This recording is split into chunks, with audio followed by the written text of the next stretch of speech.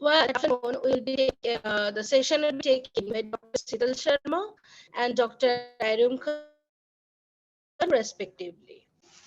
So it's been a pleasure to have Mr. Ganesh Lokhande with us. He is the founder and the director at the education technology company named V and Digital Solutions. Currently, he is associated with Symbiosis International University in Pune as an adjunct professor. Also, he is a consultant at the Sri Balaji University in Pune. Mr. Ganesh is certified and instructional design, or we can say the e-learning developer, and visiting senior college lecturer with 15 years of experience. That's a long experience. He is also Your voice is not clear, Dr. Sunanda. We can't hear you. I think attached with many of the top multinational companies across the globe. Miss Dr. Sunanda, Sunanda, I think your voice is not clear. There is Am I some audible? disturbance. I think because of instability in the network, the voice is breaking. So Yes, yes, yes. bear with it So, for some Am time. I audible or am I audible to everyone? Yes, ma'am. Yeah, So yeah. I will just read the brief profile of Dr. Ganesh Lokhande, who is the founder and director at an education technology company, VCAN Digital Solutions. And currently he is associated with Symbiosis International University, Pune as an adjunct professor, instructional design, and Shri Balaji University, Pune as a consultant, mentor, and is helping teachers in creating MOOCs, that is massive open online courses. Dr. Ganesh is a certified instructional designer, e-learner developer, and a visiting senior college lecturer with more than 15 years of experience of working with top multinational companies across the globe. Ganesh is also a course team member of some MOOCs offered through SWAM platform, a Government of Indian initiative. Mr. Ganesh holds a postgraduate degree in English with SET, and an executive MBA. And currently he is pursuing PhD in educational technology under the guidance of professor from IIT Gandhinagar. So during COVID-19 pandemic, Ganesh has trained thousands of teachers across the country and outside India on creating e-learning and teaching online. He is often invited to national and state level conferences and faculty development programs as a resource person. Additionally, Mr. Ganesh is a certified career counselor and loves to interact with students. Ganesh has been appointed as a Board of Studies member in English and Journalism by Garwari College, Pune. It has specialties, MOOCs design and development, instructional design for technical applications and engineering process, designing and development e-learning courses on accounting and banking related content, specializing in instructor-led training and e-learning, building learning paths, creating design, team building, project and people management, designing and implementing certification programs, building skills assessments, mentoring and leadership teaching, career counseling. Huge biodata, Dr. Ganesh. We are so happy to have you today. And I hope today's session will be definitely going to be beneficial for all the participants, since you have huge experience of MOOCs and SWAM. So we look forward to have your deliberations today. Thank you and a very warm welcome to you once again. Thanks for the kind introduction, ma'am. Good morning, everyone. So before we start our session, I would like to have some acknowledgements. So I'll be joining by Dr. Samir Sahasrabudhe, who is my PhD guy, who is from IIT Gandhinagar. I think he has already joined. Then also I'll be joining by two of my colleagues, my friends, Professor Meghna from Bombay and Professor Sudarshan from Chennai. So they'll be assisting during this session. So let me begin by sharing my screen.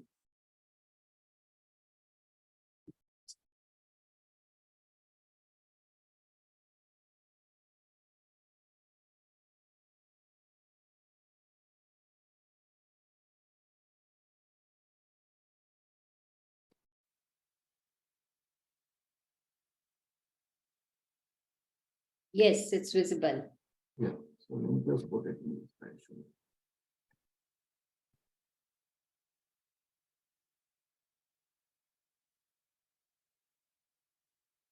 Okay, so this is just the icebreaker activity. Since I would want all the participants to use their laptops, I would want you to see what you see on the screen and type in the chat box. So this is just to ensure that you can use the chat box. You are using your laptops. Most of you are using your laptops, and till the time people settle in, this will Dr. help. Ganesh, you are very soft spoken. You have to be little louder so that we can listen to you clearly, please. Okay, all right. So I was saying this is just an icebreaker activity for the participants before everybody joins. So those who have joined, can you please type what you see on your screen in the chat box? So that would help us see if you can use the chat box. Also, I would want all of you to use your laptops or desktops, because the tool that I'm going to showcase today is only functional on laptop or desktop. It will not work if you're using your cell phones. Is my voice clear now, Dr. Sanjana? Yes, it's clear, but little less. Yes. Okay, I'll try to speak a bit louder. I don't have access to my headphones today. Okay. So I hope let me just open the chat box. This activity will also give me an idea how many active participants are there in this session today. Yeah.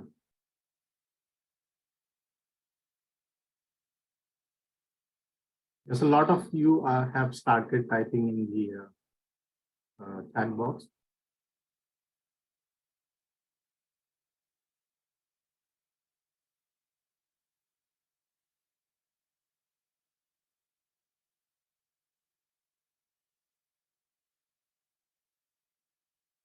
We'll just wait for 30 more seconds and then we'll get started.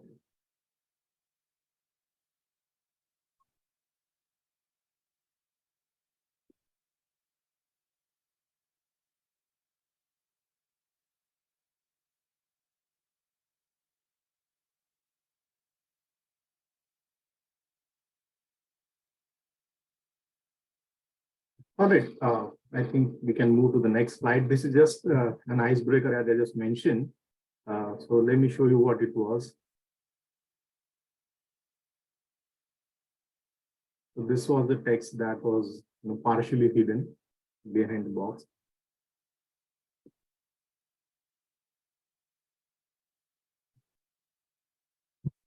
Shocking. Yeah. So, and before we move on to this session, I would like to give you a bit background. Okay, so this would be a hands-on session, but there's some background to it, like why we developed this tool. So in 2006, like as you mentioned, Sanjana ma'am mentioned in my bio, in 2006, I moved from teaching to e-learning industry. So I was a teacher like you, and then accidentally I moved into the e-learning industry. So I got trained as an instruction designer and then moved into the e-learning industry, the corporate industry. And initially I struggled a lot. I thought teaching and working in the e-learning industry is somewhat similar. I'm sure you would have had similar experiences when you had to move from classroom teaching to online teaching during the COVID pandemic. These are two separate things. So especially when creating videos and creating MOOCs, for that matter, is a completely different ballgame altogether. So we are experts, all are experts in classroom teaching. But when it comes to creating MOOCs, there's slightly a different ballgame. So we need some assistance, and that's what we realized. I struggled when in 2006 when I moved from teaching to e-learning. And the same thing happened when I again switched back to academics, when I started working with education institutes and universities, helping their teachers create MOOCs. I realized the teachers are really good in their subject matter. They are really good when it comes to the content part, but they struggle when they have to write video scripts for the MOOCs. And that's when this idea came up that we should create some tool for teachers that would scaffold them, that would help them to write video scripts. And that was the research idea also, because I'm also doing my PhD on the same topic under the guidance of my mentor, Dr. Samir Srasribudde from IIT Gandhinagar. So, and that's what we have chosen this topic. So, idea was that we should create a tool that would help teachers write learner-centric video scripts. This is the most important word here, learner-centric. So writing any script is different part, but writing learner-centric script is slightly different. So for that matter, we have developed a tool. And in this session, I'm going to demonstrate that tool, and then you'll also get a chance hands-on practice session when you would use that tool to write your scripts. And finally, since this is part of my PhD research, I would be really grateful if you could fill a questionnaire. So I would be sharing a questionnaire with you during this session. It will take maximum 4 to 5 minutes to fill out the questionnaire.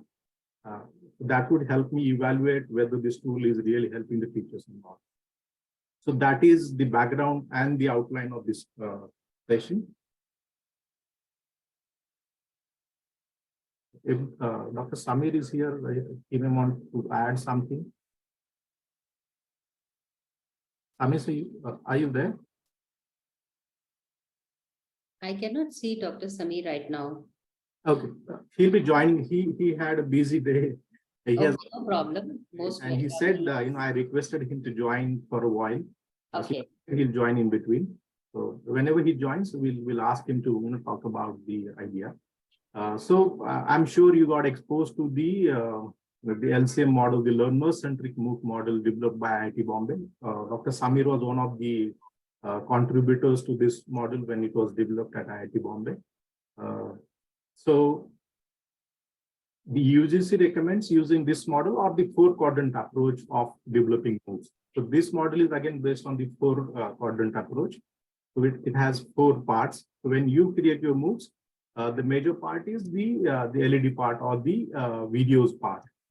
And then, of course, there are 3 other parts. I'm sure you got some introduction to this during the session when Professor Jatin and Professor Bezi spoke about it on 12th, I think. I'm not going to go into details of the other 4 quadrants, other 3 quadrants, but I'll be focusing on the video part of it, like how to write the video scripts. Okay, just one question before I proceed. Dr. Sanjana, am I audible enough now, or like should I speak a little bit louder again? If possible.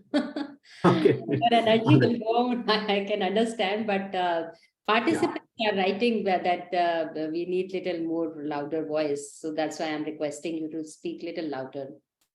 Okay, all right. I'll try to speak a bit louder now. Yeah, thank you. Yeah. I've come closer to the laptop now. My apologies for not bringing the headphones with me. Okay, so the first things first, like, in the earlier video, when I joined this session, there was a video being played. And I remember one point there, which was about the duration of the education video. So can you tell, now you're going to use the chat box, all the participants, and tell the, so this is a reflection spot. I think you got exposed to, introduced to reflection spot during the session when Professor Daisy took the session.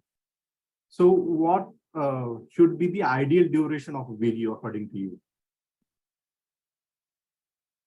So you can use the chat box and tell me your responses. Yeah, I've started getting the responses.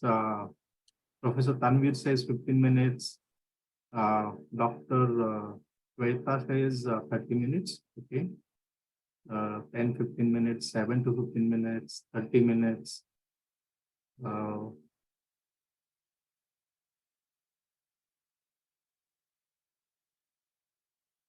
5 to 10 minutes. So it varies from 5 minutes to 30 minutes, I believe, so far.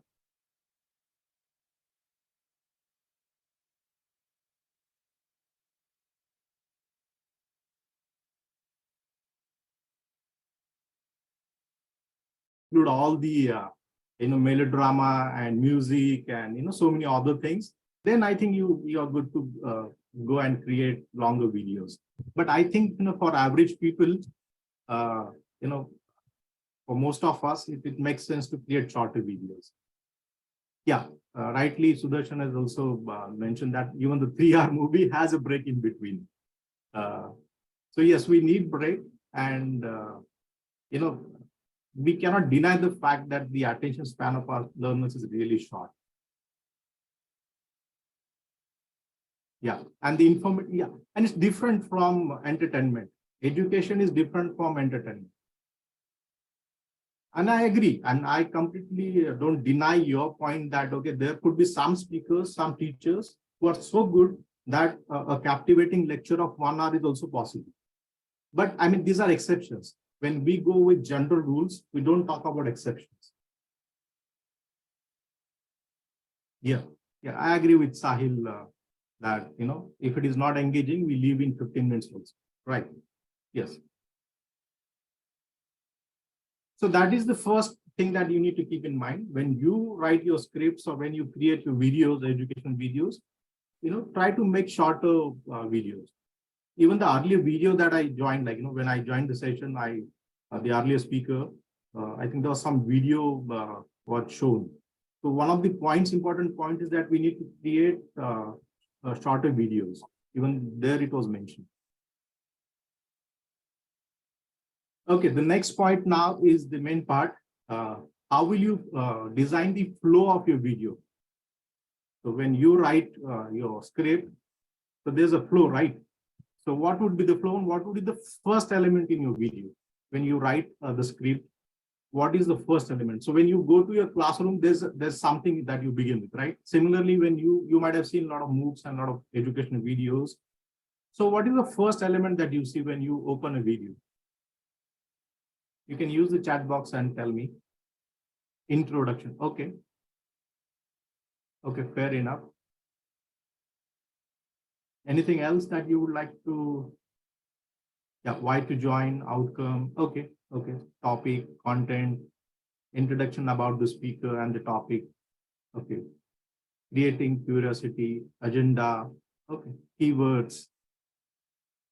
Start with the interesting fact of the topic. Perfect. Okay. Okay. Yeah. Okay. These are all valid answers. But the one thing that all of you missed is that when we go to a classroom or when you watch any video, the first thing that we do is we greet our students, right?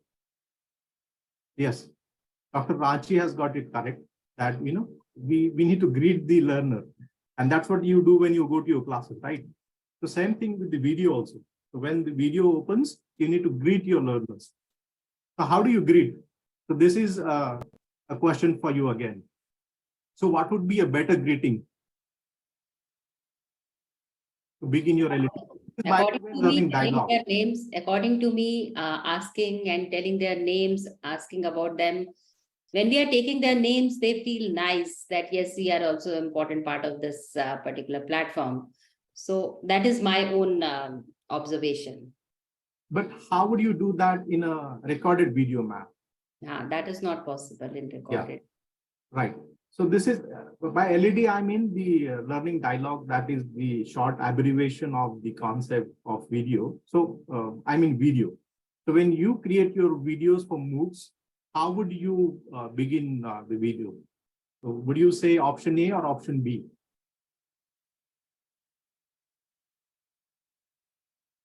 We can say both the options. Yeah. I am reading the answers in the chat box. Most of them are saying A. Some of them have now started after listening to you. Option B and both. Okay. So without wasting time, let me tell you that this is a recorded video. When you create MOOCs, the videos are recorded. And the advantage of e-learning or the recorded videos, that the videos can be watched at any time of the day. So for example, you might create the video in the morning, but your learners might watch it in the evening, right? Or probably late in the night or in the afternoon. So there's no point in saying good morning, good afternoon. So the first thumb rule is that whenever you are creating your videos or MOOCs, please ensure that there is no timestamp, right? So no point in saying good morning, good afternoon. Yeah, so hello, namaste, or any other greeting that you want to use, which doesn't talk about the time, is fair or good. Okay. Also during the video, some we teachers have the habit of saying yesterday, tomorrow, day after tomorrow, on Thursday, on Wednesday, and these are all timestamps, and they have no meaning in the context of a recorded video. So the first thumb rule is avoid any timestamps. So don't say good morning, good afternoon. Okay, so that is the first element of your video. Okay.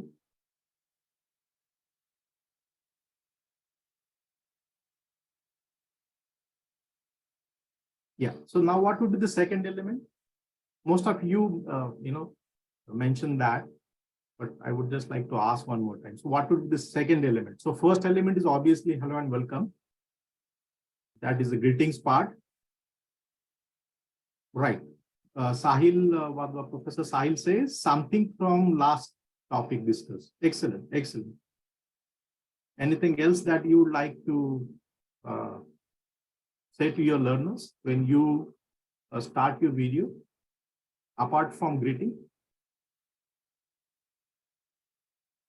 Agenda, very good. Introduction about oneself. Okay. Introduction, starting with a story. Excellent. Yeah, so basically what I want to say is that the second element is the introduction part, right? So hello and welcome to this video and so and so. And in this video, we are going to discuss about, so basically that sets the tone for the learners. And then if it is an introductory video, you would want to begin with, some numbers. Do you know, it's called a rhetoric question that, you throw some numbers at the learners and then they get started. And then, they are at their attention. Basically, it's called gain attention. So you gain the attention of the learners in the very first few seconds. Yeah, so you can introduce a topic in reference to a story, and there are various ways of doing it. So basically within 30 seconds of starting your video, you should tell learners what the video is about. Okay, fair enough. Yes.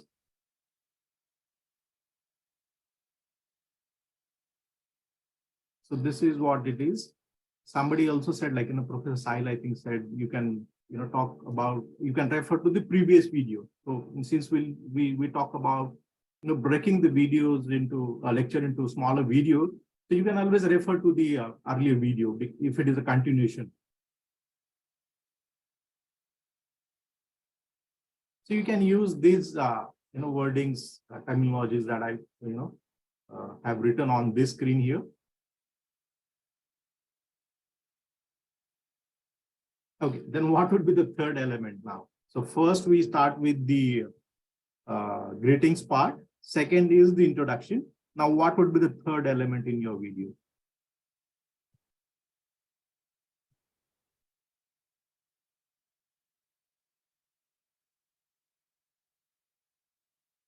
Okay, let me just open the chat box again. Excellent, excellent. I have started getting the responses. Professor Sahil seems to be really on the top of the content. He says, learning outcomes and current class. Excellent.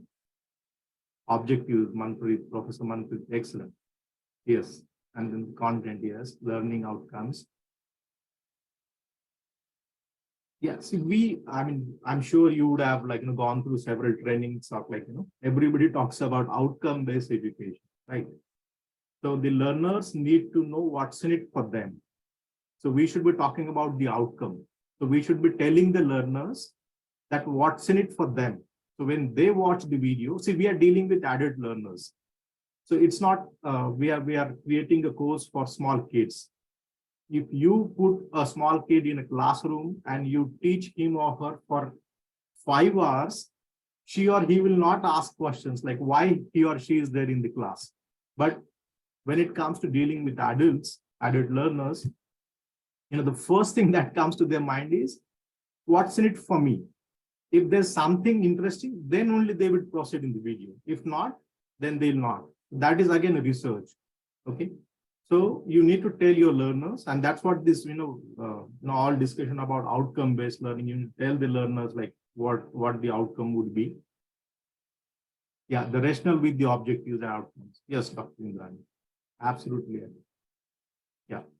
So now with that, I have a reflection spot for you again. So you might have come across various objectives, and there's a lot of talk about, writing measurable objectives and all that stuff. So in that context, can you tell me what you see on the screen is correct? Which one is correct? So I have written two objectives.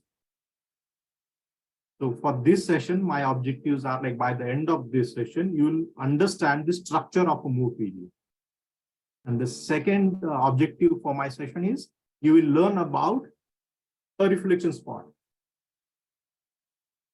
So do you think the objectives are correct?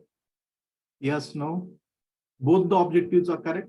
Both the objectives are incorrect. One objective is correct, one objective is incorrect, whatever. So, okay. So Deepika, Professor Deepika says two. So I'm sorry, I didn't understand. Two means what? Both the correct or both the incorrect? Second correct. Okay. Okay. So first correct. Okay. Says okay. Second correct. Okay. Okay. I'll wait for some more responses and then I'll discuss.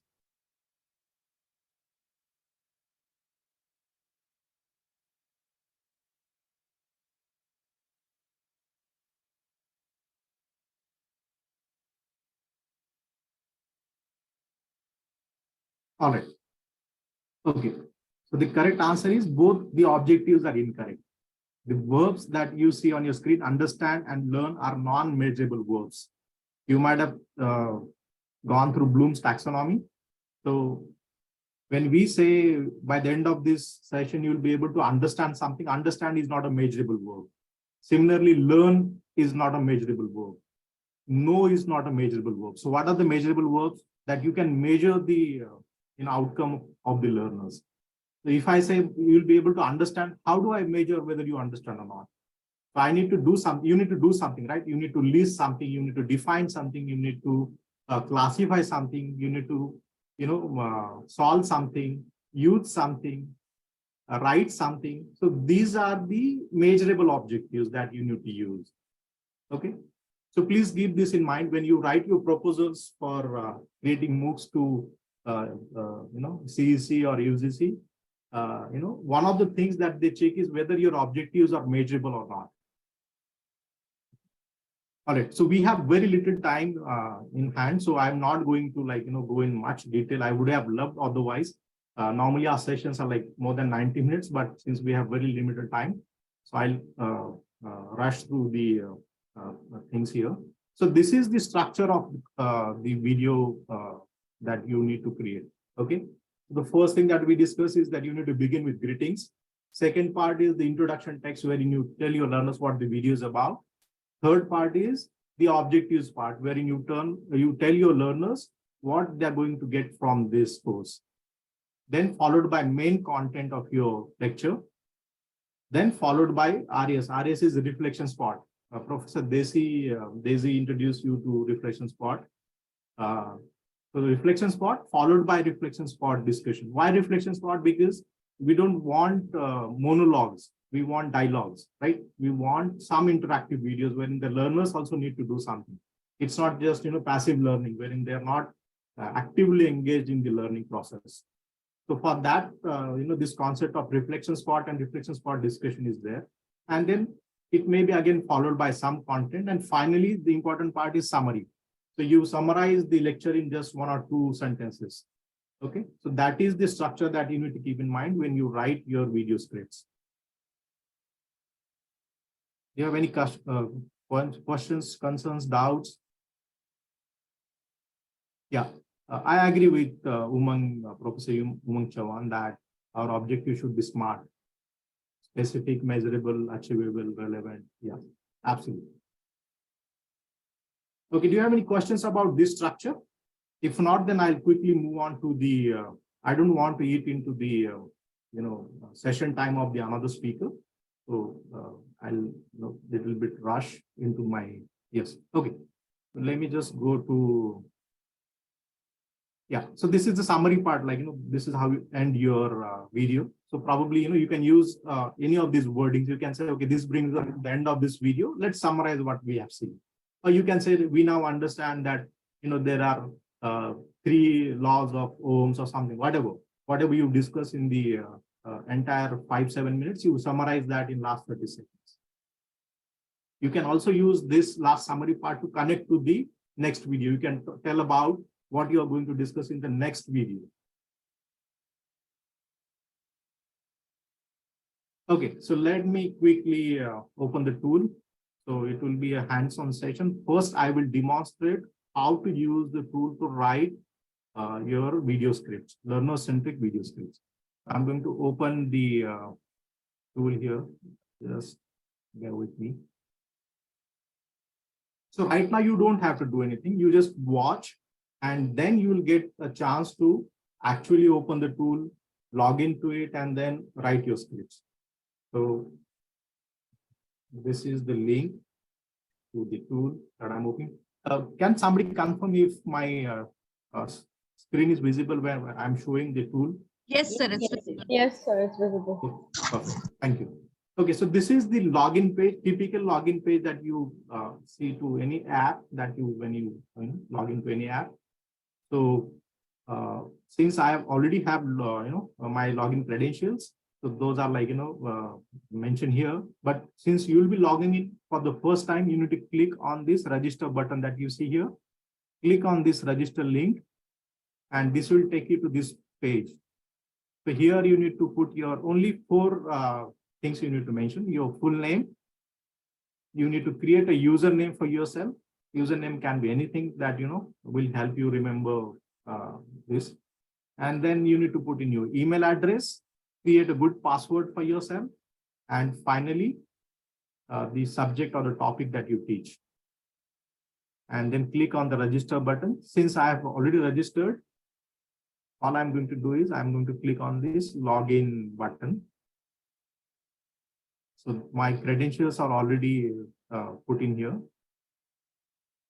So I'm going to click on the, also, if you forget the password or username, you can always click on this link. So I'm going to click on the login button. And this is the first landing page of the tool. So on this tool, when you come to this tool, you will see 2 videos. The first video that you see on your left-hand side, this first video is about the tips for writing learner-centric video scripts. So, how to write learner-centric video scripts. So what we discussed so far, the 6-step process, how you should write your introduction, how you should write your, objectives and all that. So that is explained in the first video. In the second video is the navigation tour of this tool. So this video will help you navigate through this tool. So it will tell you how to use this tool. So since I'm going to demonstrate how to use this tool, so you don't need to watch these 2 videos now. The first part we already covered when I spoke about the process of writing scripts. The second video I'm going to cover now. I'm going to demonstrate how to use this tool. Okay.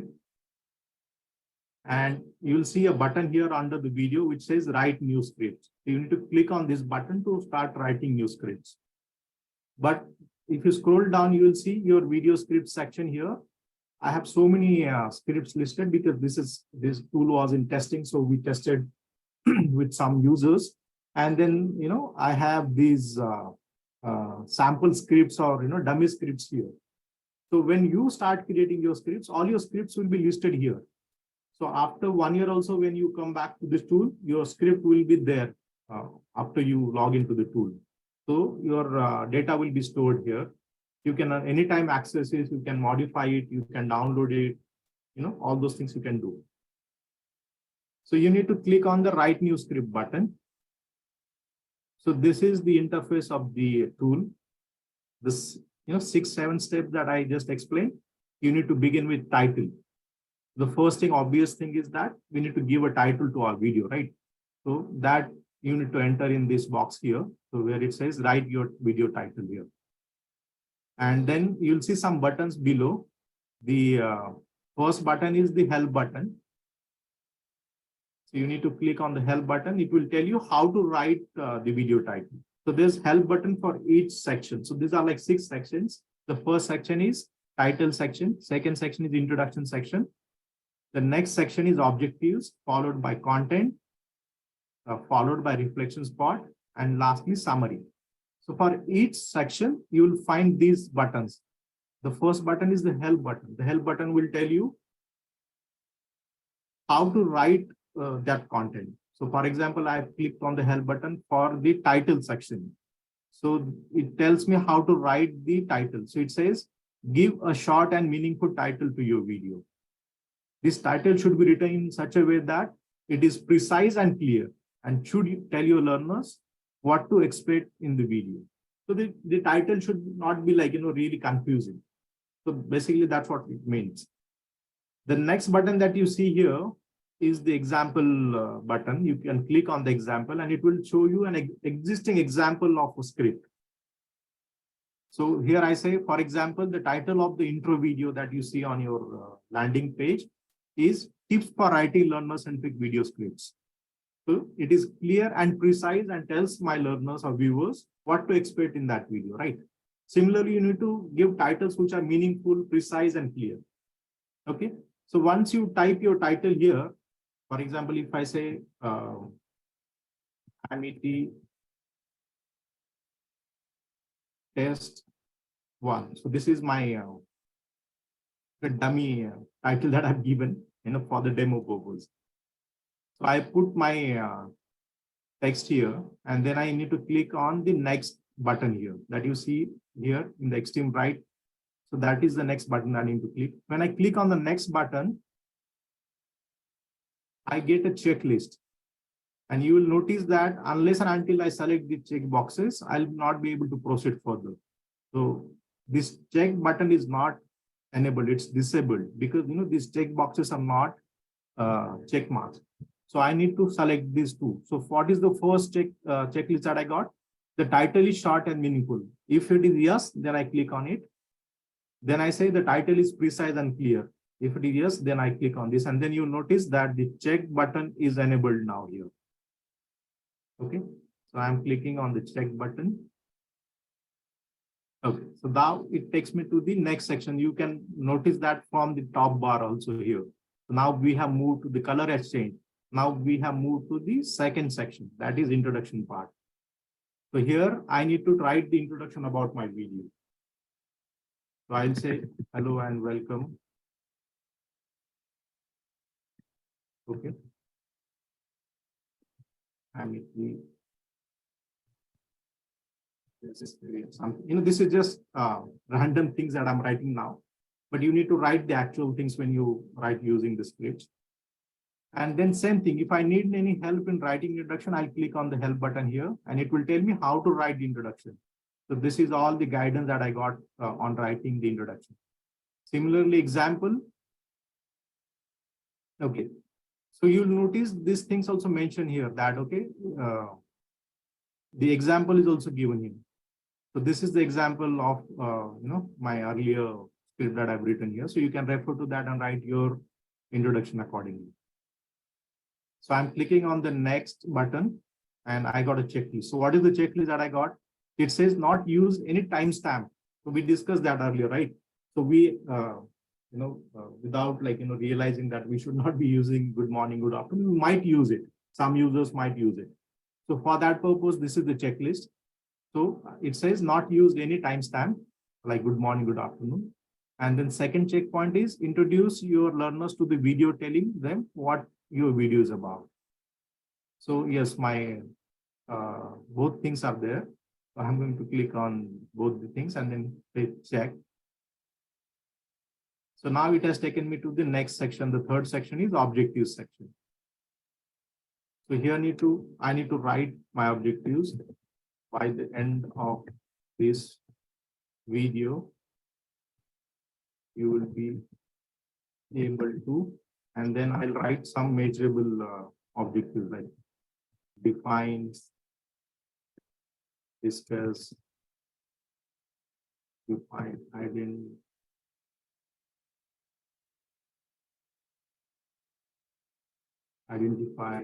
so many others. So whatever objectives that you would want to have for your lecture, you need to put those here. And then click on, similarly, you can click on the help button, you can click on the example button. It will tell you like, how to, so this Bloom's taxonomy is given here. You can choose the words from here also. And then click on the next. The same thing, you'll notice that, the checklist says not use, know, understand, and learn. Why? Because these are non-measurable objectives. So please avoid using those when you write your video scripts. So these three verbs are strictly no-no when it comes to writing objectives. These are not SMART objectives. Know, understand, and learn. But I'm sure you would have come across so many presentations, so many documents where people use these verbs without knowing that these are not measurable objectives. So I'm going to click on the checklist and then say check. So this is now taken me to the main content. So this is the main content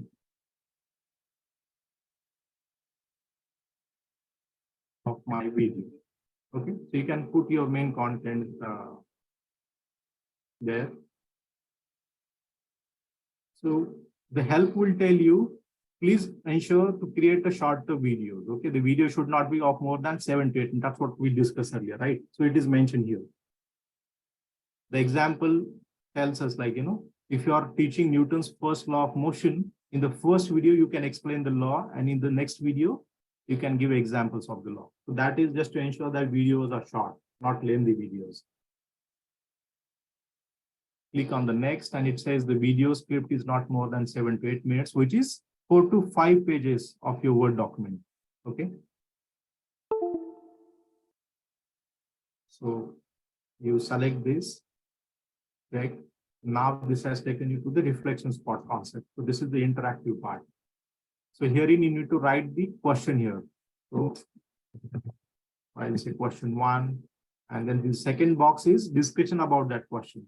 So since this concept was discussed in the session conducted by Professor Desi, I'm not going to go into much detail. Also, we don't have much time.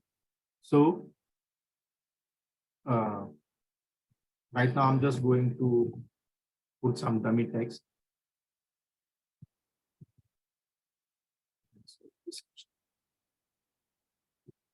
If you need to add more questions, you can always click on this button and it will add more questions. So right now I just want one question. So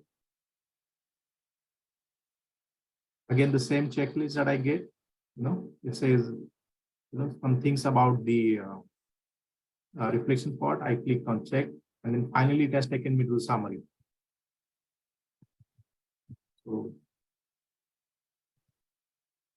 I'll say test summary here. Click on next. Question. Okay, what we have discussed right now, you can tell us. Is that right? Okay. And then finally, you can go to the summary part.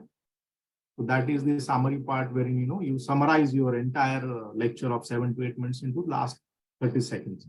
You can say this brings us to the end of this video. Let's summarize what we have seen. So we discussed Newton's first law, whatever that you discussed in the lecture, you just summarize that.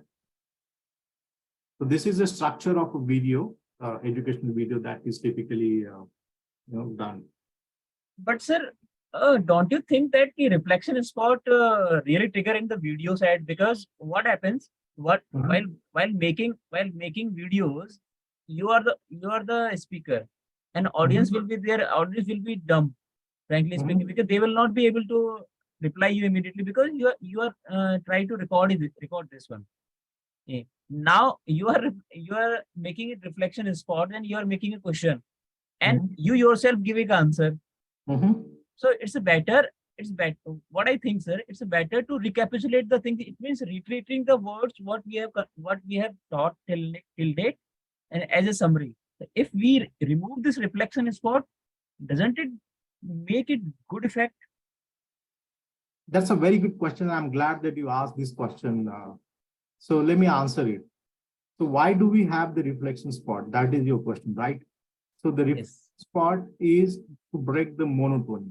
So when you create a video of say 7 minutes, 10 minutes, 15, whatever the duration is, there's nothing for the learners to do. Only the teacher is speaking, right? So when a question pops up on the screen when you play your video, there is a chance that the learners might not answer the question. Okay, they might also probably not, but they will at least think about it, right? So when you pose a question to your learners during the video, they'll at least think about it, right? So that way it makes it interactive for the learners that, okay, there's something for me to do. Otherwise, it's all passive learning. So that's why we have this concept of reflection spot, to break the monotony and to move away from monologue to dialogue.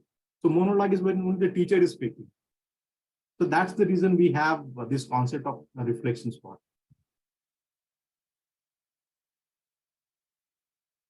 What I understood, sir, one more thing can do here. Being taken of that reflection spot. If we are making a video like in a classroom, if we are making the video and in front of us the audience is there, that will be a good chance of using that reflection spot. Yeah, but in the recorded video, so how do you then make it, how do you ensure that the video is not monotonous? What are the other solutions that you have, if not reflection spot? Okay. Because sir, in that concern, now one-to-one interaction will be there. Okay. Tell me, okay, guys, just tell us, okay, what we have learned right now. So, what was the question is raising this one? आपने कुछ सीखा या नहीं सीखा? In that concern, reflection spot will be good in the classroom basis. What I think, sir. But you are right, sir. That will be a monotony type. I can, in fact, share you some examples. Were you there during Professor Desi's session on 12th? Good morning, Ganesh. Yeah, good morning, Ms. Desi. Yeah, this is Meghna. Yeah, hi, Meghna. I think when we talk about the reflection spot, we give them certain time span, right? Few seconds. And Yeah. then they resume to the video. Yes. So that's actually, it's a technical part. So when it comes to the Swayam platform, so there's no provision for inserting a question where the video would stop and the learners, only when the learners answer the question, the video proceeds. Some platforms like the Coursera and other platforms have that luxury where the video actually stops and the question pops up. Only after the learners answer the question, the video proceeds. But with Swayam platform, I think it's still not developed. So for that purpose, we still need to ask the question and then ourselves answer the question. So we ask the learners to pause the video. The video actually pauses for few seconds, and then the teacher proceeds with the answer. Yeah, that's why the question of Professor Brajesh Kumar was like that reflection spot can be used into the interactive session, but it can used into MOOCs also, where we give them some time to think of and then we tell the answers. Is it right? Yeah, right. Unfortunately, don't have enough time. Otherwise, I would have shown him very good examples of like how we inserted reflection spot in MOOC videos. And then, but what I'll do is I'll share those links with Dr. Sanjana, and then she can share with the participants where Sure, no problem. of using reflection spot in MOOC videos was created. So shall we proceed further? Yes, please. Yeah, unfortunately, we have very little time. I don't want to eat into the other speakers' session. So, yeah, after you follow the entire steps, the last part is the finalization. So it says your video script is ready now, and you can preview it. So you can click on this preview button, and this will have all your content in one document here. And then if you notice, under each section, there's edit button given. So for example, if I'm not happy, here I'm not happy about my objectives, I can always go back and edit. So I can click on this edit button under the objective section, and it will take me to this objective section now. So if I want to add something, I can always add. And then I need to ensure that I follow again the same process. If I directly jump to the finalization, the content will not be saved. I need to again click on the checklist, go to next, same checklist, go to next, and finally I can come to the finalization section.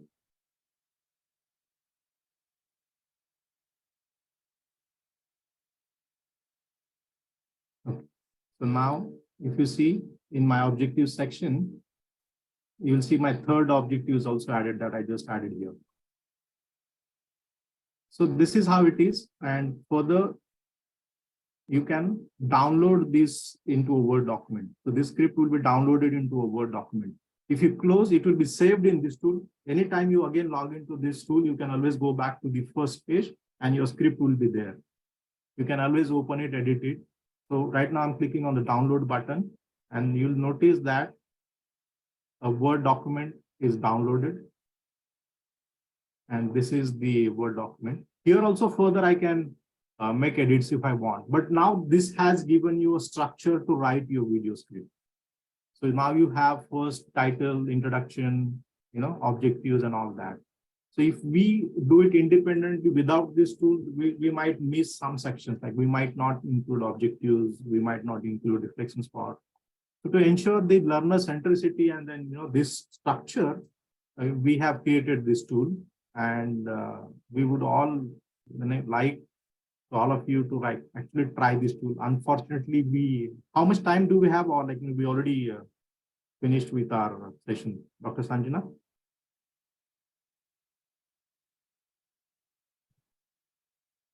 Dr. Sanjana?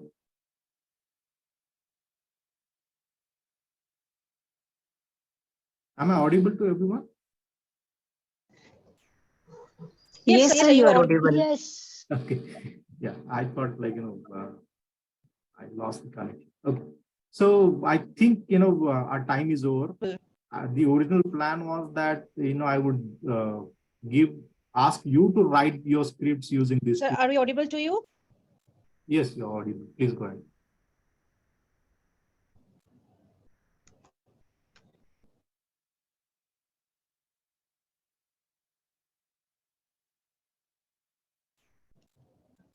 Okay.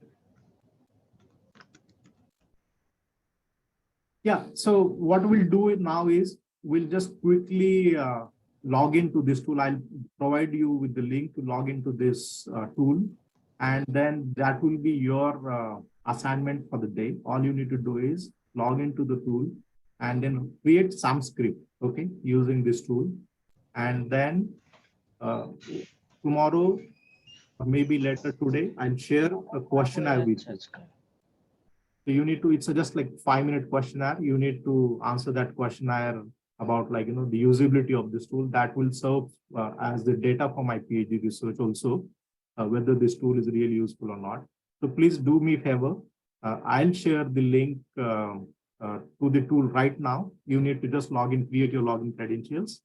And then after that, we'll end the session. Meanwhile, if you have any questions, you can please feel to ask me. Right now, what I'll do is I'll just share the link.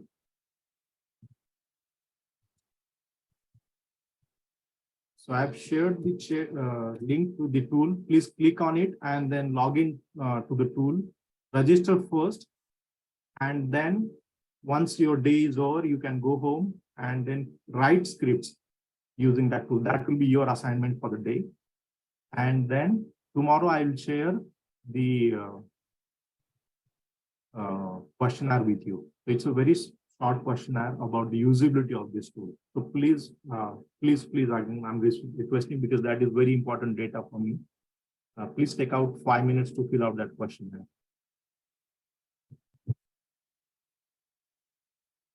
Okay, Weekend Training is my company. So who is the developer of this software? This software is recognized by any regulatory body. Oh, so this is a PhD research study, Professor Shanta. So this is still in the research phase. Once we have it tested, so one of the testing is done today.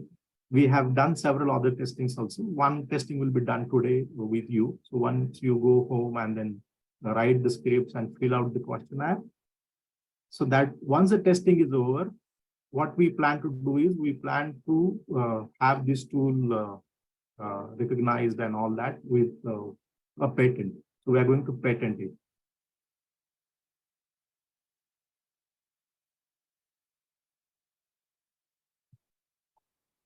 Hope that answers your question.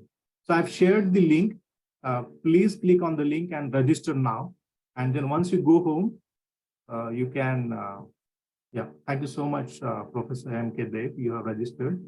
So those who have not yet registered, please register. And then once you go home, that will be your assignment for the day. Please write some script using the tool. And then those who want to really evaluate their script, that can also be done. So I'll share my email ID here. Please write to me that please evaluate my script. So what I'll do is I'll evaluate the script and provide feedback. So we have some experts, those who will evaluate your script to see whether your script is good or not. And then you'll receive customized feedback, personalized and customized feedback on your script. So I'm sharing my email ID in the chat box.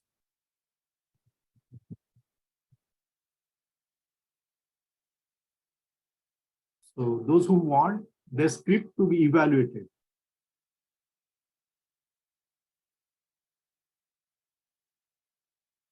Okay, what I'll do is I'll ask Professor Sanjana to share my email ID in the WhatsApp group. Also, I'll ask her to share my phone number, WhatsApp number, so that if you have any concerns, questions while using the tool, you can always contact me. Fine. Thank you so much. Thank Yeah, you so I much, think Dr. Ganeshi, for your wonderful session and for enlightening us how to make self-learning videos. So it was a really fruitful session. Yeah, And I participants were- really enjoyed interacting with this group. I'm really happy that the group was really interactive and responsive when it comes to the discussions. Yes. Okay, Yeah. so Dr. Sunanda, are you there? Dr. Sunanda, are you there?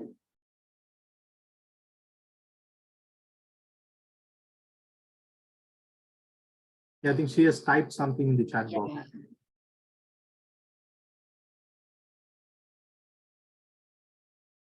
Dr. Sunanda, can you open your video?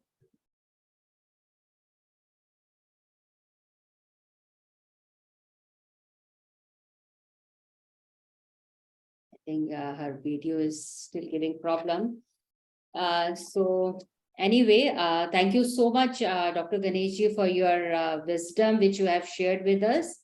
Thank you so much for enlightening each and every participant here. We would like to click one photograph with you. Please, I request all the participants to open their videos so that we can click one photograph with our esteemed guest today.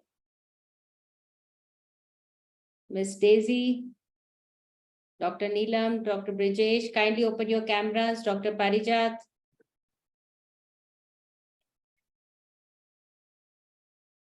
Yes, smile, please.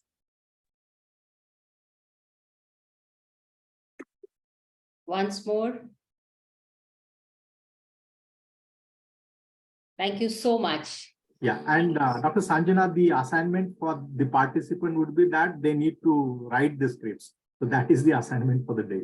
So you had asked me to share some questions, so it's better they do it like the hands-on thing.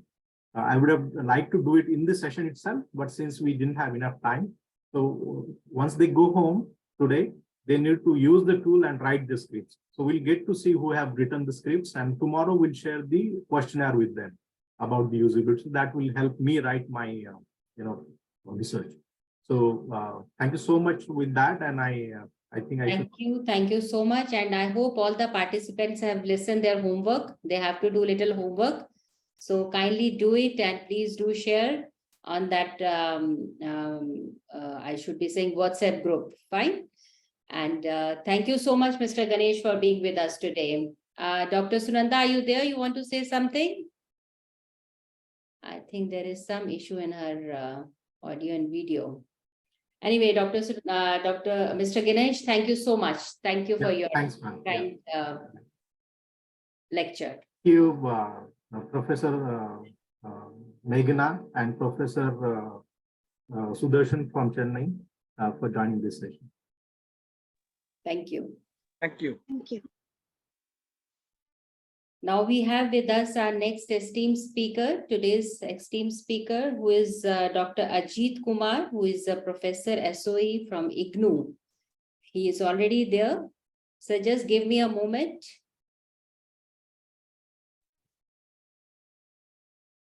Yes, madam. Just give me a moment, sir. Yes. Good morning and very warm welcome to you, Dr. Ajit Kumar C. We are so happy to have you today for the session. I just read a brief profile of Dr. Ajit Kumar that he has been serving in the School of Education, IGNOU, New Delhi since 2011. And he has completed M.Ed in Science Education, Mahatma Gandhi University, Kerala, MSc Physics and MPhil Education, University of Calicut, Kerala, PGDDE, IGNOU, New Delhi, and PhD from IASC, Jamia Millia Islamia, New Delhi. He started his career as a higher secondary teacher in physics, later shifted to teacher training and has more than 17 years of experience in teaching. He has published, edited many books and more than 50 publications that include research papers and articles in national and international journals and unit returns in ODL institutes. He has attended and presented many research papers in various seminars and conferences. His area of interest are educational technology, statistics in research, science education, teacher education, higher education, and open and distance learning. He has delivered more than 250 invited lectures all over. He is also associated with various national international academic organizations like SIMCA, NCRT, NIOS, CBSE, etc. At present, he is a coordinator of postgraduate diploma in educational technology and postgraduate certificate in adult education program offered by School of Education, IGNOU, and coordinated a staff development training programs, ICTs for distance and online learning through Moodle for the higher education teachers of Guyana. Along with that, he is also coordinating various courses of different programs of School of Education, IGNOU. Presently, he is supervising 3 research scholars of doctorate degree programs, and also he is a coordinator of MOOC selection and integration of technology in educational process offered through SWAM platform of Government of India. We are so happy to have you today, Dr. Ajit. Over to you. Thank you, madam. Thank you, Dr. Sanjana ji. So, friends, a very warm good morning again. My voice is clear. It's audible. Yes, it's clear. Yes, sir. See, right now I am from Kerala and I am right now in Kerala for my vacation. It's heavily raining here. That's why I was asking whether it's audible or not. Happy to meet you, all the participants. Now, see, I have a SWAYAM program, which is again about integrating technology in the teaching learning process.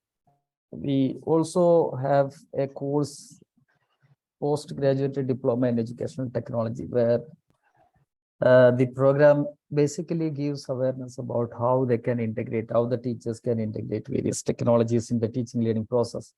So for the course which I am running in this SWAYAM platform, I have developed around more than 60 programs. Then various other, video programs for other MOOC courses. One side, I have also contributed various video lectures for the Swayam Prabha channel. This is the second side. Third side, I also have, a YouTube channel where I have made more than 30 videos, which is about using SPSS and using technologies in the teaching learning process. So I hope I'll give my inputs on how you can work on videos. I hope you might have had lectures on various aspects of the video program development. So maybe at some point you will also find some kind of a replication. Kindly apologize for me that. Let me take one more slide, then I'll start. First of all, let me share this video.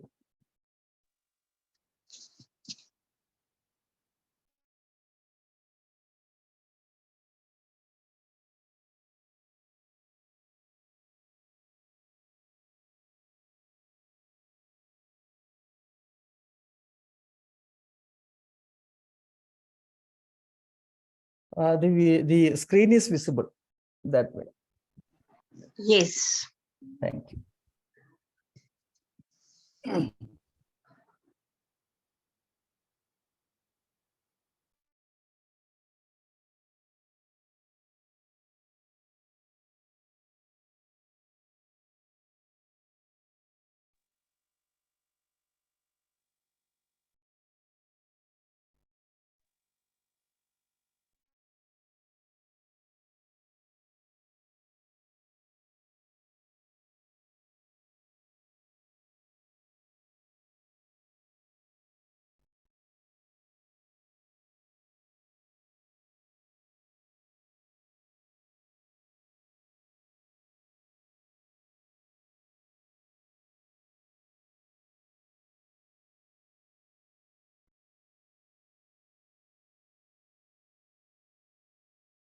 Yes, we can see your slide.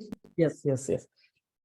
I just want to show one or two slides from this presentation, which is about the blended learning.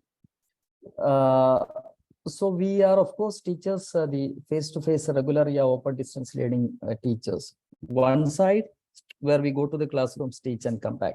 On the other side, we have, maybe because of the different modes which we are experiencing right now. One, the face-to-face, the regular universities, colleges, schools, regular, where we go and teach. Now, maybe since the last 2 years, even the UGC has also come out with giving permission to the universities to offer online programs. So there are online programs also. The universities or colleges who gets a grade 3.5 to above, they will be allowed. And if you see the Distance Education Bureau website, you will see that there are many universities offering. I don't know whether Amity is offering. Maybe that will be there. So right now, many universities are offering the online programs also. Then faculties from different universities, institutions, they also come out with the MOOC program. So one side, see, we are the face-to-face regular teachers or open university teachers. Another side, we have a virtual side also, where we are going to be the e-teachers. Because the videos which I was pointing out, they are seen by a number of people. It's across the globe that way. So we have that version also. Now, since we have that version, of course, this has to be then channelized through developing some kind of a digital tool. Now, the question is, what kind of a digital tool we will develop? This is not in slide mode, okay? Just want to show this slide. This you have already, class about. I mean, like this is the Swayam approach. If you see the Swayam pedagogy, how the courses are run in Swayam, how it is taught, this is the pedagogy that they follow. They follow the 4-quadrant approach. And you see the quadrant 1 is talking about, it includes videos. The major input for learning the subject content is through video. Okay. The second is quadrant 2, self-learning material. So what I am trying to convey is, you are, even if you are a regular teacher or open distance university teacher, we don't have the habit of developing these kind of materials. We were never making. During the Corona period, the story was something different. But now it is some kind of a, what we say, going to be very, we have to get into this kind of a digital material development. If you are offering Swayam, definitely you have to develop the video programs. If you're not getting into this Swayam, you have to make use of some learning management system. Then also we need to develop video programs. The major difference is in face-to-face universities and colleges. What is my time cutoff? 11, 12:30. Sanjana Your time, yeah, I'm just checking. You will be getting 1 hour and 15 minutes of question answer Okay. session. So till 12:30 and then 12:30 to 12:45 question answer session. Okay. So if you are using your own LMS, then again we have to develop video program, because this is one of the most used popular medium where we can convey the subject matter to the students. So there is nothing like we don't have any option. We have to definitely develop video programs. And Swayam, as I said, this is the pattern. Now we have to develop video programs. And there are two ways of developing. You might have already listened to the lectures. One, the university or the college should have the video facilities, the professional video facilities, where they will have all those camera settings, people editing, people and all. The other thing, if you don't have video studios, then we have to depend on some video studios, or else we have to depend on some softwares, video development softwares, video developing softwares. Okay, so it is up to you how you are going to. Swayam, it is going to, if you like, you can get into. Okay, even otherwise, if you can make use of the learning management system. In both these places, we have to have the video programs. Okay, so that is going to be the case. Now let me just minimize this screen.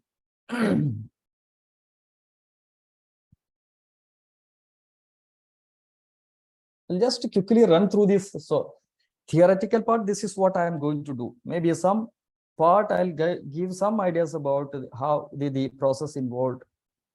Then I'll show you the demo of a software which you can depend.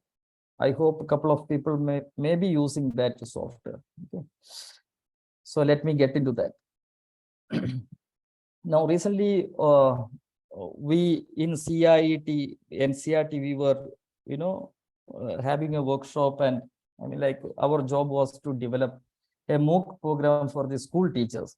So I was looking into the video part of that. I mean, like, what is a video tutorial? What is a video program? Then how that can be developed. So this is going to be soon a MOOC program also. So the video, the PowerPoint presentation is from that. Even otherwise, it was there with me. So let us get into that. Let us just quickly go through the major points which are there. Okay. Video tutorial. Now, this is the digital replication of the real classroom teacher situation. A digital replication of what we do in the classrooms. Video tutorial. Tutorial, even otherwise, is called the teaching learning process, tutorial. So when it is made in the form of a digital medium, this is video tutorial. Okay. Now see, there is absolutely no, I mean, like, dearth of video tutorials. See, go to the Swayam Prabha channels, you will get various multiple number of video programs. Go to the NCT website, you will get many. Swayam, it's not that way accessible, but there are thousands of videos in the Swayam platform. Okay. This is very simple that way. Why it is required?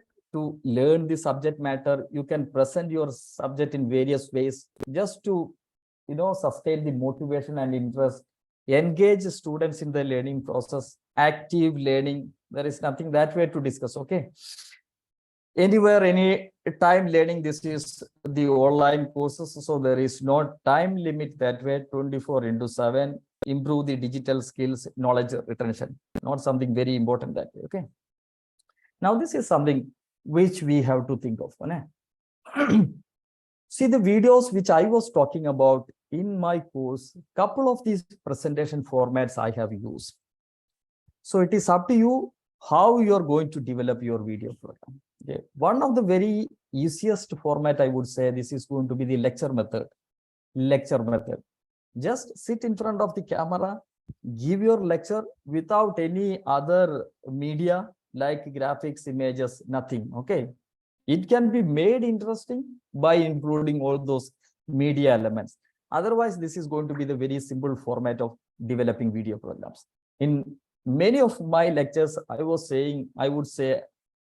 to say, like those who are not into this video development part, let us be more practical, not so ambitious. We have the digital devices like laptop, desktop, mobile devices, etc. Mobile devices are coming with very good pixel quality.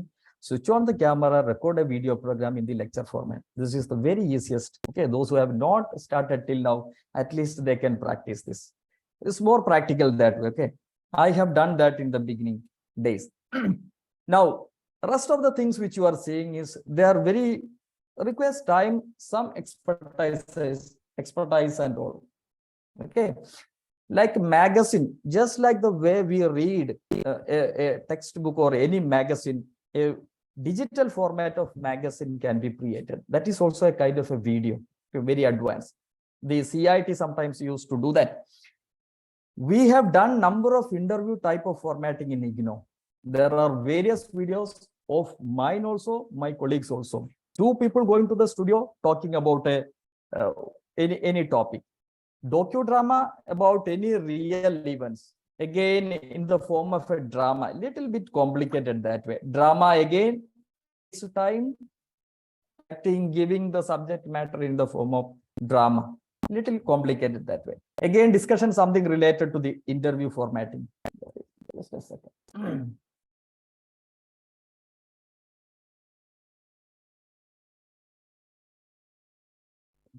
Okay, documentary, this is another very popular format. If you see IGNOU, many videos are in the form of documentaries. Okay, role play again, little complicated, feature films, talk, something like the lecture method.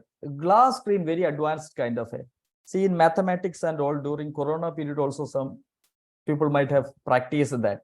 You write on the laptop screen, that will be displayed to the students. If you want to demonstrate some kind of a equations, something to be drawn on the screen, then you can use this technology. Some softwares are required for that. Okay, screencast, I have done various screencasting softwares both in my studios, IGNOU studios and my own studio. Just give you one example for that. Okay, so you have to think of which video format you have to use. That depends on various factors, the subject level, your students level, then the topic that you are going to teach.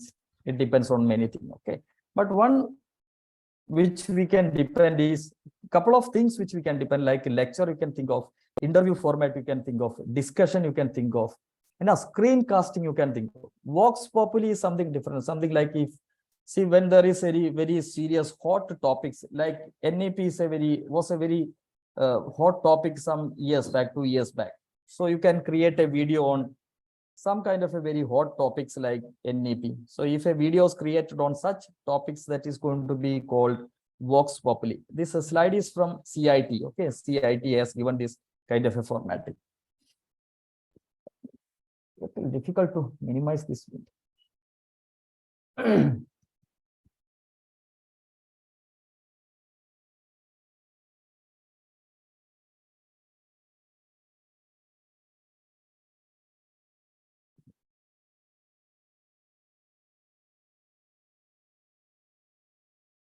So this is the video which I was talking about, like screencasting. Whatever is displayed on the screen, that will be recorded. Okay, this is my YouTube channel. Can you see my screen? Sanjana ji, let me again make sure. Can you see my screen? Can you see my screen? You are mute. Nothing coming on the screen. Okay, my voice is also clear. Yes, your voice is clear. Okay.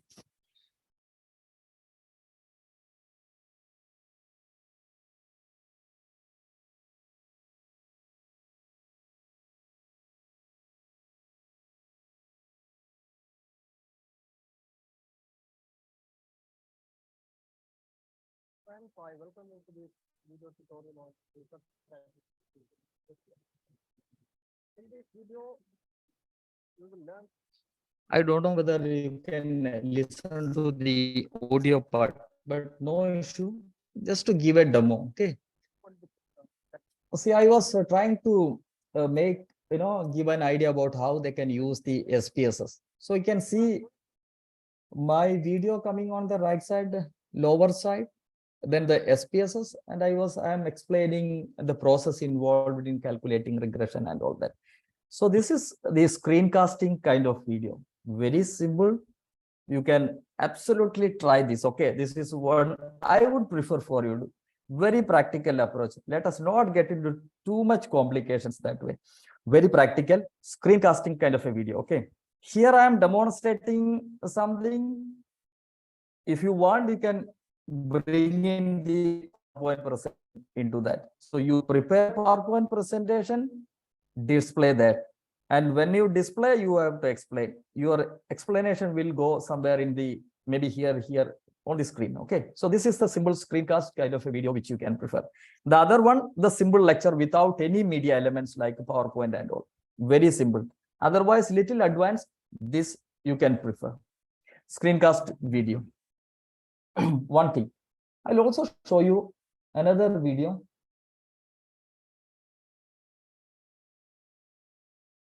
Let it come. It is taking too much time from my side.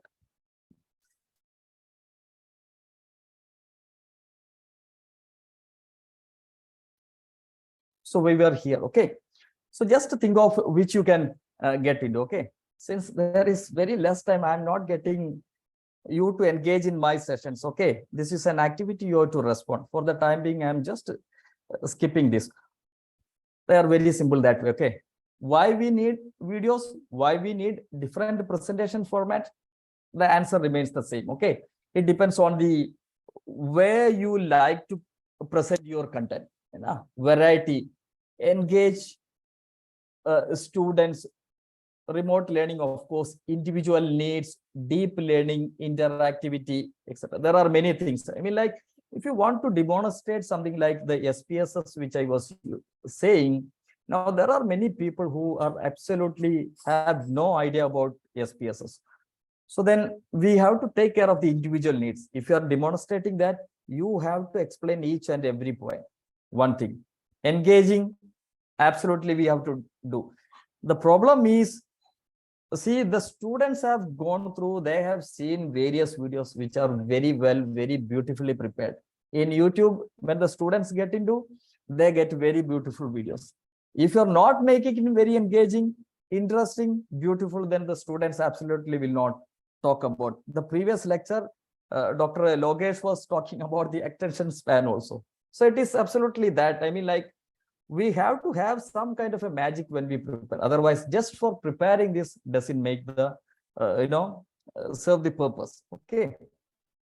Now, we don't want to get much into this. Okay. There are different file formats. MP4 is the one which we usually use. This works in almost all the systems, laptops, MP4. Rest, we are not very much concerned. Okay. Now, let me take you quickly through these stages. Okay, this is very important when we work on the video development part. Just like you can consider the video program. I mean, like the movies, films, they are also a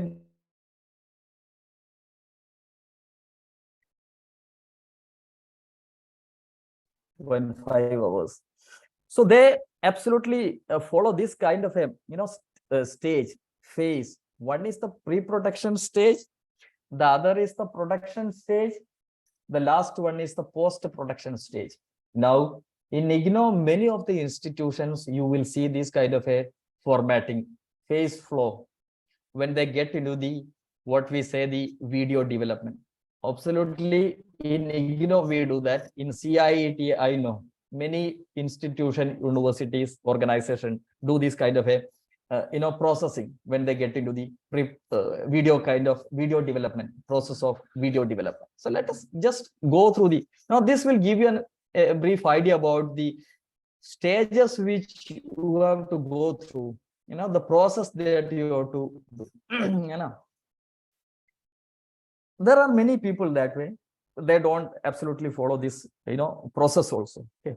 But it's good if you want to come out with very effective videos, then it is good to, follow this process. At least you should have idea about the process of developing video content. One, need analysis, very important. See, if you are teaching in BSc Physics, there you should have a kind of a need analysis. You have to do some kind of a very brief, a simple research, a small research.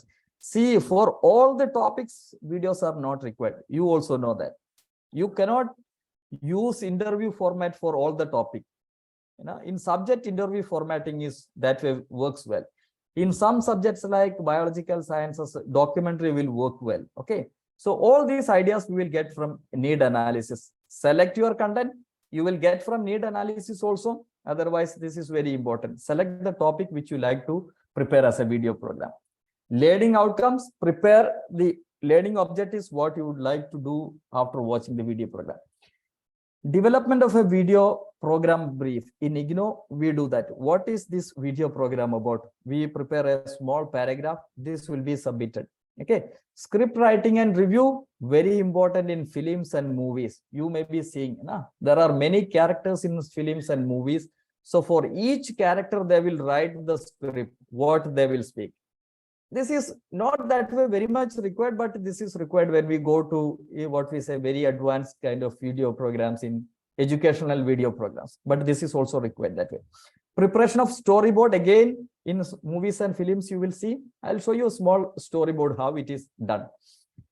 Academic and technical team, if you have an interaction, okay, go to the studio, talk with the people in the studio, whether the storyboard script that you have written can be video shooted, can be recorded, etc. Okay. Then selection of the production team. Again, it depends on, okay, we have the team. Those who don't have, then they have to have some alternate arrangement. So this is about the pre-production stage. Something looks very, that way, requires time and expertise. Then production stage, we will develop, not that way everyone do a sample kind of a video we will develop. This you can also do when you want to develop a video program. Just to sit in front of the laptop or desktop or mobile, develop a small kind of a sample video. That is called what we call the prototype. When you see the prototype, you watch that, you will know the mistakes that you are doing, the kind of your presentation, everything you will come to know from the prototype. Okay. Preview of prototype, finalization of. Once the prototype is final, then you will go for the real recording and shooting.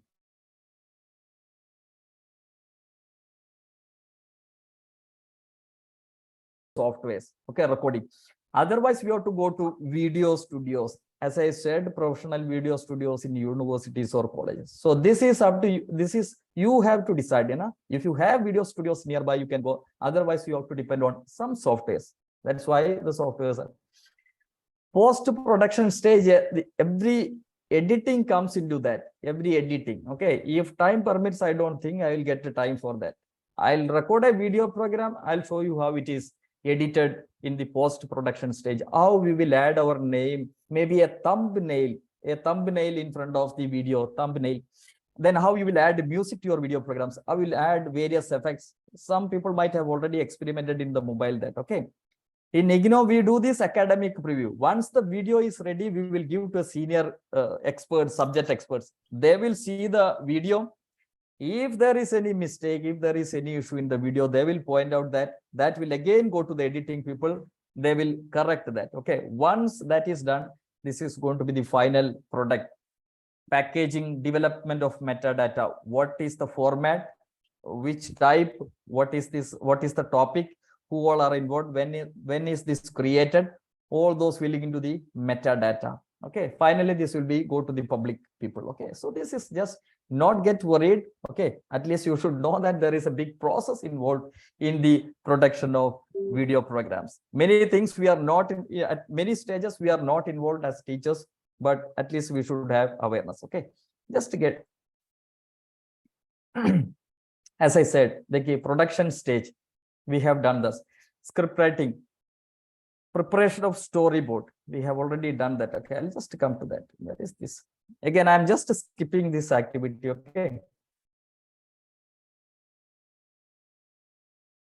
program brief, maybe if you want, see, this is the program brief. If you are developing title of the program, class, objectives, target audience, content coverage, media, presentation format. This is what I was saying. What kind of a video you are going to develop, whether it is discussion, demonstration, interview, drama, role play, documentary, etc. Okay.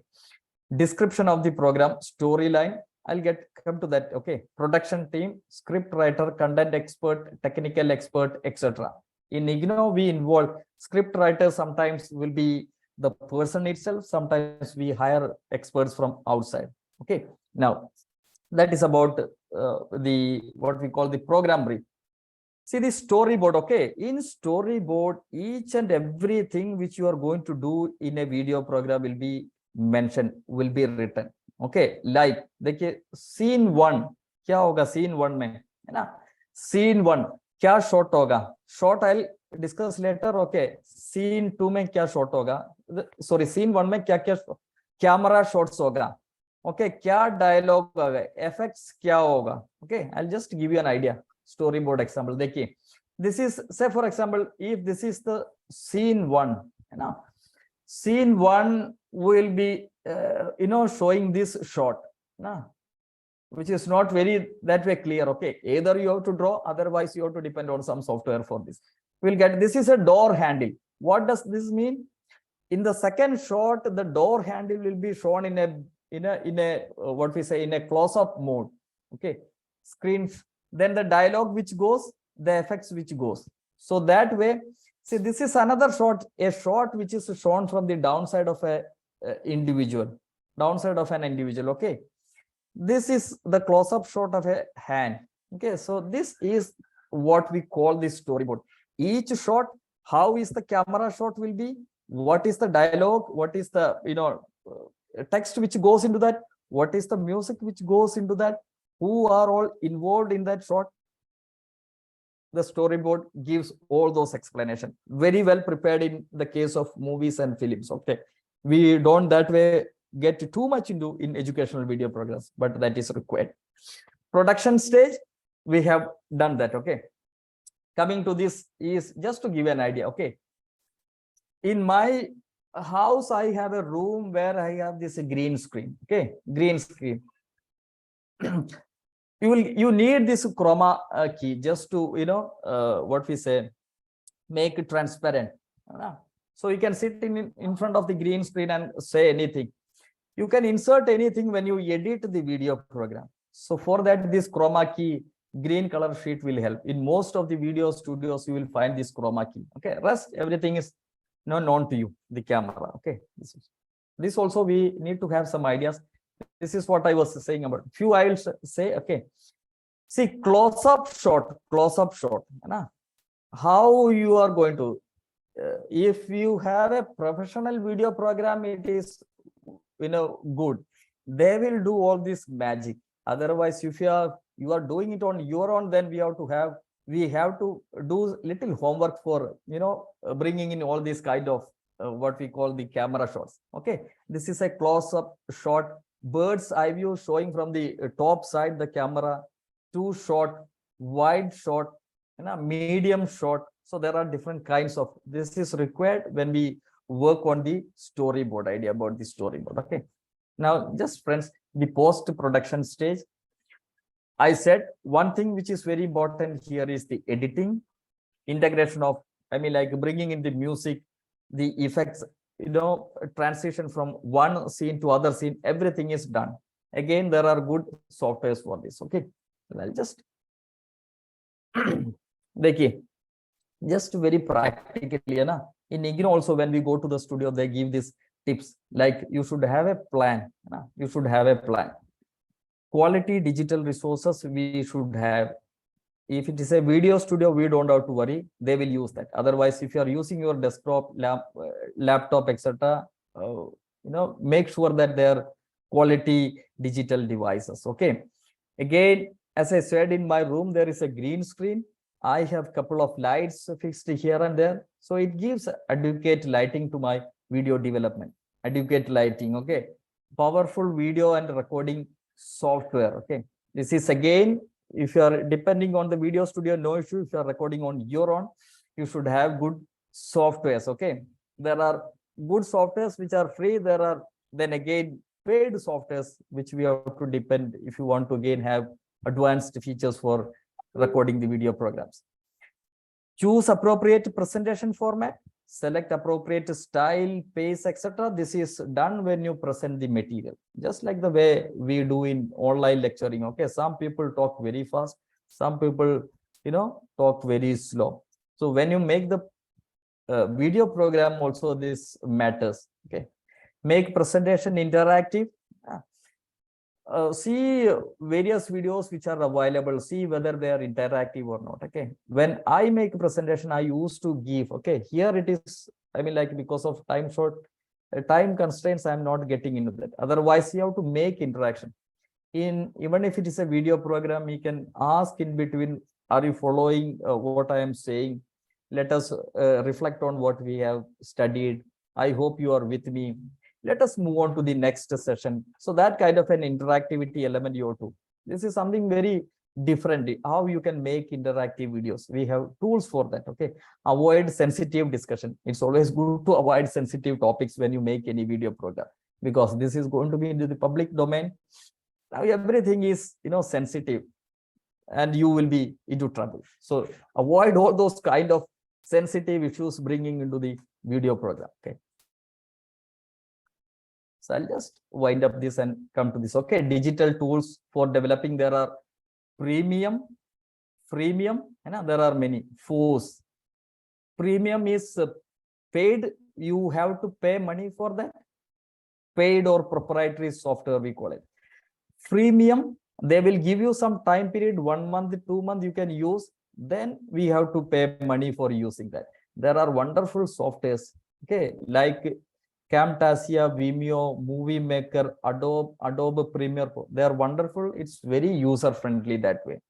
Now there are free softwares, we don't have to give any money, but they are also absolutely wonderful softwares. Okay, like OBS. This is not a screen recording or video development software, but you can use it for video development. Many of the videos which I have developed on my own, I have used this software, OBS. Okay, OBS. Then I have also used something called Screencast-O-Matic. Okay, Screencast-O-Matic. H5P, this is a tool which is used for developing interactive videos.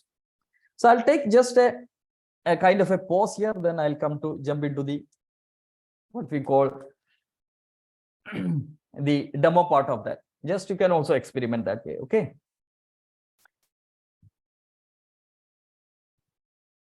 Let us see. So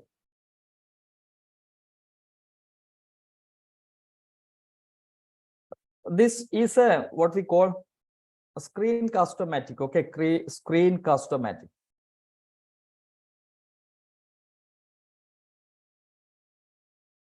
I'll just type Screencast-O-Matic. See, this was Screencast-O-Matic in the beginning. 2-3 months back, they have changed. Some other company have taken over this software.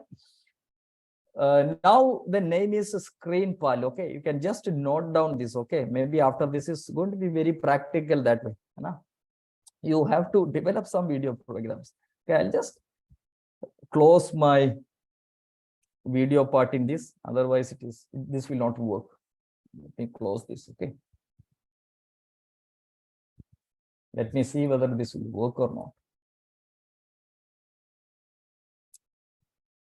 So very practical approach. One, I have already mentioned you. Okay, just make use of the camera in your desktop or laptop.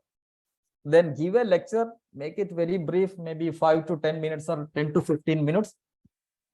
Your video is ready. Or if you're having very good advanced mobile devices, that camera also you can make use of.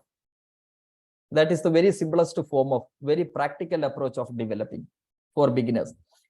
For little bit advanced people, they can depend on any software. Okay, I won't compel you to use this ScreenPal, but there are good features which are associated with the ScreenPal. That's why we are focusing on this. Otherwise, if you are very advanced, I would suggest you to use OBS software. Okay. So I'll give you a small demo of this, how this is going to work. Screen pal, you can also note down this.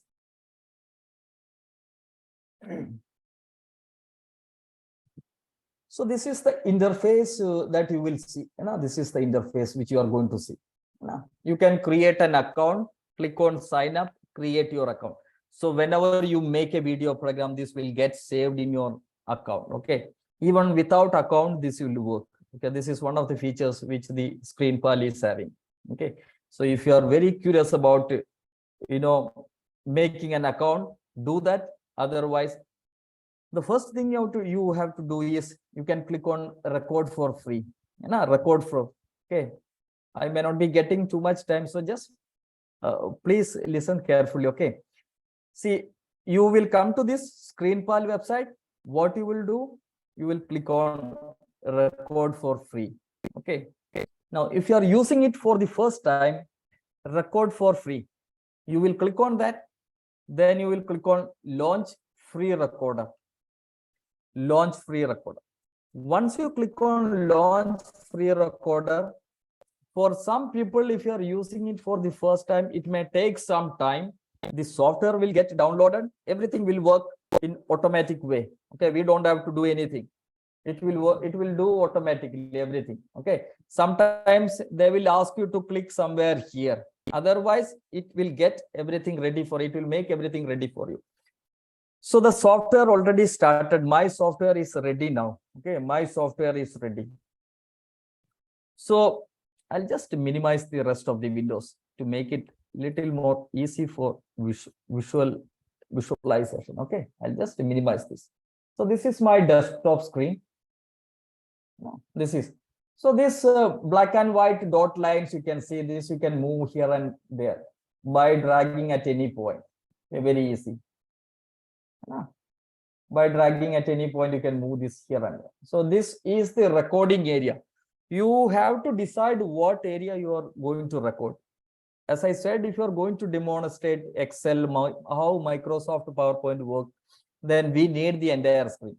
So it is always good to have the entire screen that way, entire screen. But we don't want this the lower part of the screen. Okay. So there are three ways. One, you can record the entire screen. So you can see how the screen changes. Okay, my camera was here at some point. When I clicked on screen, that disappeared. Okay, if you want only your camera, your face to visible, as I said, if you are only going to give a lecture without any PowerPoint presentation, you have to keep it on camera. Okay, so you can see your camera, only your video part will be visible. Okay. If you want your PowerPoint presentation, very simple media that you're going to use in your lecture, this is how people do. Okay. You keep it on both. So your video will be coming somewhere. Okay. You can drag it, place it at any point. Okay. Usually people keep it at the right bottom so that it will not disturb. Whatever will be shown in the screen will be easily visible. Okay. Otherwise, there is no hard and fast rule that way. You can keep it at any point. Just touch on this camera, put it at any place. Okay. Now, maximum time. This is a freemium software. This will allow you to record only 15 minutes. Okay. So maybe if you want to record a video for 10 minutes, you can prefer this maximum 15 minutes. Otherwise, if you want to record a video of more than 15 minutes, we have to take the paid version of this software. Okay.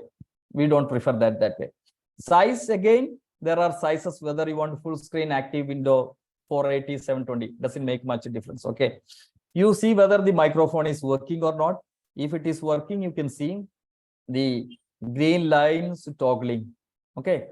If you want to record the computer screen also, if you are playing a video in your computer, whether you want to record the audio of that video which is played in your computer, you have to switch on this. But for the free version, this is not active. This will not work. So let us not get into that kind of a complication. Okay. Now, Excuse me, sir. Can I ask something? Yes, somebody wants to ask something. Who is this? Okay. This is Brajesh, ma'am. Yes, tell me, Pradeep.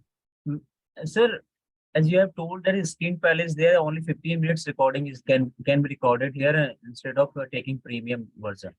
So can we do one thing? First 15 minutes we can record it for at a time, and after that we again record it. So what's the Absolutely. problem of what's the problem of it? And what we Nothing. can do, and these 15 minutes clip can be merged later on. Absolutely. Yeah. No issue. Absolutely. Wonderful Yeah. choice. Yeah, you Yes. can do that. Yeah.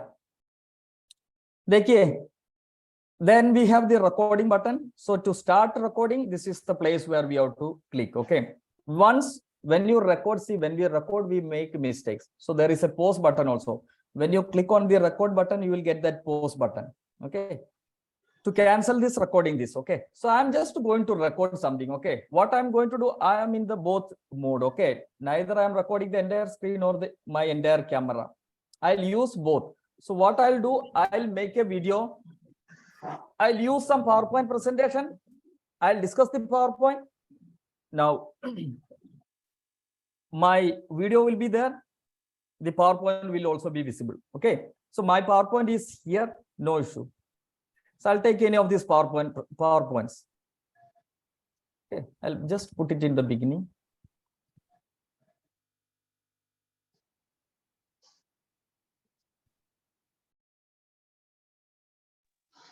I'll just minimize this. Okay. So I'm just going to see what happens when I click on the record. It start the timer starts. It starts from 3, 2, 1. Okay.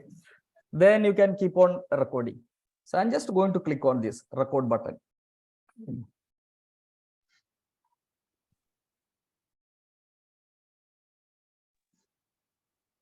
So you can see the timer is starting here on the left side. You can see 0.05. There is a pause button also. So just click on the pause button. See, when you click on the pause button, again, this kind of a icon, this will come. Okay. So do we need any registration over that? No. Just a second. Okay. I'll take your queries maybe at the end. Okay. Recording. So you have this option. Okay. Now, if you want to see the recorded version, you can play this and see. Otherwise, if you want to continue the recording, you can continue by clicking on recording. So I'll just click on this record again and I'll start my PowerPoint presentation. See, again, the timer is starting. Go. Okay. So we can start recording now. I'll take my PowerPoint presentation. Let me pause it. I'll just start again.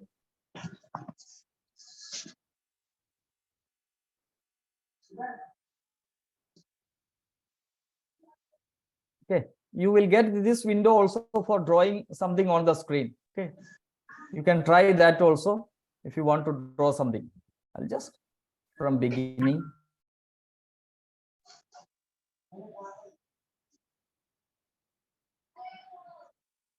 Okay, so right now I am ready. My screen power has already started. This has taken, it's going to be 1 minute. We have not started the video program. I was just making my things ready. No issue. We can delete all those which is not required for this video program. So I'm just going to start. Friends and learners, welcome to this video tutorial on the topic developing video content. I am Dr. Ajit Kumar from Indira Gandhi National Open University. In this video tutorial video program, the following points will be discussed. What is a video tutorial?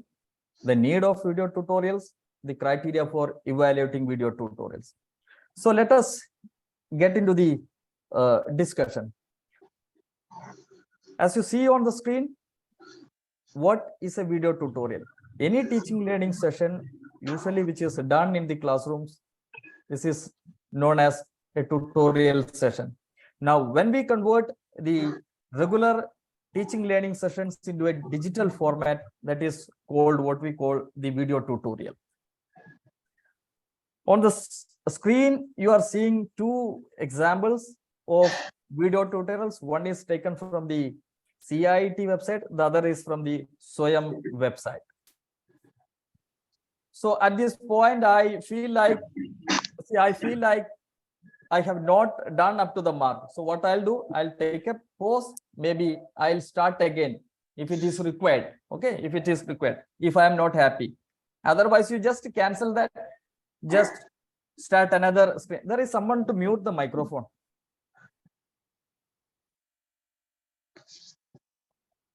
Sanjaranji, there is someone to mute the microphone.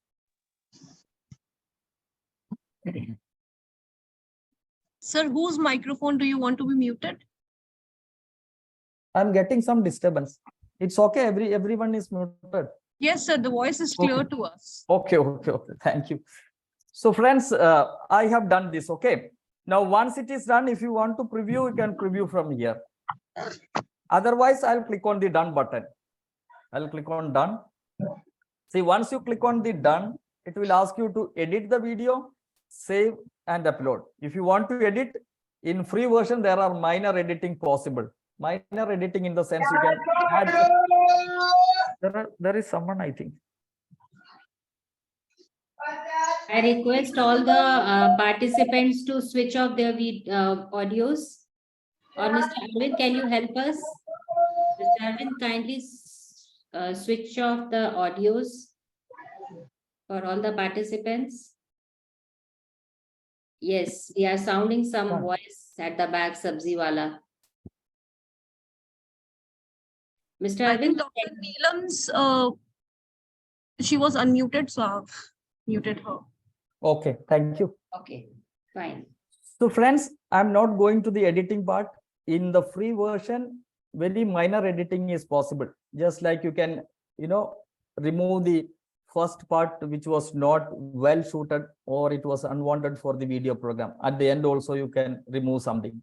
One thing, you can add, some kind of a music also. This is the only thing which is possible. So this is the editing panel. If you want to add music, take it from here.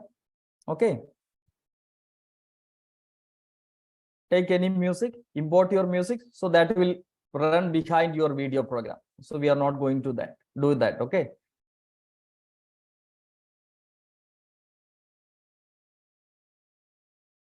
I'll just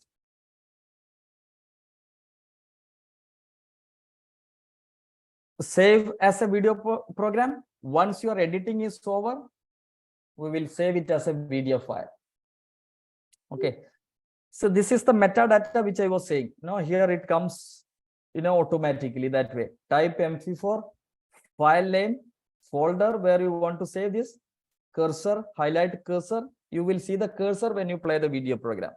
Option, nothing. Just we will click on the publish. When you click on the publish icon button, you can see the video is getting saved.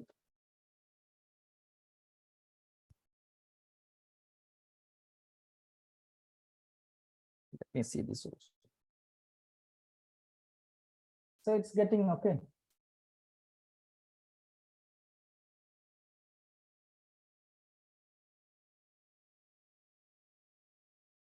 Okay, this will okay. These are questions that will take maybe at the end.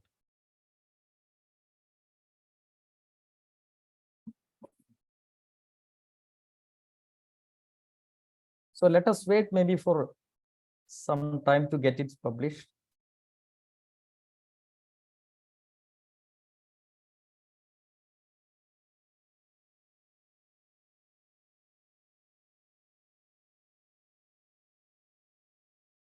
So one thing, if you are recording in ScreenPal, try to avoid mistakes when you are recording.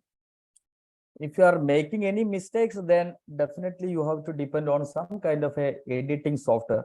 Otherwise, you cannot upload as it is. You have to depend on some editing softwares. Otherwise, if you have not done any mistake, if you feel like it is good to watch, then nothing has to be done. You can simply upload. So this is done. Okay. So I'll just minimize this video PowerPoint.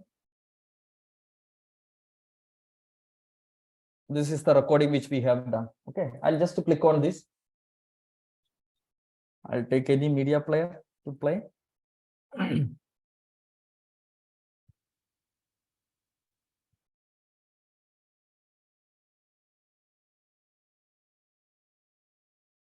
So you can see the timer is starting here on the left side. You can see points. There is a pause button also. So go.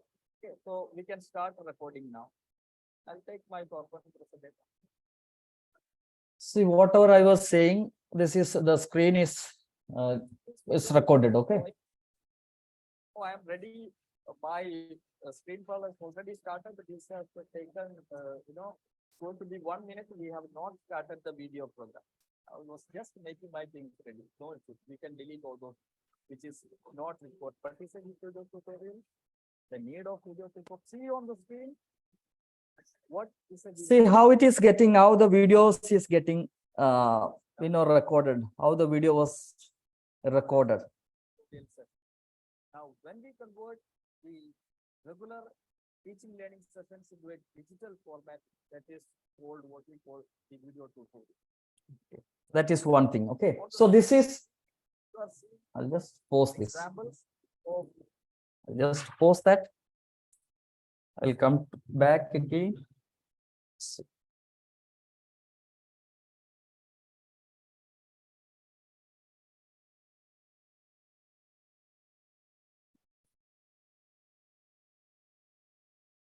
So you think of how much time you require. Otherwise, as somebody was saying, you can play that magic also, absolutely no issue. Make it very short videos. Then you merge that into a single file. That can also be done. Otherwise, this is going to be a very wonderful tool.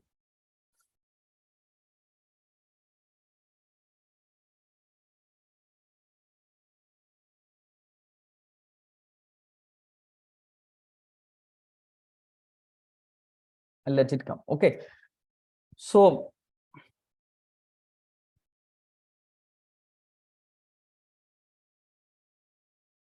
see, this is how to create video e-content using Screencastify, how to create Google Classroom. Okay, you are seeing something like this is the thumbnail which I was talking about. This facility you have in YouTube when you upload those videos into your YouTube channel.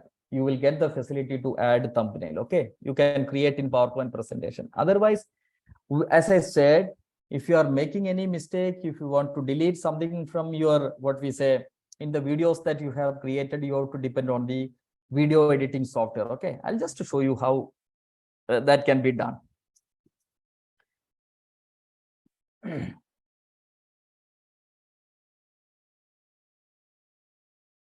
So this is the interface people will see, audience will see when they look for this video program in the YouTube video. Okay, so it is up to you if you want to make it very beautiful that way. My confidence reflected in my smile. But now, while brushing, if you see blood, you may have gum problems. Plaque builds up on the gum line and weakens it. It may worsen over time, leading to tooth loss. Use Parodontax toothpaste. It's 4 times more effective in removing plaque. Parodontax. You will never get a job in Europe, Canada, or Australia until you start dominating your LinkedIn profile. Friends, welcome to this video. How to create Google. So creating Google Classroom. Go to the Google Classroom. And have made any mistake in your class. So this is another video where I was using the screen recording again. This is the screen recording. This is the second video format which you can depend. This I have made using what we call the OBS software. Okay, OBS software. So I would prefer, maybe then again it is up to you which one you do like. Okay, one, the very simple is like prepare a PowerPoint presentation, go to the screen file. One thing. Second, again the screen file, you can use screen casting videos. You can develop screen casting videos. Now, these videos are ready. Let me also show you something called the open short video editor. This is another video. I'll just minimize this first. Okay. I'll take another 5 minutes and wind up. Okay. Just Okay, sir, no will problem. show you this open short video editor.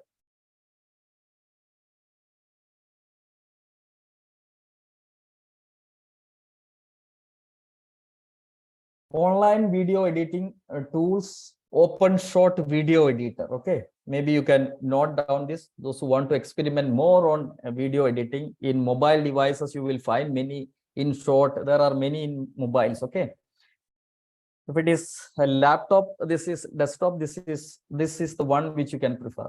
Oh, no, this one. Finding difficult. This I have to hide.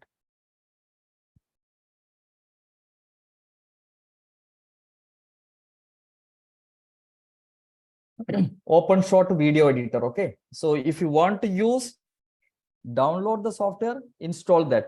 Once you have installed, when you activate that, this is the interface which you are going to see.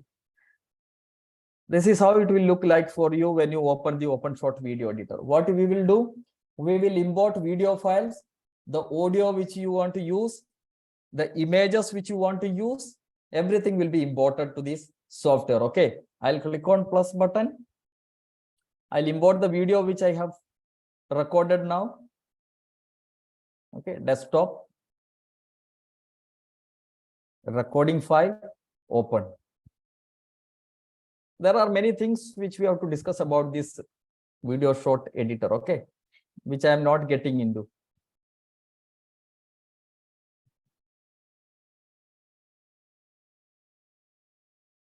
Okay, so you can see the video here. Okay, the video is here. You have to import audio.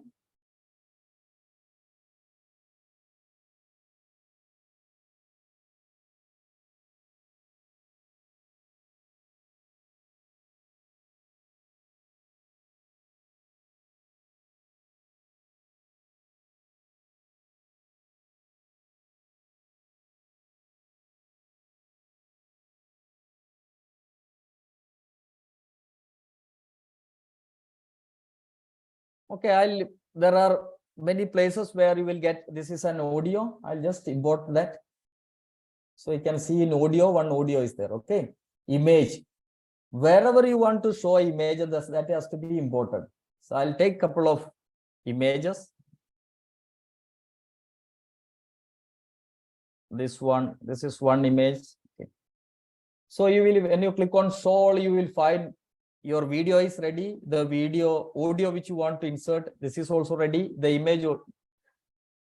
So you bring in all the images when you are preparing only a lecture. In between, if you want to show an image, so bring in all those images to this box. Okay, then you take this video into the track. Any track you can bring in. So for the time being, I am bringing into this track. Okay, this you can put it at any place.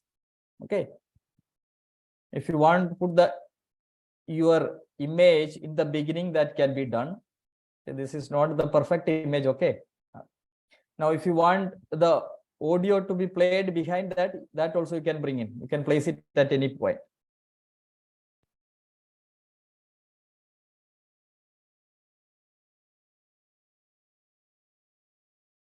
You can remove the unwanted track also.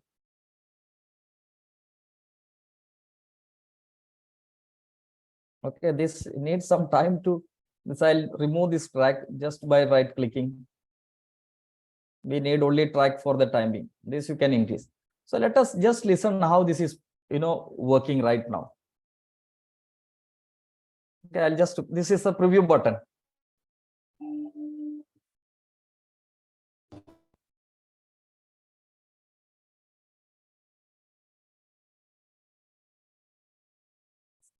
The timer is starting here on the left side. You can see points from okay.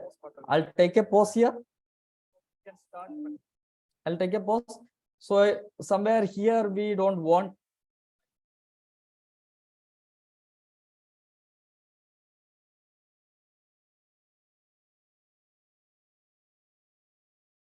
So there is a question. Can only small clips be edited on this, or can we edit the video Big, as long as any big clip you can bring in. Koi dikkat nahi. okay, it can be of any length. Yeah. Size. I'll just show you how this can be. Just there is a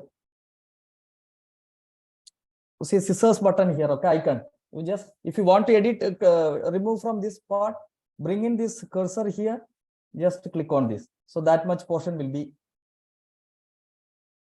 deleted. Okay, so this is deleted. I'll just put outside.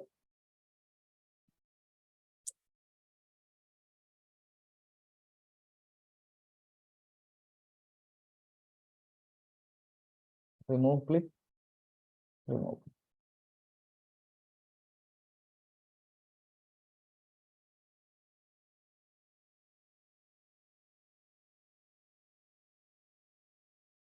I'll just bring it here. Okay. The audio also we don't need from this space. So I'll just put the cursor here. I'll deselect the scissors. I'll remove this clip. Now, maybe at the end, you can place the image again. Okay. So in the beginning, your image will come, your video will work. Behind this, the audio will go. Okay. And there are, places where you can reduce the volume of this audio also. So friends, the time is over. This requires some time to demonstrate actually this open short video editor. Okay. So with this small, I was trying to give you some idea about this ScreenPal and this open short video editor. I would say there are a couple of ways, 2-3 things which are very important. One is the format which you are going to develop, whether it is a discussion or lecture method or simple kind of a screencasting. These are the 3 things which you can depend. Let us not be into too ambitious. Okay, if you have a professional studio, no issue. They will do the magic for you. Otherwise, these are the simple things which you can play. Second, the software.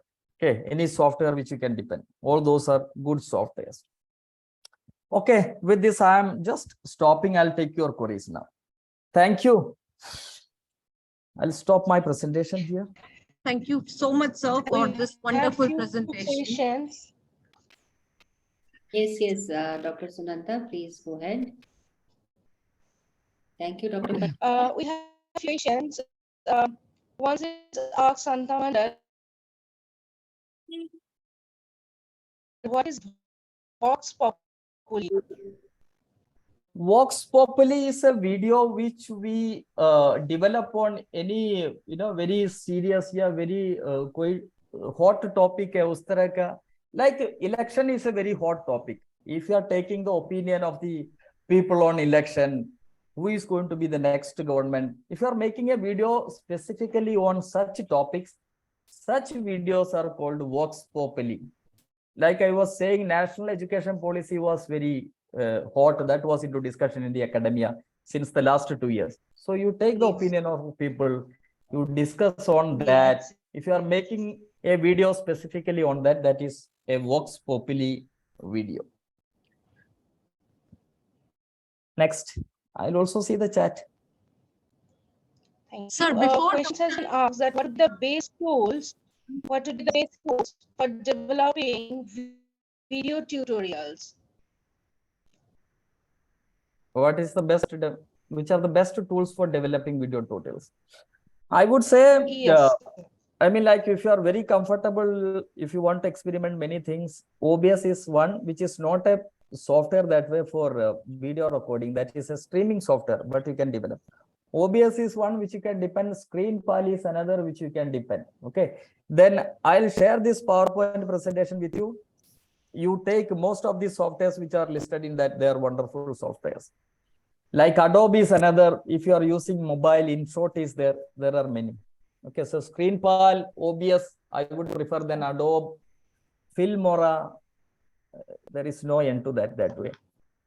Sir, what happens is when the software is free, it comes with their own watermark, and it's very difficult to get rid of that watermark at times. No, in ScreenPal, watermark is not there. That's the problem with the free softwares. So, That issue is there. is there a way of getting rid of them, or what would you suggest? I see there are softwares which are not showing watermark. There are many softwares. Okay. No Sir, issue. please You will name get a software. Please In name a few of them if possible. In ScreenPal, it is not there. ScreenPal, OBS, wonderful OBS, nothing is there. There is not Even time limit in OBS also knows no watermark. Yeah. OBS is not Okay, having sir, watermark. any suggestion on the video compressor? you can use any open, I mean, like what we say, this video editing softwares you can use.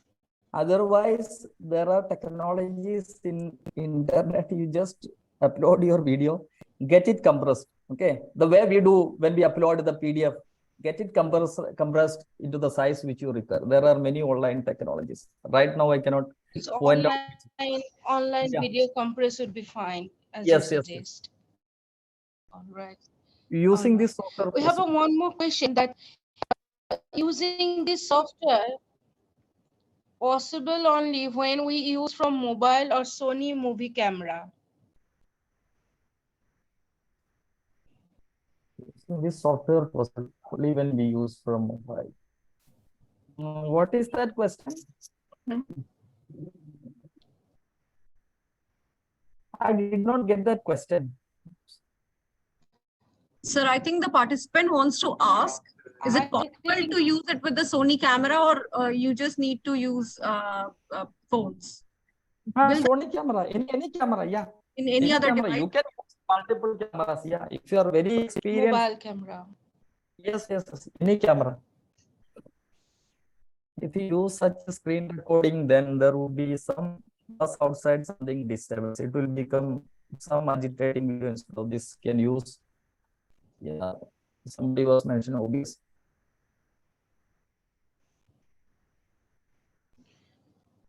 Another one asks that any recommendation on background music genre, as they will not divert the attention during the lectures.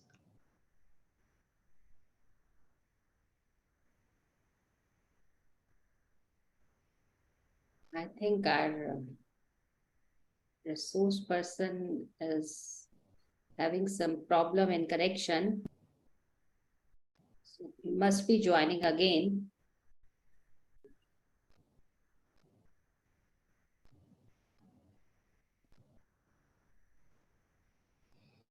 It was indeed a very brainstorming session, isn't it?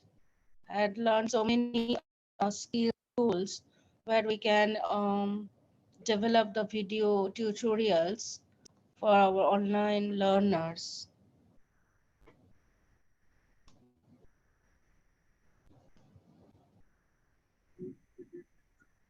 I think it might be because of the cyclone that most of our network is being kind of disturbed. Yes. Let's just he's just joining. bear with it for today. Hopefully the cyclone will Yes, calm down. he has already joined. Dr. Ajita has already joined. There was some internet connection problem, as he was telling that rain is going on. So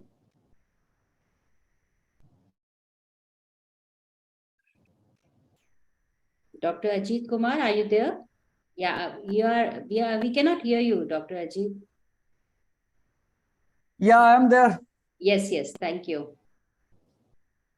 Thank you. Sir, we have one more questions, that any recommendation on background music genre, as they are not disturbing the video lectures. So what kind of the background music would be preferable while we are recording the video lecture, so they will not distract the learners? See, there are couple of ways doing. One, in a professional studio, you might have seen that they do it in a very closed chamber that way. Okay, there won't be any noise disturbances. In my room, as I was saying, when I record, I keep it very closed. I mean, like, I maximum avoid the disturbances which are coming from outside. This is the second way which you can depend. Okay, there are some softwares where you can remove the background noises also. For the time being, I would be find it difficult to list that. Maybe I'll give the idea about that. Okay, so there are various ways of doing that. And what about if we want Next. to add some like background music? If we want to add to, make our videos more audible or more presentable to the learners. So what kind of the music would be preferable to add in the lectures? And Dr. Santa is also asking, is outdoor video is acceptable to the MOOC courses? it's acceptable, but see, it's again, everything goes into the public. Okay. If it is well prepared, absolutely no issue. Mhm. No issue. But in IGNOU, most of the videos which are running, there are more than 300 courses, SWAYAM courses from IGNOU. Most of those videos are shoot inside the video studios in IGNOU. Very rarely you will find. But if you can make wonderful videos, very effective videos with all those professional quality, no issue. Absolutely. As I was saying, see, the kids are very, I mean, like they have seen the videos which are available in the internet, available on the internet. So if it is not well prepared, they will not listen to the lecture. So we are wasting our time. It's not going to make any, I mean, like it's not going to be useful that way. Otherwise, there is no issue. Ms. So, Zosam, sir, Ms. one more is question asking- that do we need to acknowledge the software which we used during uploading of the recordings in YouTube? No issue that way. Okay. If it is a free software, this is made free to the public to use. No issue. So there is no as such No. legal No. Okay, But fine. then again, it is good if you take all precaution. If you feel something like, just to give your in acknowledgement somewhere you mentioned this is prepared using so and so software and all. Okay. If you are very much worried, otherwise, the videos which I have uploaded, I have not done anything of that kind of a remarking in my videos. Around 30-40 videos are there. My own videos, I have used one paid software. Then OBS I have used, ScreenPal I have used. None of those videos I have mentioned this is made of this video. Till now, this is going to be 3-4 years. No issue. Otherwise, since things are getting changed, people are behind copyright issues. If you are a little bit worried, otherwise, educational video programs that way, does it make much that way legal complications? Participant is asking that why I'm asking this question, because my course is interrelated to natural product. So that's why Courses related to? For the outdoor videos, because he is doing some project work on the natural things. So outdoor video is acceptable for MOOC or not? That was Yes, the yes, yes. reason. Yes, no issue. So yes, Santa Mandal, you can carry on your videos in outdoor. Okay, one more question from Mr. Bholanath. What should be the ideal length of video? we have That started again the depends. session with the Yeah, same question. that's again, see, it depends. You know? See, in Swayam, if you see Swayam, their pedagogy is up to 30 minutes videos. Many of the videos you will find 30. There are videos which crosses 30 also. Again, that depends. Now, ultimately, the objective of this video is to, what we say, make students understand the subject matter which we give through the video programs. If, so we have to serve the videos as to serve that purpose. Second thing, even we also have the habit, when some videos comes into the WhatsApp and all, we rarely, watch the entire length video programs. We also have that habit. So it's always preferable to use short videos that way.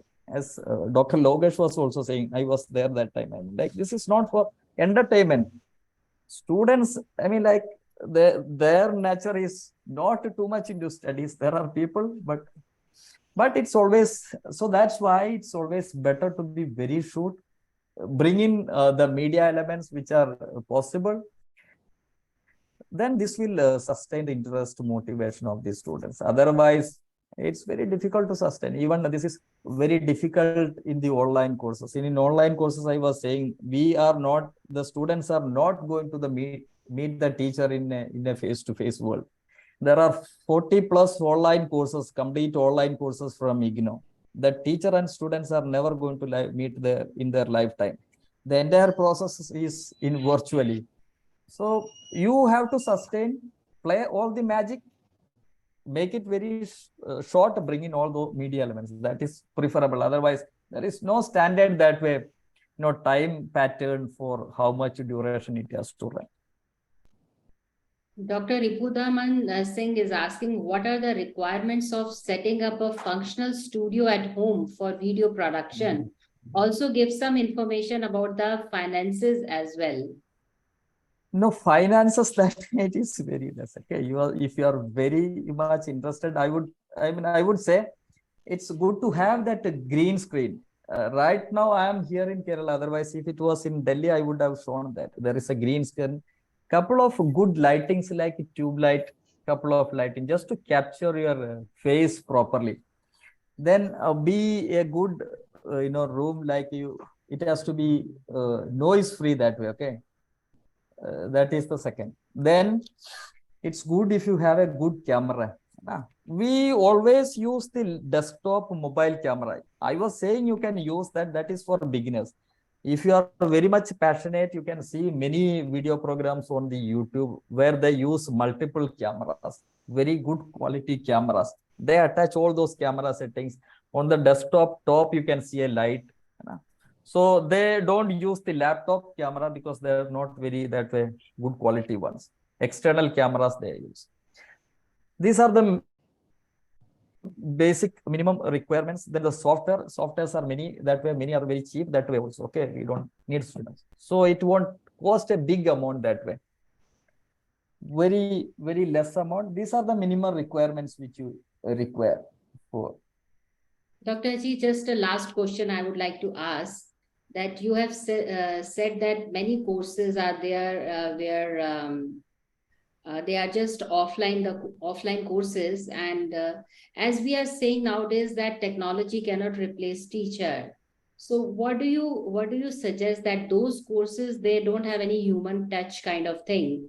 So how those courses can sustain, and this face-to-face interaction is See, the two ways are the slide which I was showing on blended learning. I was talking about the present scenario in our country. Okay, we cannot go back from that. One, face-to-face regular courses will continue throughout, for many years. Second, the online courses are also coming up. There are many online courses from many universities. Students are taking that. If you see the Swayam website, a global kind of indexing is also there. Swayam is the third or fourth. Millions of students are taking admission.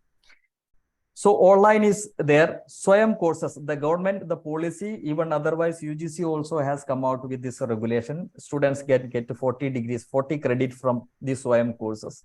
If Yes. it was blended learning, I would have shown how it is working out. Okay. The academic bank of credit, more than 30 lakh students have already registered in the academic bank of credit. So they have the freedom to take 40 credits. If somebody joins in Amity University for a 100 credit course, they will take 40 credits from some various other universities. So that flexibility is there. This is the system which prevails in our country. This is not going to come back. I have a lecture on ChatGPT, how it can be used in higher education yesterday. See the technologies, how it is coming, how it is changing the shape, everything. Okay. So of course, this limitation that will be there always with any technology. Okay, with ChatGPT also, even with any technology, that limitation will be there. Just let us take care of the good part of any technology. Let us use in a more ethical, right way. It's good. I am using ChatGPT. Many countries have banned that way. I am using ChatGPT in a big way since the last 2-3 months. In many of my research article writing, research paper, in various other activities in IGNOU. I'm not doing anything that way. I'm only taking the right part. I have my own wisdom, what I'm doing. So that doesn't stop me. So don't worry, this issue will be there. Let us just keep it aside. Let us use the good part of the technology.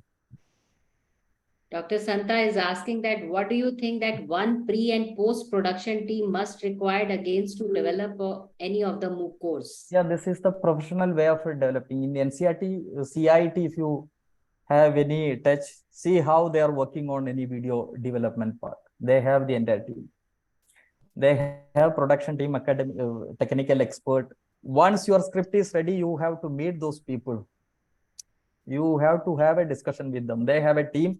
In IGNOU, we have that way a team, but it's not that way very effective. The videos which we give in live lectures in Gyan Darshan, they have this video will be given to a team. They will work on, they will finalize rest of the things they will do. So in many organizations, it is there.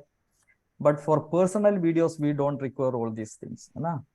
But it's always good to, if you want to produce very effective, good videos, as I said, always get help He's from also asking that peer by using reviewing all these always free makes things. softwares, can we achieve the project by using all these free softwares? Absolutely. Yeah, Why not? sure, So, sure. Mhm. See, I'm also wondering, I have done more than 80 videos for Swayam. Swayam Prabha, I have done more than 20. Okay, then my own videos around 30, 40 it is there. So now I am taking another course into the Swayam platform. Again, I would, develop, that is about ICT in education. Okay, that is a course of BA education. So I'll take that in Swayam in the January cycle. Again, I will be into that. You Thank you. Thank you so much, Dr. Ajit, for your. I mean, like I used to do in a workshop mode, since this is very short, duration program. I was just rushing through. Otherwise, I would have demonstrated the entire process of using all those softwares. Thank you. We will again rope you for our next FDPs, definitely. And your session is very much enlightening. And all the participants have gained so much information as far as video making is concerned. So, Dr. Sunanda, over to you, please.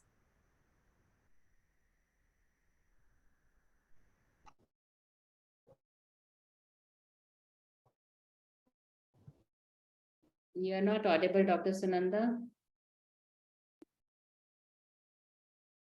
Dr. Parijat? Sir, I want to thank you for elaborating even the little nuances of recording you and telling us about so many softwares that we can use for developing the video contents. So what a great session, sir. Thank you so much. To you all. Can we just open our windows so that we can click the photograph? Any better now? Please open your video so that we can click one good photograph. Dr. Deep Narayan, Dr. Radali, Dr. Brijesh, please open your cameras. Smile, please. That's nice. One more photograph. Thank you so much. Thank you, Dr. Ajit, for being with us. Thank you, madam. Enlighten us. Madam, we are facing internet issues. That's why we are joining from the same account due to some, renovation. Okay, fine. Okay, bye-bye. Bye. Thank you so much. Thank you, Okay, dear madam. participants. We will see you again. Thank you, everyone. Please have your lunch and get back to us again at 2 o'clock, as we have Dr. Sheetal Sharma, who is from Center for European Studies, School of International Studies, Jawaharlal Nehru University, and Dr. Aram Khan, who is from Jamia Millia Islamia. They are expert in MOOCs, so don't miss the opportunity. Please join us 5 minutes before 2. Thank you so much. Just to update you that we have a good number of participants, very interactive participants. Okay. Around 41 universities are attending this program, and good participants we have. So today is the 6th day, and we are having very good resource person all through.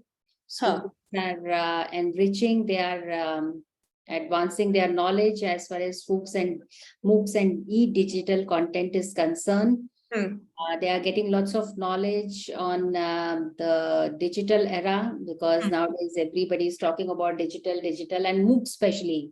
Our focus is on MOOCs. So today's also the sub-theme is on interactive video making tools and interactive lesson plan creation tools.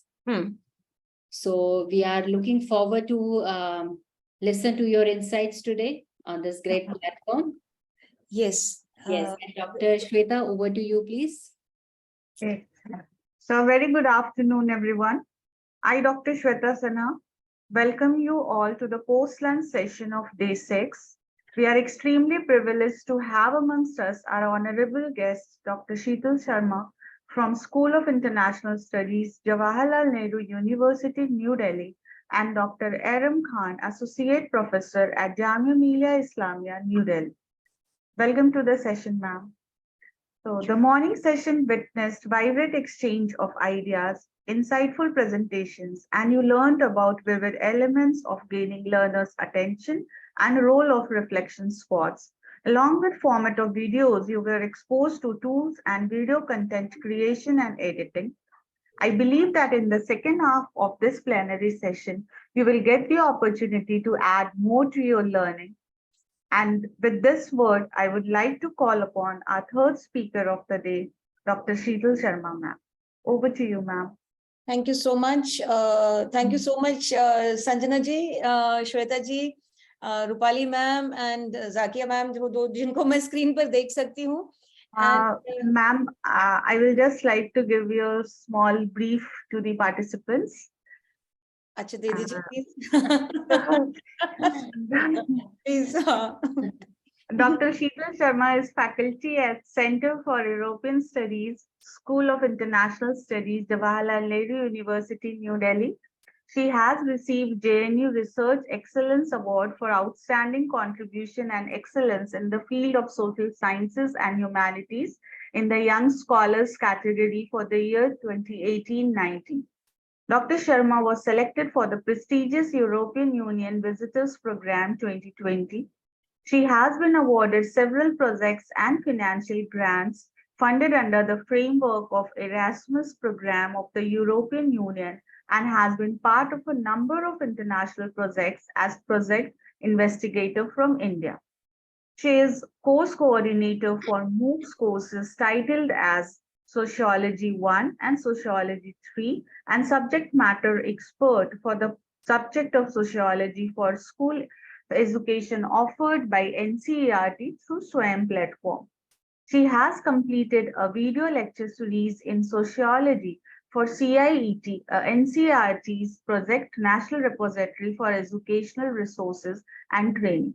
Dr. Sharma has authored and edited more than a dozen books and 100+ articles, chapters, and commentaries.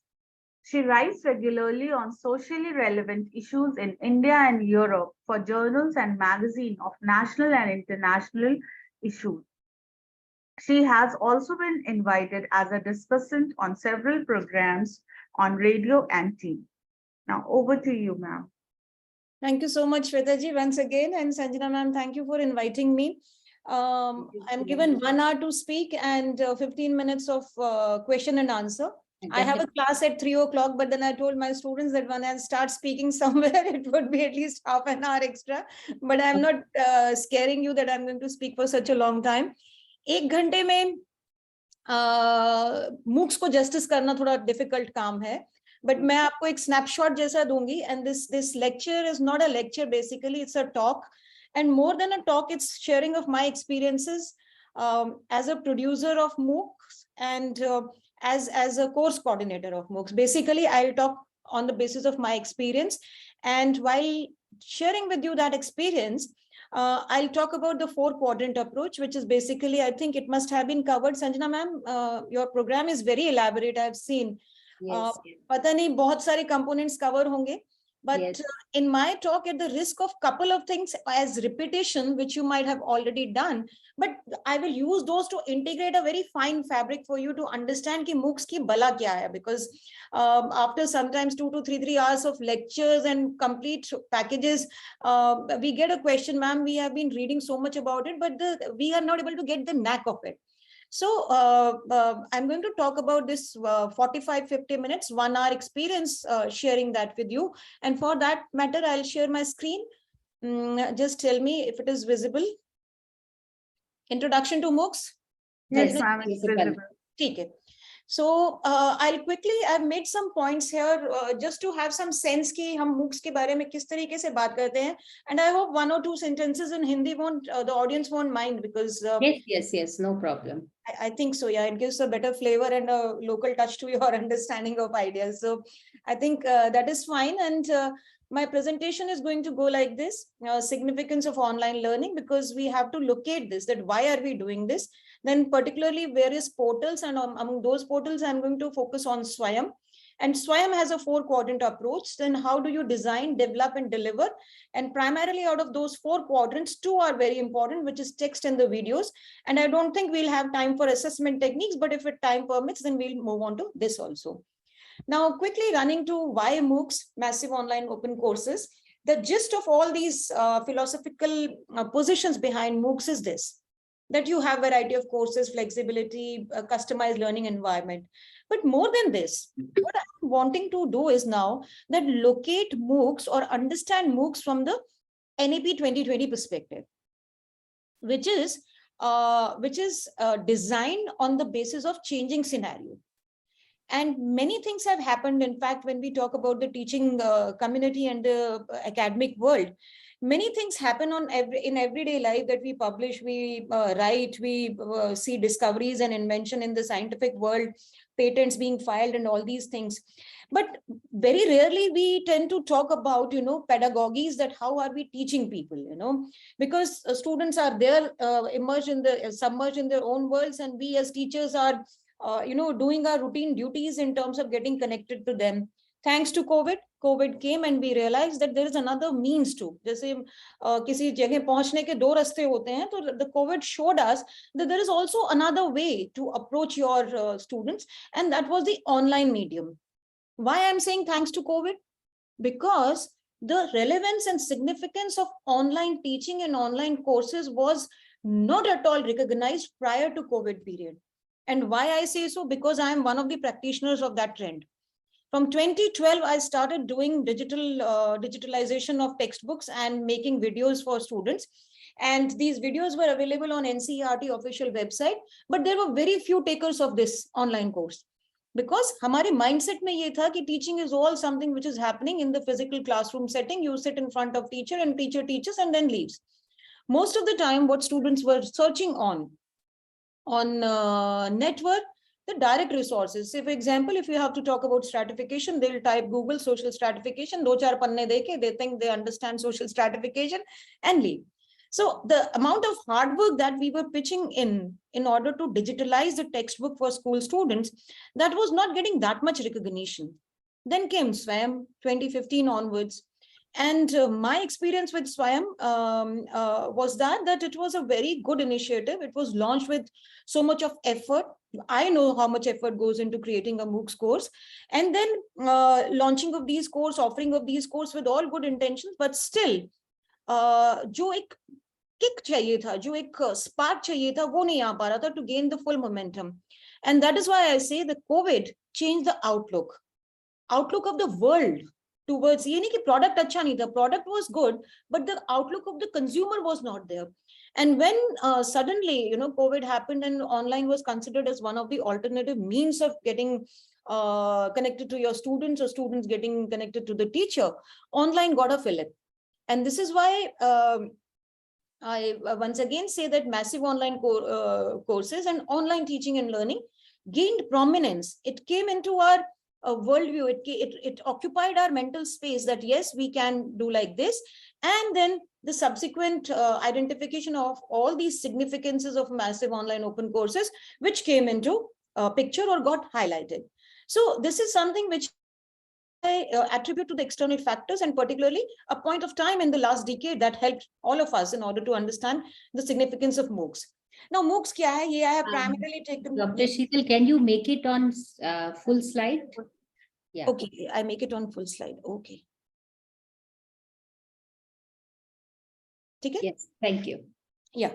So MOOCs, basically, I've taken this from the Swayam website only, but this is an open online course, and here we connect through the means of web. And then this includes everything. This includes everything that goes in a conventional classroom teaching.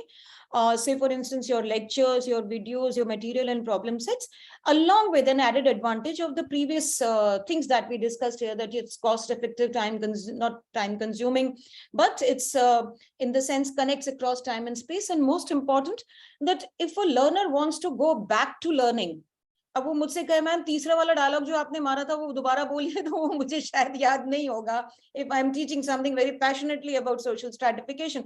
But here you can jump out, your video aage piche, forward backward, and the learner can learn at his or her own pace, and the flexibility of schedule and all these things. Now the prime philosophy, I'm running a bit fast Sanjana ji, thoda bahut zyada hai na, isliye cover karne ke liye I'm faster in my speed. अब ये 3 principles, equity, access and quality. These 3 are very important in terms of, understanding the philosophy behind this. And access and equity, all of you are aware of. I'll talk about quality because this pertains directly to us as a teacher. Now, quality, आप कहेंगे क्या हम quality नहीं पढ़ा रहे हैं? भाई पढ़ा रहे हैं. Everyone is, doing his or her best at the level of imparting education or mentoring your students. But quality comes or gets enhanced by secondary or supplementary sources also. And why I say so? I'm saying so because the reason is that say for example, if you are in well-funded universities which have props and appropriate resources to help you to enhance teaching experience, then it's good. Say for example, a smart board. So in this smart board, if I'm talking to you about Berlin Wall, I would click on the map. I'll show this is map of Europe and this is Germany. This was divided into these two. It's easy for me to communicate with my students by giving them visual experience. Or for example, if I'm teaching statistics, immediately this is pi, this is bar, this is graph. So the props, the equipments, the resources help a teacher to become more quality rich in terms of more effectively delivering his or her content. So मैंने क्या किया है Zoom पे? For how long can you look at my face? So I have shared something with you, and that too, lal, nila, hara, pila. This is very unconventional of designing a PPT of our generation. But why? To engage the audience. This is not to say that we are childlike and we want colors and we want to play with this. No. Attention span is very important no matter what age group you talk about. So this is why, you need certain equipment, certain props, certain supporting material in order to enrich your quality. हर अध्यापक पूरी कोशिश करता है. But if you get support, if you get good coaching support of all these material, it becomes more interesting. So that is why, the teaching, the courses are more visually rich. They are illustrations, there are small videos, audios going back in the history that helps, that aids the teacher to talk about quality. All of us are doing quality work. At the same time, if it gets enhanced by certain support, then that is something which is appreciated in this. Now, benefits of MOOCs is very important, but I'll discuss only 2. One is the interdisciplinary nature of MOOCs.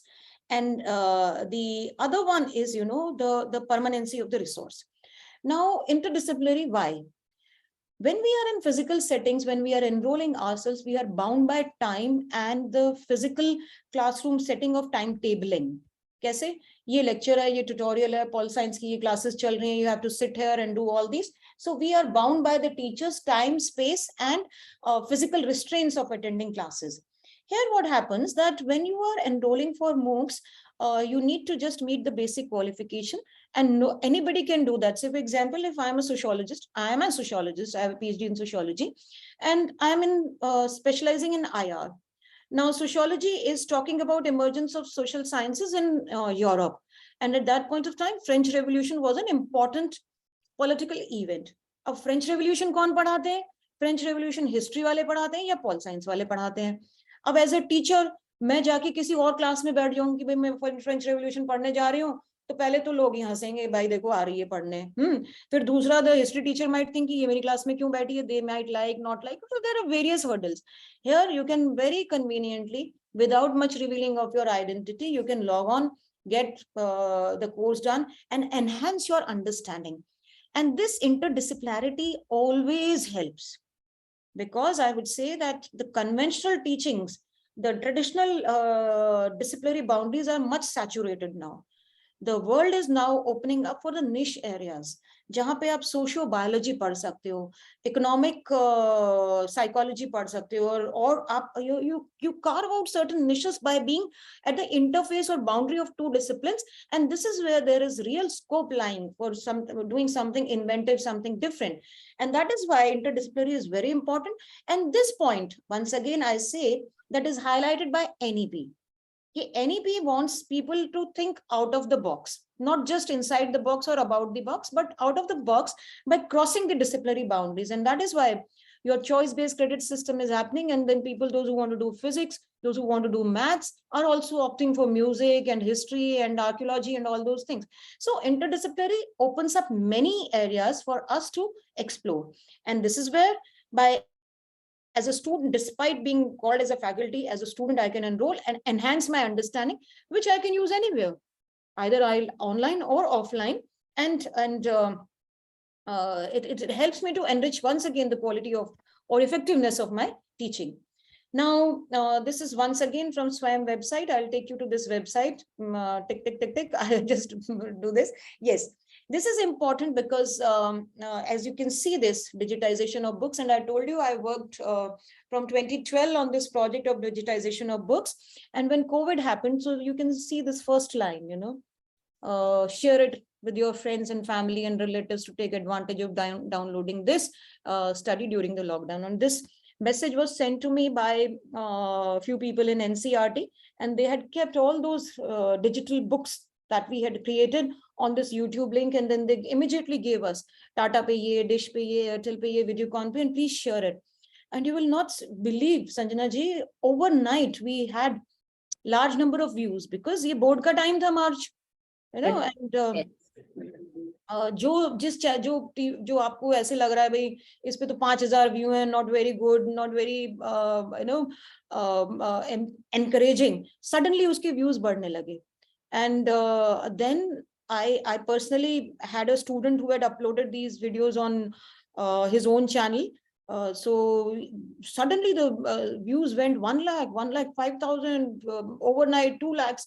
Now though he had to stop it because there was a copyright issue, and he was issued a threatening letter by YouTube that you are copying somebody else's material. So the issue is that suddenly it got a fillip, it got a shot in arm. और Covid vaccine हमें लगने से पहले तो हमारे content को लग गया था. So we were very happy that people have started watching us. So how it functions?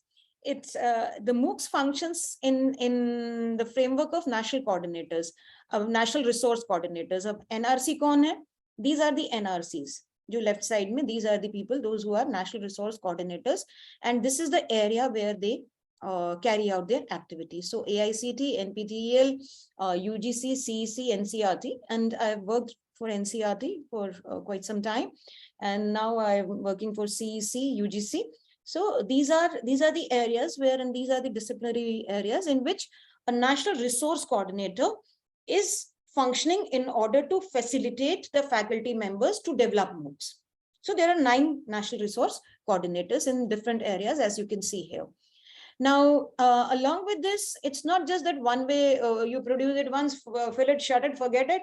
No, there is a continuous interaction between the learner and the course coordinator, because this is frequency based. Periodically, every NRC can decide on its own, or the course coordinator, कि हर 15 दिन में या 1 महीने में there is an online discussion forum, and there is a online presence of the teacher and the student. Those who have certain questions can come and ask you about their questions and doubts. And this is the discussion forum where even emailing and all other things are used. So the course coordinator or the principal instructor is identified by one or the other NRC, depending upon the area, and then the person can float his or her course. Now, these are the guidelines which are once again available on Swayam platform, and the guidelines are pertaining too much of it related to your technology. Camera kya hona chahiye, card reader, falana dim karna, these are the things which are technical things. They are taken care of by the people, those who handle the studio affairs. And these are all definition ki bhai hamara उद्देश्य क्या है मूक बनाने से, है ना. So these are some of the things, but हम आते हैं हमारा role क्या है as a person here.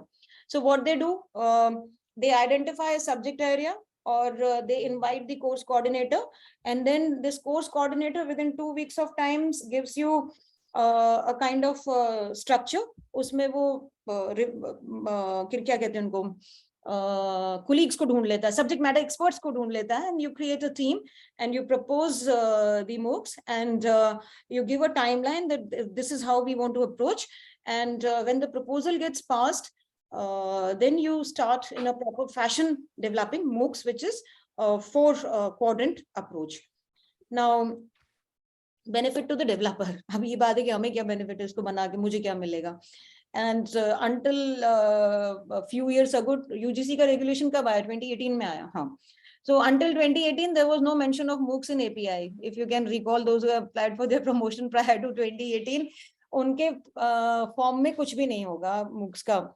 और आप 2018 का फॉर्मेट उठाइए API का. There is a 4 quadrant approach. For 4 credit course, you get 10 marks. For 3 credit course, you get 5 marks. For this, you get 2 marks. Have you developed? Have you not developed? And there are good 5-6 paragraph, 5-6 criteria in which they ask you about MOOCs and online development of courses. And I hope the younger generation now, those who are eligible for promotion after 2018 using the new form, would not like to write nil, nil, nil, nil, none, none. So I think this is this is part of NEP, the greater philosophy. This is part for your professional development. And also, if I set these 2 things aside, professional bhi chodo for a while or NEP ko bhi chodo, you know, desh apni education ka khud theka uthayega. The non-financial benefits, I tell you, my dear friends, they are amazing. And मैं आपको उसके कुछ उदाहरण दूंगी कि आपको खुद को when you create something, जैसे कुछ जो हम लोग खाना बनाते हैं, कुछ अच्छा बना के तो वाह मजा आ गया, you know, even if you stitch something, cook something, draw something, paint something, कभी कभी पढ़ा के भी आपको मजा आ जाता है क्लास में, you know, you have delivered such a wonderful your masterpiece, and that's how people are known in the world of art, architecture. So similarly, when you do something which is extraordinary, it gives you a sense of confidence in the sense that I'm doing so good. And then it basically enhances your skill set as a teacher. And that is why I'm saying that even if we set aside the professional and financial benefits for a while, you know, the non-financial benefits are amazing. They are immeasurable, and they are just to be seen in terms of change in your personality over the years. And every module, you know, this you can see, it's both for sciences and non-sciences. It is 5 marks each module with a ceiling. So if in case you know about API in the 2nd and the 3rd category, there is a ceiling that you can claim only this much % of marks. So practically it comes to 7 or 8 modules for which you can genuinely claim. Beyond that, there would be a ceiling. So even if you make 30 modules, the actual materialization is of 7 to 8 modules only. So never mind, jitna bhi hai, jitna kam bhi, jyada bhi, more the merrier, but this is it. So this is the structure. This is the NRC, National Resource Coordinator. Say for example, NCRT here. It identifies subjects ki hame isi subject mein banana hai. They identify a PI, principal instructor or course coordinator. The course coordinator is parallel, horizontal, koi upar niche nahi hai, main hoshyar hu tu nahi hai types.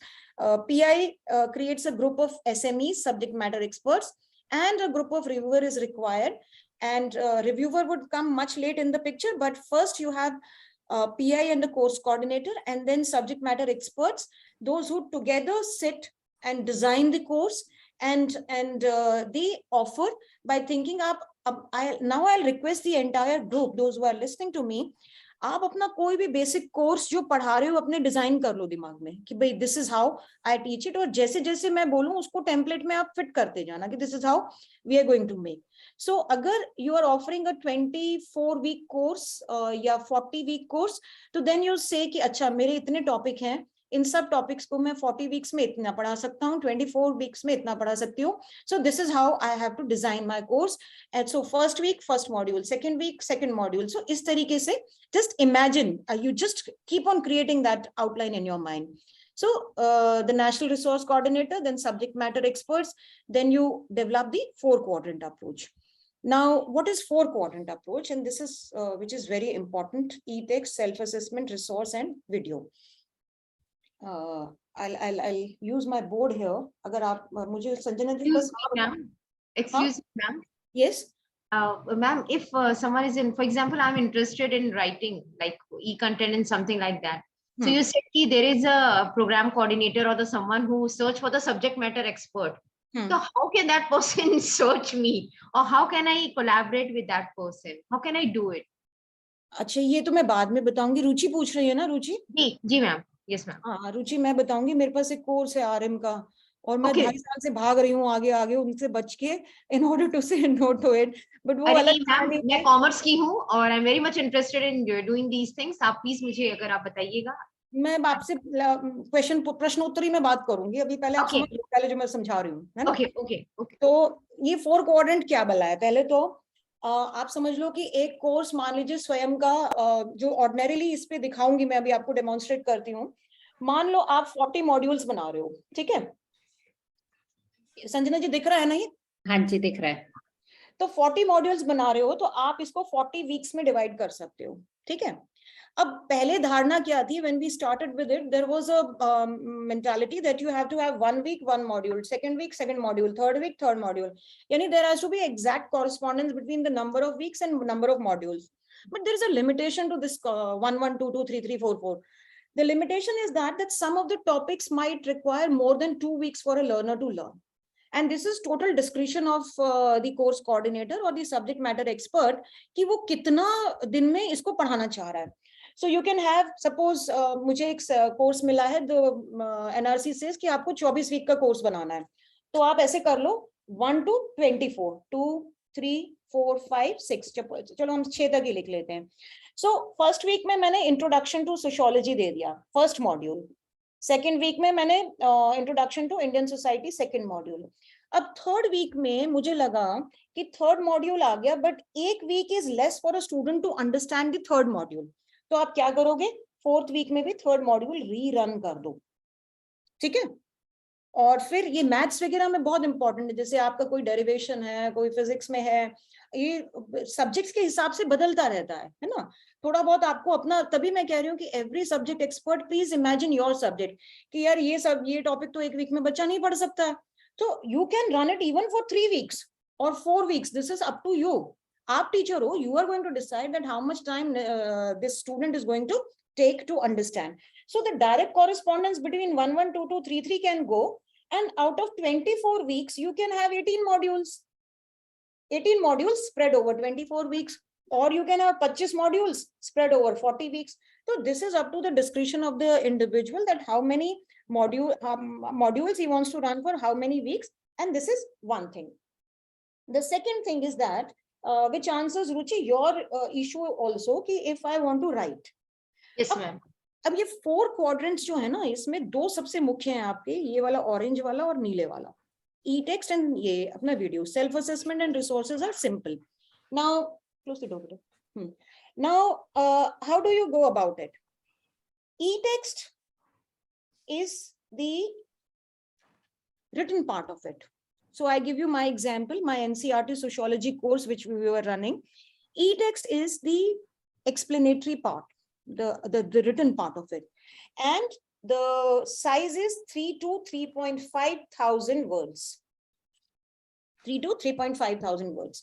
So suppose I begin with the first topic, Indian democracy, or democracy in India, or demography in India, demography, whatever you call. जब ये topic लिया है तो I think this chapter I can teach in 2 modules, and the first half talks about theories of demography.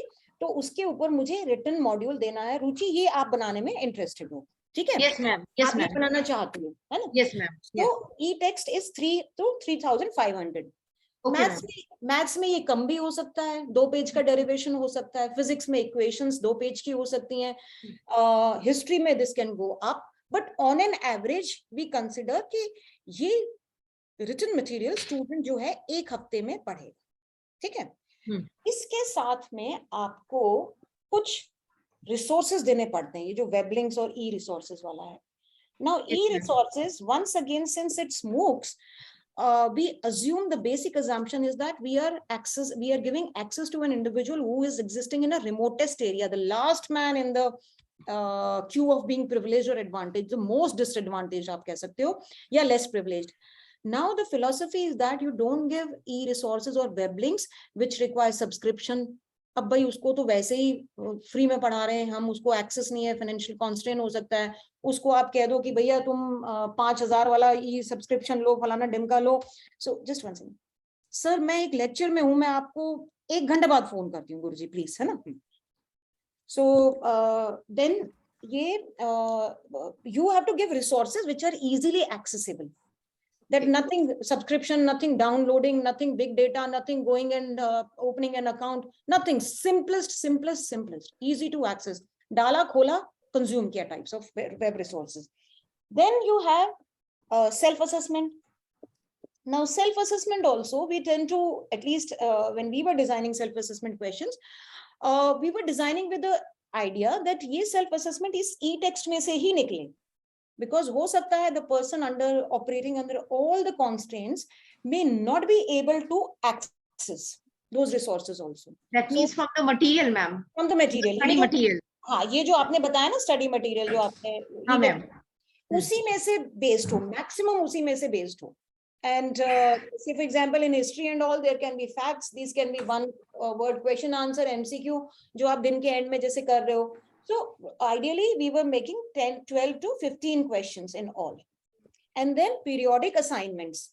Okay, after 4 modules you have one assignment, after 5 modules you have another assignment, written assignments, or an end semester. So every NRC and every course has course coordinator has got some amount of flexibility to design this according to their choice. And then what is the most dreaded part जो हम कहते हैं video का. Video जो है, this is half an hour video होता है आपका, which is once again an explanatory part of the text. आपको इसको पढ़ना नहीं है, ये मैंने लिखा है ना. What you have written as a e-text, social demography, social stratification, or inequality in India, or French Revolution, आपको उसको इधर पढ़ के समझाना है student. So this is, you can always, I'll share some videos with you now. और video is this important part कि आपको ये बनाना है. अब 4 quadrant में ये हर मॉड्यूल में होता है, हर मॉड्यूल में ये 4 खन्ने हैं. तो मान लो अगर आप मेरे साथ काम कर रही हो, मैंने कहा रुचि आपको 2 मॉड्यूल बनाने हैं, ठीक है. हाँ ओके मैम. तो आप ऐसे 4 बना लो खन्ने अपने लिए. ओके, टेक्स्ट हो गया, वीडियो हो गया, असेसमेंट हो गया, और आपका क्या था चौथा, रिसोर्सेज हो गया. ठीक है. यस तो मैम. मैंने कहा रुचि आपको एक मॉड्यूल मुझे महीने में लिख के देना है. तो आप कहोगे ठीक है मैडम, टेक्स्ट हो गया, ये बना दिया, ये बना दिया, वीडियो मैं आपके साथ बना लेती हूँ. ठीक है. 2 मॉड्यूल मतलब 8 खन्ने भरने हैं. 3 मॉड्यूल मतलब 12 भरने हैं. 4 का पहाड़ा चलता जाएगा अपना. ठीक है. ओके ओके, यस आप मैम. 10 मॉड्यूल बना रहे हो तो आपको 40 टिक टिक टिक टिक करने होंगे. एक मॉड्यूल का मतलब ये चारों है. और आपका एपीआई स्कोर भी इन्हीं चारों पे है, 1 पार्ट का नहीं है. समझ लेना ये. ठीक है मैम. ओके, ठीक है. और अब मैं आपको ऐसा मोटिवेट करूंगी कि तुम सबसे पहले वीडियो ही बनाओगे, देखना Ruchi. Okay okay, sure ma'am, I am very interested also. अच्छा देखो, अब हम वीडियो क्यों बनाएं. अब ये है कि भाई कितना टाइम रह गया, अब 15-20 मिनट ही रह गए. ये आपके 4 वो हैं. इसमें मैंने आपको बता दिया resources, web links and E text, word limit and enrichment में आपको 3 o'clock you have the time, ma'am. After 3 o'clock, 15 minutes of question and answer. अच्छा तो अभी है आधा घंटा. ठीक है. So resources, access and web links, and then assessment and questions. So these are some of the conditions which are existing here. These are easily available, so you don't worry about these, what is happening here. And then let me come to this. अब मैं आपने जो मेरा topic है, संजना जी शायद video वाला था ना बेसिकली, वीडियो कैसे बनाएंगे आप, मैं आपको थोड़ा सा वीडियो का बताती हूँ.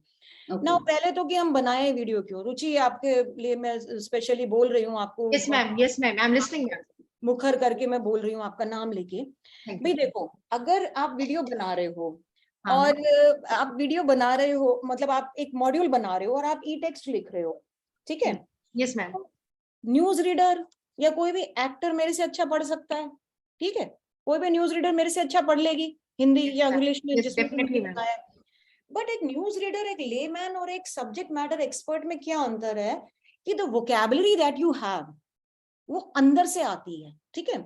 जैसे अब मान लीजिए आप सब अपने अपने डिसिप्लिन के बारे में सोचिए. कोई कॉमर्स से, कोई मैनेजमेंट में, मैं सोशियोलॉजी से, आप पॉल साइंस से, कोई साइकोलॉजी से. आप अपना जब फर्स्ट इंट्रोडक्टरी लेक्चर दे रहे होते हैं, what is the relevance accountancy in our life, what is sociology, what is political science, एक आपको ना तैयार करने की जरूरत नहीं होती, यू डोंट नीड टू रटोफाई all that, it comes so naturally to you, you know, आधे घंटे का लेक्चर आप ऐसे निपटाते हो, हाँ बेटा this is it, because you are trained into it, है ना. And when you are producing it, when you are talking about a subject matter, जो पैशन ऑफ इन्वॉल्वमेंट है ना, it gets reflected on the screen, है ना. तो video क्या है, एक तो 4 मॉड्यूल में आपको बनाना जरूरी है, नहीं तो आपको पॉइंट्स नहीं मिलेंगे. दूसरा ये है कि जब आपने आधा काम कर ही दिया है, you are so much into it, then why not to show it to people, है ना. और वीडियो बनाना तो सबसे आसान काम है. सबसे आसान काम क्यों है? क्योंकि जब आपका कंटेंट आपके हाथ में है तो आप उसको डिजाइन करो कि this is how I am going to speech. The only problem इज थोड़ा सा इनोवेशन होता है शुरू में, है ना, कि मैं बोल पाऊंगा नहीं, मैं अटक जा रही हूँ, मेरे को देखने में कैसा लग रहा है, मैं अच्छी लग रहा हूँ, मैं नहीं लग रही हूँ, मेरी ड्रेस सही है, ये सब मैं आपके ऐसे निकाल दूंगी दिमाग से, ठीक है. ये you don't just worry about it, because we are not here into a commercial or a glamorous business, we are here as a teacher, ठीक है. लोग मुझे क्यों सुनेंगे? क्योंकि मेरा कंटेंट सिग्निफिकेंट है, ठीक है ना. So these are the things that you need to learn and make all these things settle in your mind. So the way I can teach sociology, I think a newsreader cannot do that. The way you can talk about your subject, I don't think any good newsreader without fumbling can do that, because it is the passion of the expert getting involved into it, and then that's the beauty of that video. अब video कैसे बनाएंगे, ये 4-5 चीज होती हैं हमारी important. Now how do you do it? There are 2 parts of it. One is the content part of the video and another one how to prepare myself video. मैं दोनों पे 5-5 मिनट आपको बताती हूँ and I'll share my experience with you. One is that you prepare certain points. Points हैं, अब मान लो मुझे देना है सोशल डेमोग्राफी पे लेक्चर, आधे घंटे का वीडियो बनेगा आपका, उसमें से आप ये समझ लो कि 25 मिनट आपका मेन कंटेंट रहेगा, ठीक है. 25 minutes out of half an hour. Why? Because the first 2.5 minute and the last का 2.5 minute would go for credentials, acknowledgement, थोड़ा music, फिर introductory plate and all that, that will come. So आपका 2.5 minute intro का और 2.5 minute last का उसमें निकल जाएगा. और आप भी उसमें क्या करते हो कि आप भी उसमें अपना थोड़ा सा इंट्रोडक्शन देते हो कि hello friends, we are welcome, I am welcoming you. मैं आपको दिखाती हूँ जब तक, आई थिंक एक वीडियो में आपको थोड़ा सा चला के दिखाती हूँ, फिर आपको बेहतर समझ में आएगा. कहाँ गया, ये तो नहीं है, just give me 1 second. I have opened a list for the videos that I have created, so just 1 second.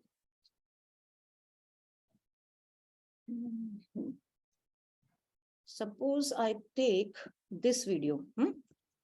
These are the videos that I have recorded for my work or project, and I put it here.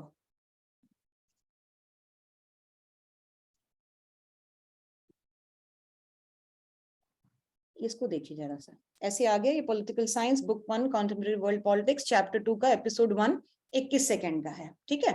अब थोड़ा सा इसको आप आनंद से देखिए, हल्का सा मैं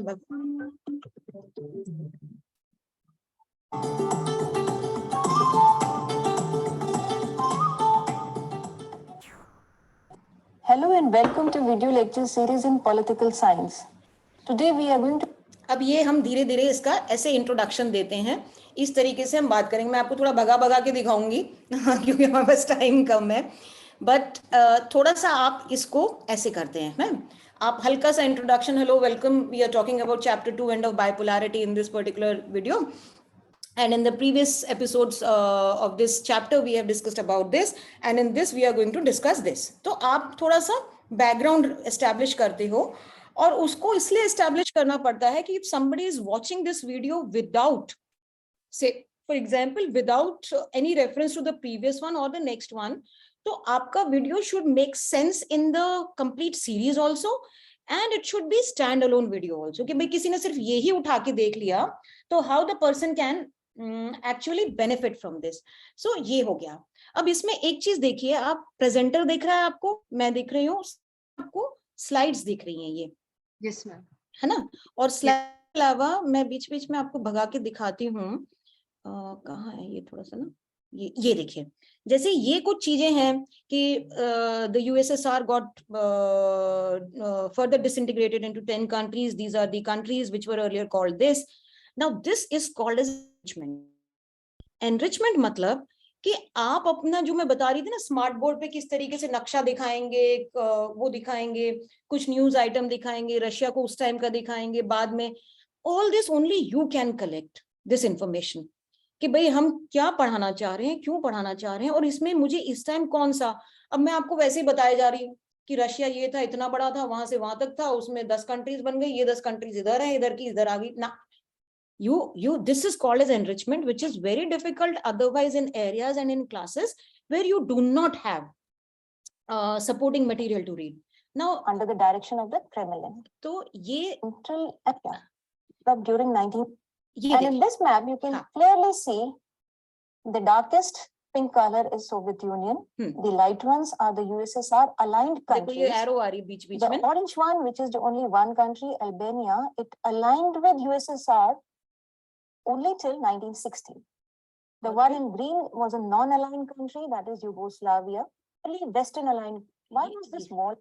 The Berlin Wall is considered to be one of the greatest, and the Soviet Union, which were the part of West Berlin. Watch it. Now in the second map, we'll see watch it for on right and the 20 Soviet seconds. Union. Similarly, the Berlin was also divided into 4 different parts. Now, as you can see in this map of Berlin city, on right hand side, you see the East Berlin, which is the Soviet sector.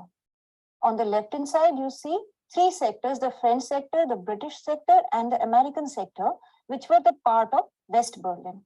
Now, in the second map, we'll see this blue line that encircles the western part of the city is the Berlin Wall. And the Berlin Wall stood from 1961 to 1989.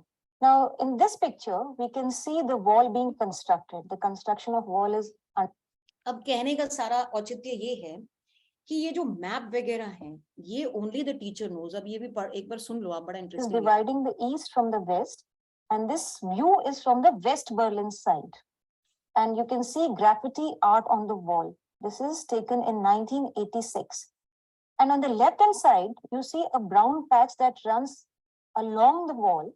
And this is called as death strip, where the guards had a standing shoot to kill orders against anybody whosoever tried to escape. Many people, in order to escape. So coming back to this, where is this zone? So coming back to this, I don't know if you can see me, पर ये screen पे चले जा रहा है, कोई बात नहीं. ये आ गया ना. So so this is called as enrichment. Now enrichment, how do you do enrichment? मैं आपको एक और example दे देती हूँ यहाँ पे. Suppose I open any file, I open any recent file, ये वर्ल्ड ऑर्डर खोल लिया. मान लो मुझे इस पे भाषण देना है, मतलब sorry, I am so sorry, मान लो मुझे इस पे लेक्चर देना है. अब इस लेक्चर को मुझे एनरिच करना है, ठीक है. तो all my dear colleagues, when you are writing this 3500 word का ई टेक्स्ट लिख रहे हो ना आप तभी एक पैरेलल लाइन फाइल खोल लो जिसका नाम रख लो enrichment module, enrich module XYZ, जो भी आपका कोड है, बट आप 2 लाइन पैरेलली खोलो, 2 फाइल पैरेलली खोलो.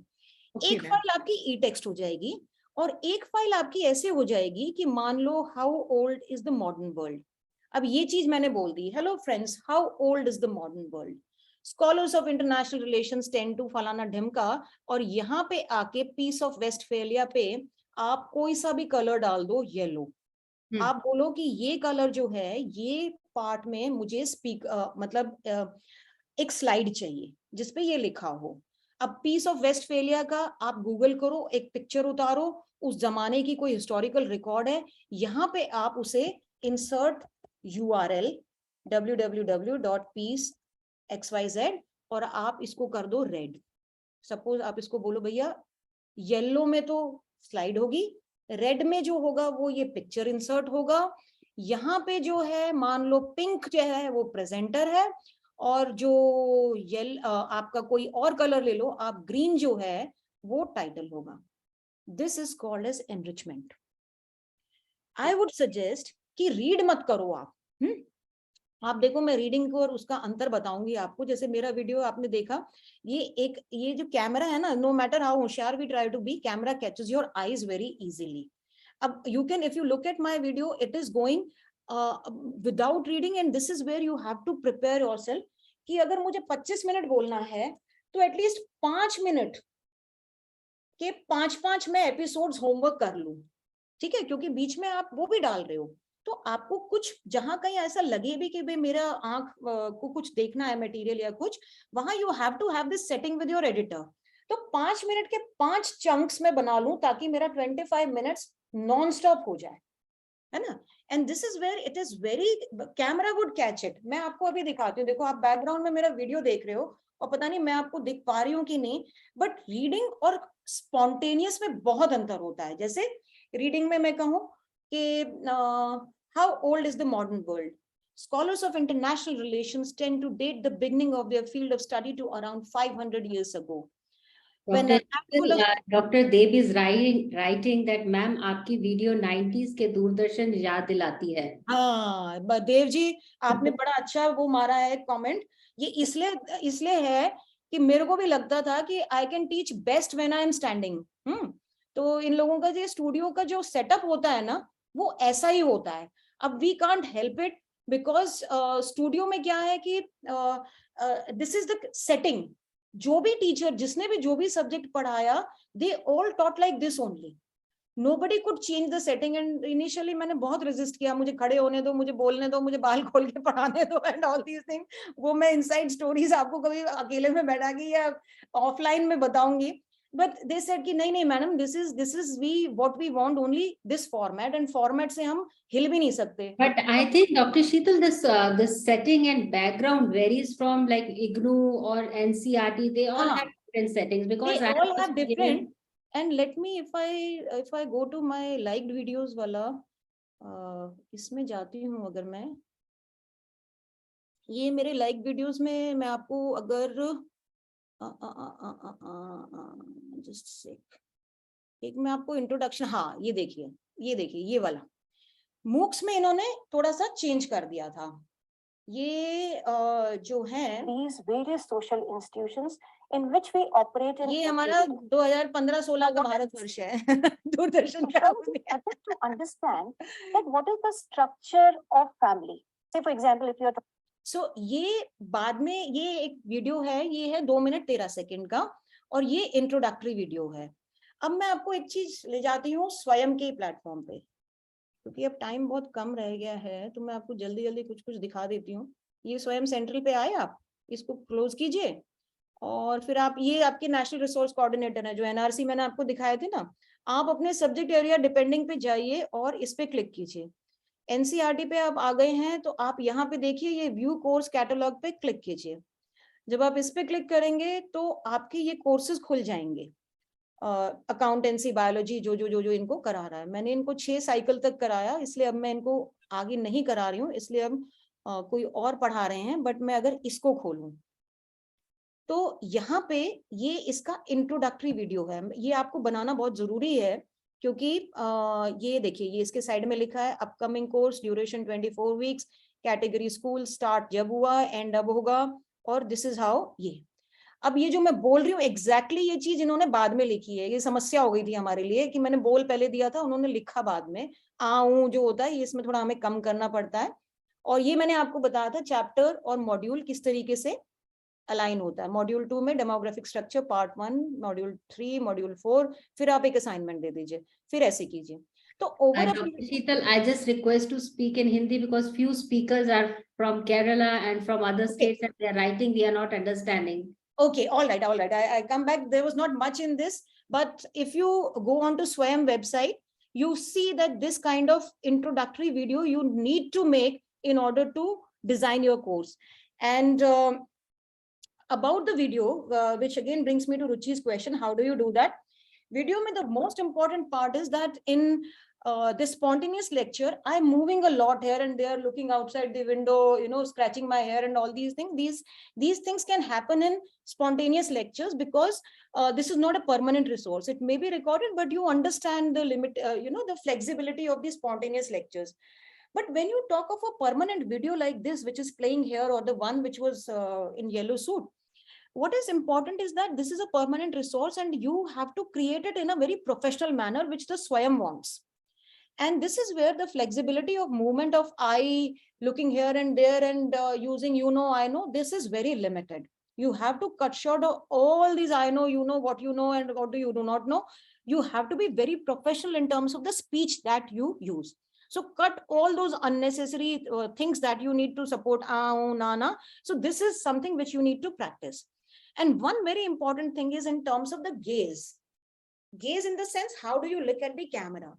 Because this is very difficult to come, and I've shared my personal experience. When I went, I was looking this side, that side. The studio man said, the director said, madam, there are 13, 14 people around. Somebody is for audios, 4 people are for lighting, 2 are for camera, 3 people are with headset, 4 are for preling this.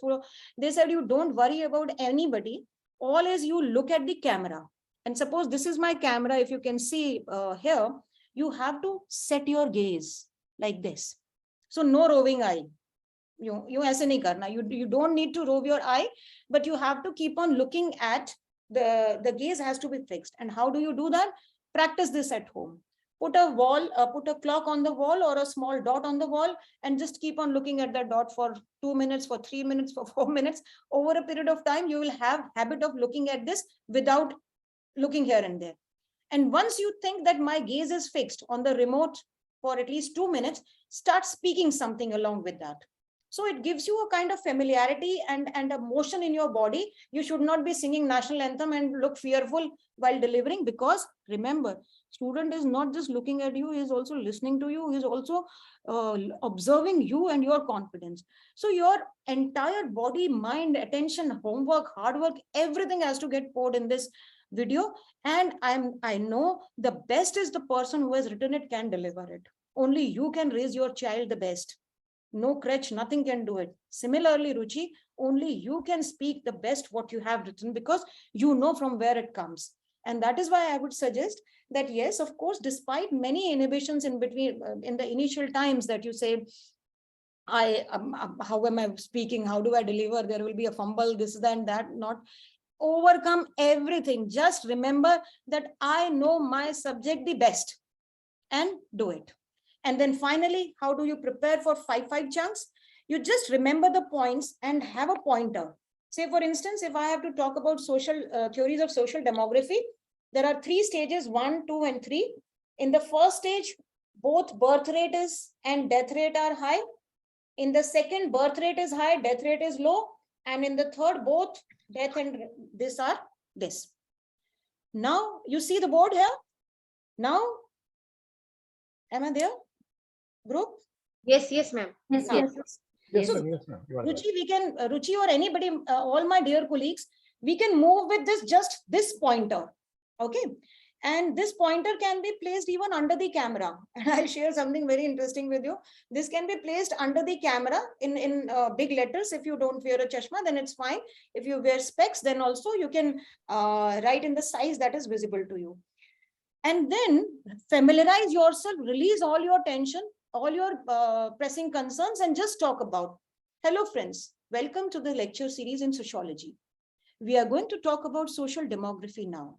In the previous lectures on social demography, we have understood various aspects of social demography, how theorists define social demography, and what are the various criteria they use in order to classify population in terms of certain categories, groups, communities, and classes. Today, we'll discuss one of the interesting theories of social demography. And this is something where we tend to understand the change in the population of a given country, society, region, or nation in terms of 3 stages. So what are these 3 stages? The first stage of social demography is the condition or a situation where both the death rate and the birth rate of a given community are high. Now, what are the reasons for this? Cut it. Now, this is how you have to go about rehearsing what you how do I come back on the screen? I don't know. Yes. Yeah. So how do I see myself? So you just prepare yourself in the sense that I have to speak for this much time. and this is what I speak. And this is fumble. If fumble occurs, let it happen. If it does not, I'll show you a great fumble here also. This is something which I have recently recorded for school students. And I share something, this boy is my son. So he has seen me since childhood. He has been seeing me doing this. And there is a great fumble. I'm doing this, but then it goes. Routinely, it goes in the sense that this is, and look, the gaze of the boy. This was such a difficult thing to tame. He was all around in the studio. I said, please, I'll tie your neck on a scale. But then he did not listen to me. So finally, what I did, I hung a piece of paper below the camera. I said, you have to just look at this dot only, nowhere else. So you will see, even when I'm talking to him, he's looking at the dot or looking at me. So, these are the simple steps, like a childlike process of learning, where now also he's attempting to see that dot only. He was so scared of me, so he started looking at the dot. So the thing is that, how do you tame your gaze, how do you prepare your content, and how do you deliver? In all, the complete 4-quadrant package will shine only if the entire effort is yours and yours only. I think I'll end here, and if there are any questions, so I can take those questions up. Thank you so much, ma'am, for telling these things in so much in detail. Thank you so much. Can I keep in contact with you? Can you share your number or email ID? Yes. Before I end, something very important. And this is, please note it down. How am I taking you to this journey?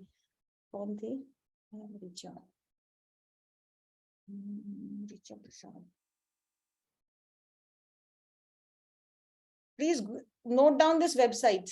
This is Swayam Empli.net. And after my lecture is over, please experiment with this. Sanjana ji, aapne pehle dekha hoga zarur, huh? Definitely, I have seen and I have given many SWAM MOOCs lecture also in IGNOU. Acha. So, ye scope of work is here, eligibility is here, guidelines are here, and submission for proposal is here. And to the colleagues who are new to this, you choose your level, undergraduate, postgraduate. In the drop-down approach, please use your choose your subject, and within the subject there will be another drop-down arrow, which is this. Say social stratification. Click here to open the syllabus. The syllabus will open, and this is what you have to teach in the entire course. Okay. So you have to design your course. Okay, 24 weeks, 6 weeks each. One this. This is how I design it. Or you can go to another one, Indian sociological traditions, reading ethnographies, whatever. I think, let me take this. Excuse me, ma'am. That means they are defining the course content that we have to teach in MOOCs. Absolutely. Aapko kisi framework mein to you have to operate, na? Otherwise, you will teach anything under the sun. But you have to follow UG. Okay, the syllabus is defined for that. Syllabus is defined, but within that, you can always be interdisciplinary. Say, for example, if some of you say, ma'am, the drop down does not have my discipline. Okay, let it not have. Choose your sister or closest discipline. Say, for example, philosophy is not there, then you can go to at least psychology and sociology, or even political science. If commerce is there, how can you integrate? And that is why I say, if gender studies is not there, at least in sociology, there is some scope to teach on gender. There was gender and violence. So this is showing an interdisciplinarity. So if you do not fall exactly into the subject area, at least experiment with other areas. So I think I can offer a couple of courses in political science also, because global politics or even feminism theory and practice, which is very well part of gender studies, sociology is also part of this. Okay. So yes, ma'am. You have to just scroll down and look for the opportunity available for you. Okay. And this is what you have to do. And then click here to open syllabus and registration for submitting a proposal. Every proposal goes on one email ID. So use a dummy email ID before submitting the final proposal. Why I'm saying so? Because I want you to experiment with it. So as soon as you give your main email address, so next time when you are seriously submitting, it will not take the proposal. It will ask you for another one. So create a just test email and submit a proposal, register, and see what are the various columns that you have to fill. Okay, and in that they will ask you for a introductory video like this. So you have to record a small video and submit it. Now this was done later because I was already working with NCERT, so that played to my advantage, that I just gave the link for this, so they understood that the person is experienced, so they cleared the video. Without video, they understood that the person has already worked, so this is it. But when you are submitting new, and if your such URL is not existing, then you have to create a 2-minute introductory video in which they will assess you. It's like your audition happening, and about the introduction of the course. So this is how you go about it. So now I finish, and then we. Ma'am, your contact please number or something like it, your email ID. My email ID is Sheetal88. SHEETAL 88. Okay. At Gmail? At Gmail. Shall I stop sharing now? Yes, yes, please. Few questions are there. Dr. Khan is saying that in NPTEL, the teachers have to prepare transcripts for each video lectures. They term it as an e-content. Those e-contents are combined in a unified PDF book later and passes each lecture in ascending series. And even a simple tool like MS PowerPoint and OBS Studio can prepare professional level video lectures. I have seen many teachers stammer and fumble because of camera's pressure. Then we decide to use teleprompter for them. अच्छा, साथ 2-3 प्रश्न आपने, you have asked me 2-3 questions. One is that yes, in NPTEL they ask you to produce those PDFs, but I would suggest कि आप जब PDF पे बना रहे हो ना, तो in your videos just do not read them line to line. थोड़ा सा try to be inventive and bit different, because if you read line to line, then you can always put your ebook on audio and do it. So what's your use to be there on the screen?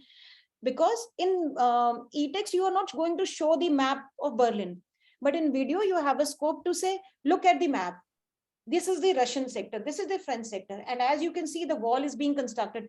So videos give you a better scope to explain. So videos are an explanatory, a much enriched part of the text that you have given. And subjects, yes, simple tool like MS PowerPoint. I have recorded if I can show you, I have recorded the complete lecture series sitting in my office, and the person had just a small video camera in his hand. And I show you, if I find that here easily. Just give me 1 second, and you would not believe such good quality videos have come out of that.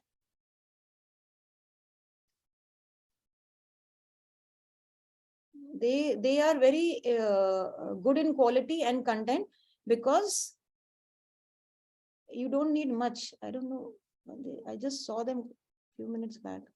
These are some of the TV programs that I have also appeared on, so I'm just looking for those 2-3 videos.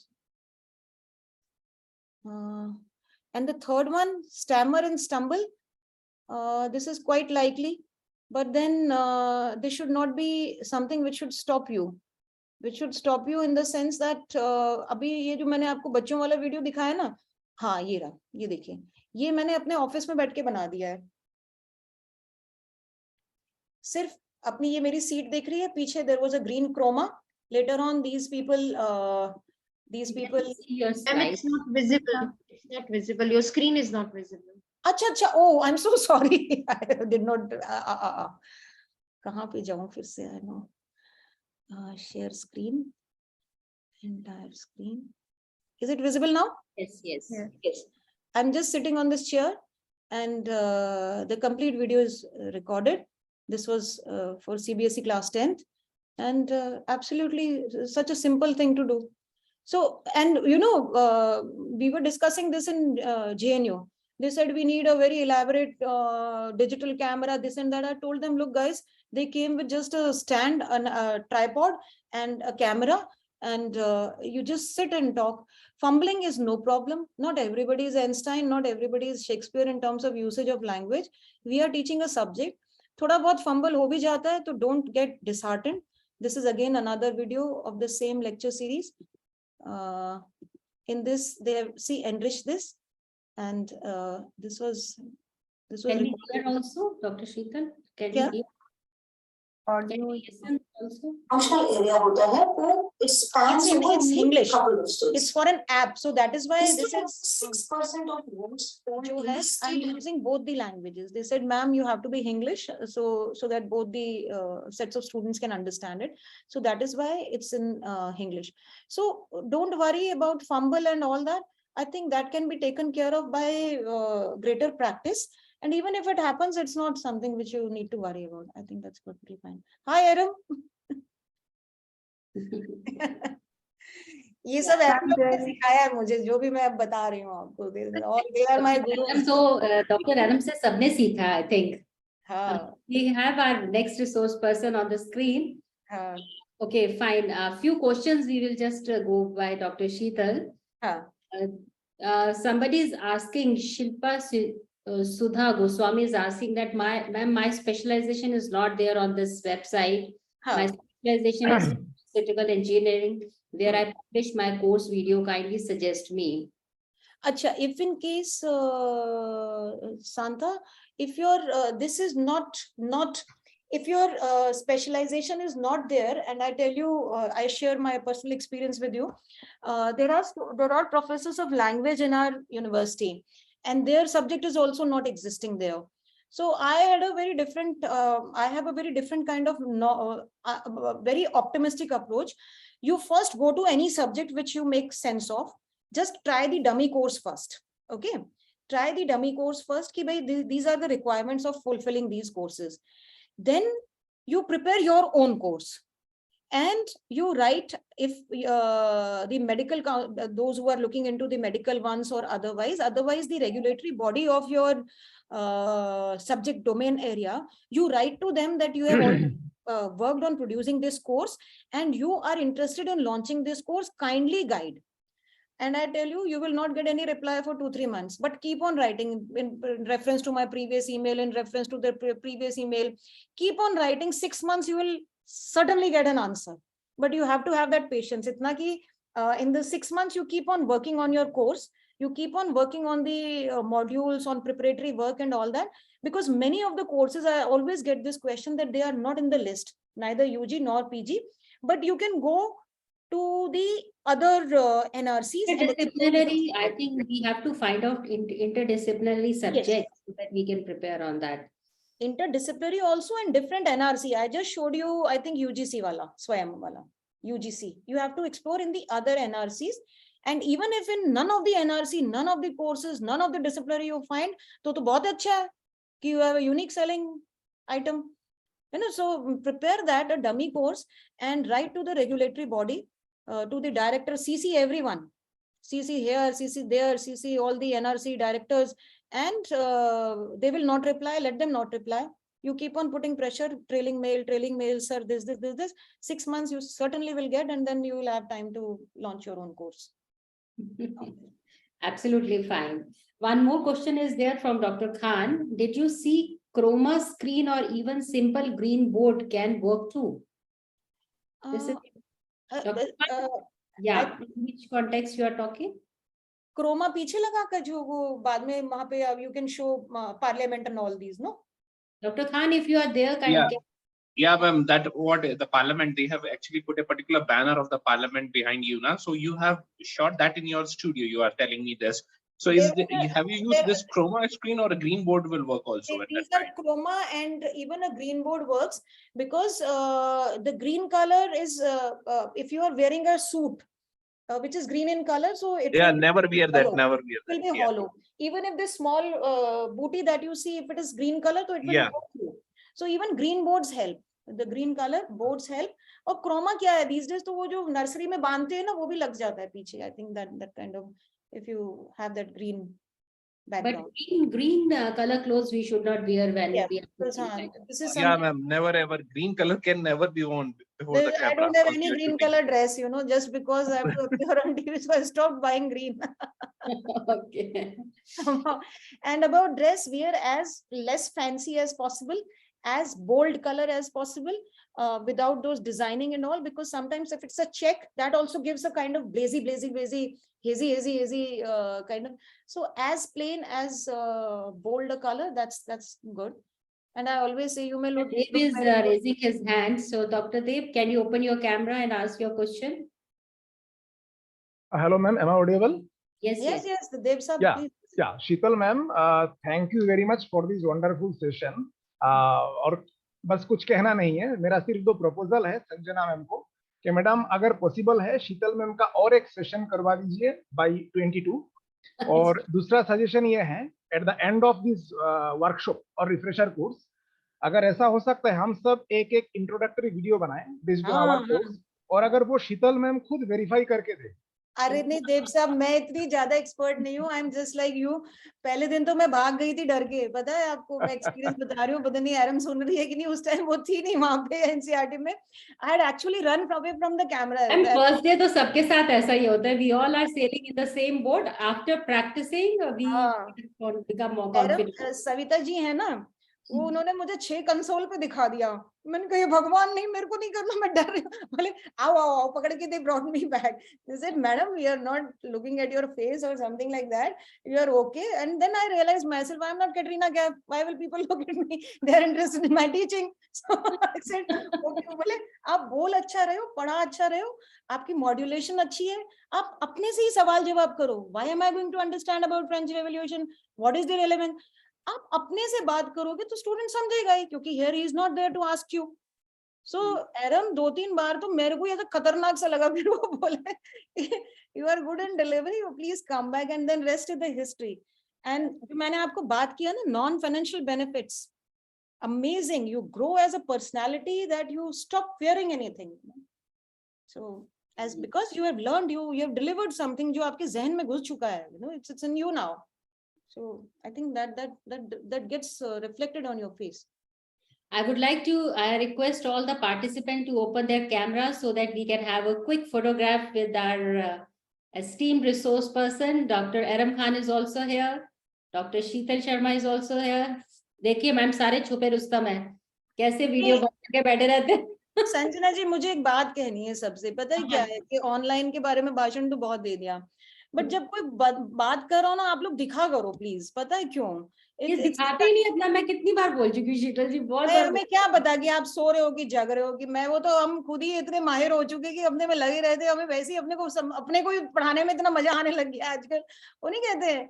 तो मेरा ये आपसे लोगों से हाथ जोड़ के वो है कि देखिए, जो अगर हम 1 घंटा भी बोल रहे हैं तो कम से कम 5-7 साल का एक्सपीरियंस और मेहनत उसमें गई है ना, तो कोई कदरदान नहीं होगा, देखेंगे नहीं, सुनेंगे नहीं, तो it does not give a, you know, आप लोगों के लिए और ऑर्गेनाइजर्स के लिए बहुत इंपॉर्टेंट है। प्लीज आप सोचो, आप पढ़ा रहे हो और आपको पता ही नहीं है सारा MC, PC, AD, KD है, LZ, ये सब अल्फाबेट पढ़ने थोड़ा ना आई हूं मैं यहाँ, नहीं।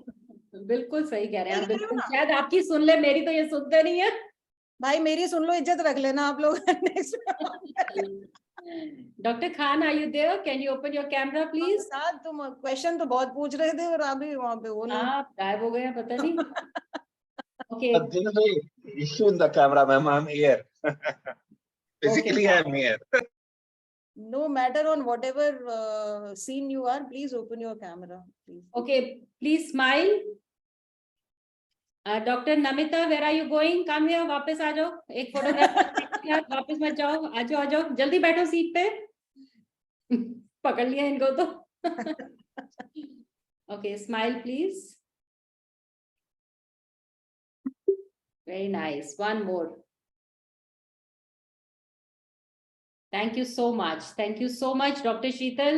It was an excellent, I should be saying excellent presentation, and you really captured continuous attention of all the participants and delivered your all points flawlessly.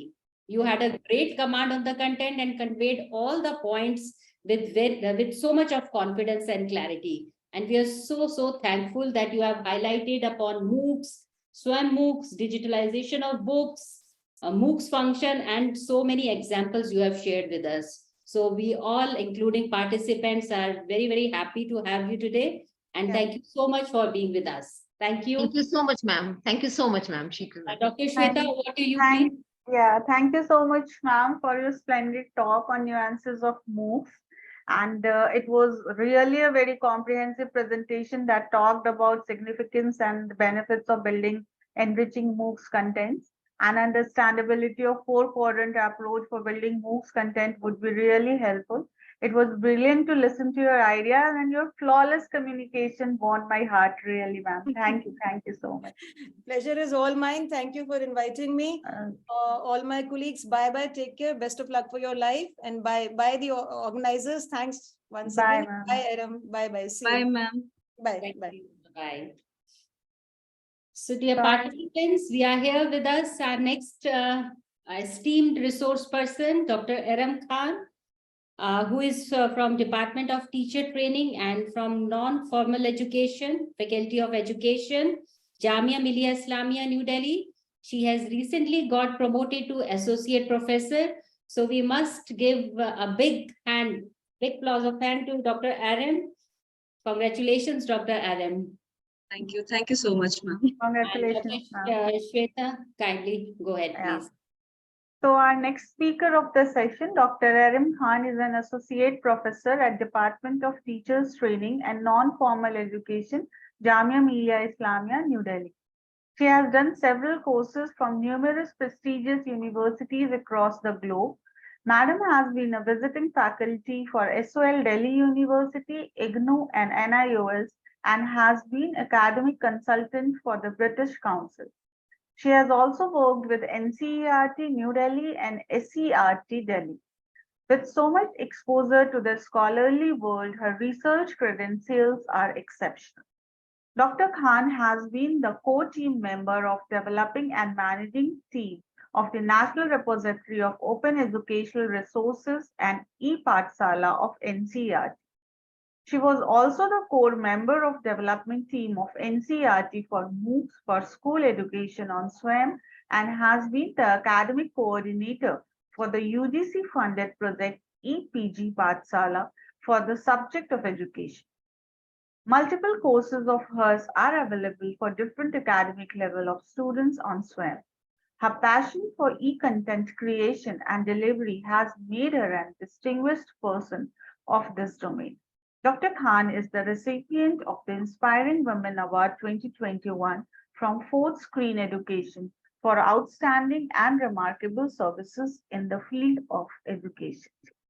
Ma'am, I request you to kindly deliver an insightful talk.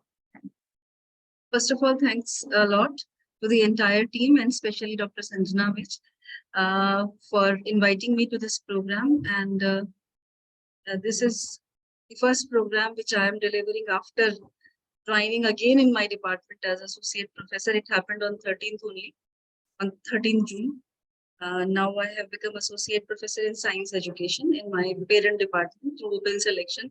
And it was a stressful time for me because of the interviews and then a lot of processes were going on. And today I was supposed to deliver the session in the morning. And because today we have got the last working day in the university, we are having our summer vacations of 1 month from tomorrow. So I again requested her, I actually troubled her for making a little amendment and she agreed. And I'm so thankful to her for making all these arrangements. I just have got an idea that because my dear friend Dr. Sheetal, she has just delivered a session before this session. So I can make a presumption that a lot of ideas related to books delivery and e-content development is with all the participants. I'm going to add on in that particular category only because I have got 2 sessions. One is today and one is tomorrow. Tomorrow's session is on copyright and e-content development in a very like using OERs and free to use content. Like once we try to make something, if we are taking content from the internet, how safely and securely we can take content which can be used in our own material. So that is something which I'll be taking tomorrow. And today I will be focusing on the interactive video content development, because this is the topic which is given to be interactive video making tools and interactive lesson plan creation tools. So I wish to discuss about many of the tools, but only taking names will not be sufficient. So I think of that maybe a few tools which I'm going to discuss. I'll going on demonstrating them so that every single participant can be in a position to develop material with the help of these particular tools. And there is a disclaimer which I wish to give in the beginning itself, that I am an ardent follower of OER culture, open educational resource culture, and FOSS way of life. Free and open source software usage is something which I have adopted. And so it means that whatever I will be talking about will be either OER or free and open. The softwares will be free and open source. Means you never have to pay any money to use the content or the software. So there is a section of society who believe in these these methods, that the adaptation of these cultural aspects have been done, because we feel that in case of education there should be nothing which is going to be compared with money. If I have got a lot of money, I would be in a position to do that work, and those who are not having, they would not be in a position to. So that is not a way in which education should adopt. So that's why we believe in force culture. So these software are for those who are rich or who are poor. Everybody can use those. So there are two tools which I first wish to discuss, and then if time will allow, then we will move on seeing some more software. So the first software which I personally use for making videos at home, because see, there are many software, like we have got Open Broadcast Studio, OBS is there, then we have got movie maker, and you were talking about chroma setup and all. So see, everything is there, but the point is that taking all those fancy names, and then once it comes to use, then what happens, we go and check for 10 minutes, 20 minutes. Those who are very much motivated, maybe they will struggle for half an hour, and then if things doesn't work, then they will just surrender and they say that okay, अपना जो काम usual कर रहे थे वही कर लेते हैं, कहाँ पचड़े में पड़ेंगे। तो वो चक्कर में हम नहीं पड़ते फिर, और इसलिए जो सबसे आसान वाला है जिसे यूज करके आप कंटेंट घर पे बैठ के बना सकते हैं, मैं वो डिस्कस करने जा रही हूँ। And the content which is going to be produced will be of very high end quality. You can say that the material is high definition and telecast quality. और उसका example मैं आपको दिखाऊंगी, because I have already created content for Government of India स्वयं Prabha platform, और वो वहाँ पे telecast हो रहा है, तो वो भी मैं आपको बता दूंगी कहाँ पे है, क्योंकि time कम है. So let us first start with the first tool, which is PowerPoint 16. I hope कि ये पहले नहीं हुआ है discuss. क्या PowerPoint 16 के बारे में पहले discussion हो चुका है? नहीं, Have you got any idea? Okay. Okay, so I will be sharing my screen and demonstrating you from the scratch that कोई भी अगर कोई content बनाना, एक PPT बना करके उस PPT में आप अगर recording करना चाहते हैं, तो उस रिकॉर्डिंग को करने के लिए आप अपने लैपटॉप को ही कैसे इस्तेमाल कर सकते हैं। उस सिर्फ और लैपटॉप के अलावा और कुछ भी नहीं, not even a single equipment is required. And even in case of lights, like because see क्या होता है जब हम लोग रिकॉर्डिंग करते हैं, तो हमें थोड़ा सा लाइटिंग वगैरह का ध्यान रखना पड़ता है कि हमें अपने सामने लाइट का सोर्स रखना होता है, पीछे नहीं रखना होता, और थोड़ा सा लाइट्स एक्स्ट्रा रख देनी होती है। तो वो उसके लिए सिर्फ अगर आप एक बल्ब आगे लगा देते हैं तो भी आपका काम चल जाता है। And you can create good quality content, and you can even send that for telecast. And there are many platforms which can be used for giving the content to the authorities, और उसके ऊपर फिर आपको you can even earn your API scores. So let us see that like I'll show one example, and then we will start with doing the same thing, like creating one of the videos. So I'll share my screen.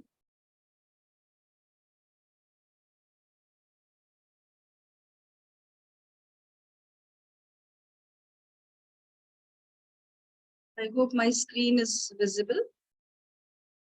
I'm Uh, going to YouTube, and because I have to show you the content, that's why I will be typing just my name. अगर आप लोग ये process follow करके जो मैं दिखाने जा रही हूँ आप अपने आप भी आप खोज सकते हो. So my name if you type, because मेरे जो projects है वो IIT मद्रास के साथ है, तो उन्होंने नाम के साथ डाला है, तो इसलिए मिल खोजना आसान हो जाता है. Iram Khan, and then there will be lists like various playlists. So these are the videos, which video lectures, the series of videos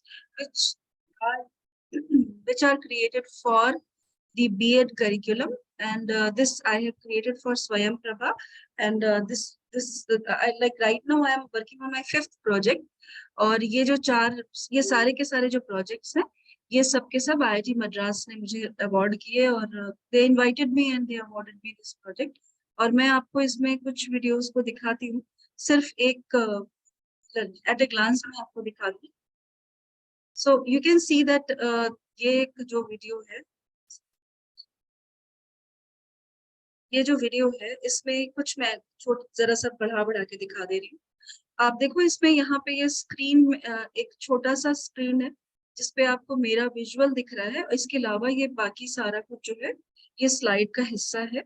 और मैं इसमें आगे बढ़ाती हूँ, ये सब डिफरेंट जो स्क्रीन के ऊपर कंटेंट है, इंसर्ट्स हैं, ये सब खुद ही डेवलप किया है, और ये मैंने घर में बनाया है खुद से बैठ करके अपने लैपटॉप की मदद से. जैसे मैं अभी यहाँ पे बैठी हूँ, सिर्फ उसके यहाँ पे बस मैं हूँ और मेरा लैपटॉप है, सिर्फ इतना ही यहाँ पे चाहिए आपको इस तरह का वीडियो बनाने के लिए. और ये सब HD क्वालिटी के वीडियोस हैं. इन वीडियोस को बनाने के लिए आपको कोई और सॉफ्टवेयर नहीं चाहिए होता है. आपका जो लैपटॉप है उसके अंदर ही अगर विंडोज 360 आपने अगर 2016 के बाद लैपटॉप खरीदा है, तो आमतौर से उसमें विंडोज 360 जो ऑफिस 360 जो वर्जन है वो होता है, और ऑफिस 360 में जो पावर पॉइंट 16 है वो मौजूद होता है, जिसकी हेल्प से आप इस तरह की रिकॉर्डिंग कर सकते हैं. सो इस तरह से ये यहाँ पे ये वाला जो कॉन्सेप्चुअल फाउंडेशंस ऑफ एजुकेशन वाला जो पेपर होता है, उसमें आई हैव गॉट 33 वीडियोस. तो पूरा जो ये पेपर है, उस पेपर को कंप्लीट जो 33 वीडियोस में डेवलप कर दिया था. ऐसे ही फिर एजुकेशनल टेक्नोलॉजी के वीडियोस हैं, तो इसमें कोई को भी आप खोलते हैं अगर, तो you will get the Dr. Aram, is it MS Office 365 or 360? I think it's 360 और 365 होगा. I think ये 365 है शायद. Office 365 होगा मे बी उसका नाम. मुझे याद आ रहा है शायद 360 है. 2016 के बाद जितने भी लैपटॉप्स लिए जाते हैं उन सब में ये वर्जन ऑफिस का वही वर्जन बाय डिफॉल्ट रहता है. PowerPoint 16 is the tool which is used for recording the videos. Okay, और ये सभी वीडियोस उसी से रिकॉर्ड, जितने भी वीडियोस यहाँ पे आप देख रहे हो, और वॉइस क्वालिटी हो या पिक्चर क्वालिटी हो, एवरीथिंग इज फ्लॉलेस, कोई प्रॉब्लम नहीं आती. तो अब ये तो इसका एग्जाम्पल मैंने आपको बता दिया. इसमें मैं अगर बैक जाऊं तो इस तरह की जो प्लेलिस्ट है वो आपको 4 मिल जाएगी. अभी 5वां जो है they are working on it. So वो जब हो जाएगा फाइनल तो वो, जैसे एक ये भी मैं दिखा देती हूँ, educational technology.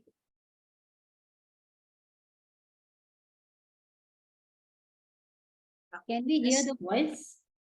You want to hear the voice? Okay. Yes.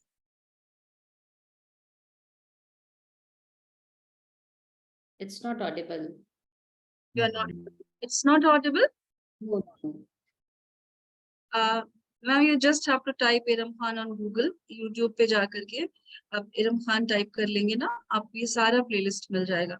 अभी टाइम भी कम है और वो उसमें टेक्निकलिटीज में मैं फंस गई, तो सिर्फ इरम मेरा नाम का सही स्पेलिंग टाइप कर लीजिएगा, और ये सारा जितनी प्लेलिस्ट है, सारे वीडियोस हैं, you can get around 150 are already on air, और बाकी जो है वो अभी डेवलप हो रहे हैं. ठीक है, तो अब मैं आपको ये बताने जा रही हूँ कि ये हुआ कैसे, इसे रिकॉर्ड कैसे किया गया है. So I have got a simple laptop, कुछ भी इसमें महान नहीं है, एकदम simple जो i5 version होता है, 10th generation normal एक laptop है, और इसमें speak in English because few participants are from fine, I will. and they're not understanding Hindi, so they are Okay, right. so okay, thanks that you informed me. It's better always. So what I was saying, that let us see that how we are. I have made all these videos. The videos which were just shown are made through the PPT recording, PowerPoint recording. So what in front of you I'm going to do, going to create a small PPT. This PPT is will be having some pages which we are going to record, and the recording is going to have a clip of my the person who is recording is also to be recorded, like the person's visual is also going to come, and this is something which is a requirement if you are going to create your own MOOCs. In MOOCs, like if you are creating a MOOC, you will be recording an introductory video, which just Sheetal ma'am was mentioning. So I'll show you how I have recorded my introductory video for the MOOC. I have offered, like I'm going to offer a MOOC. This will be from CEC's platform. The first MOOC I have developed when I was working with the NCERT. That recording happened in a very huge studio, but right now, like once it was supposed to be sent, a small 5 minutes video was supposed to be sent. So I just thought that why to go and ask for the services. That was also the time of Corona and we were stuck at home. So I recorded my video at home. So I'll show you how that was recorded, and you can do it on your own. So I just have created a new PowerPoint slide. I'm going to give it a name. This is a PowerPoint, and let us make a few pages on this PPT so that we can make a recording of those particular pages. So, pages. Then I think I'm audible and visible clearly. Yes, yes. Okay. So on the screen, I'm just scribbling a few words. You make it on like random alphabets. Random alphabets I'm scribbling so that I can save some time. So what I'm trying to do is I'm just making like a few pages in this PPT so that I can make a recording and people can see that, okay, there are a few pages which are like being recorded and it is created into a video. So just imagine that these are the some meaningful words which are written. So 3-4 pages let us create. So I'm just scribbling. Even we can go for adding some photos and all. Like let me add an insert.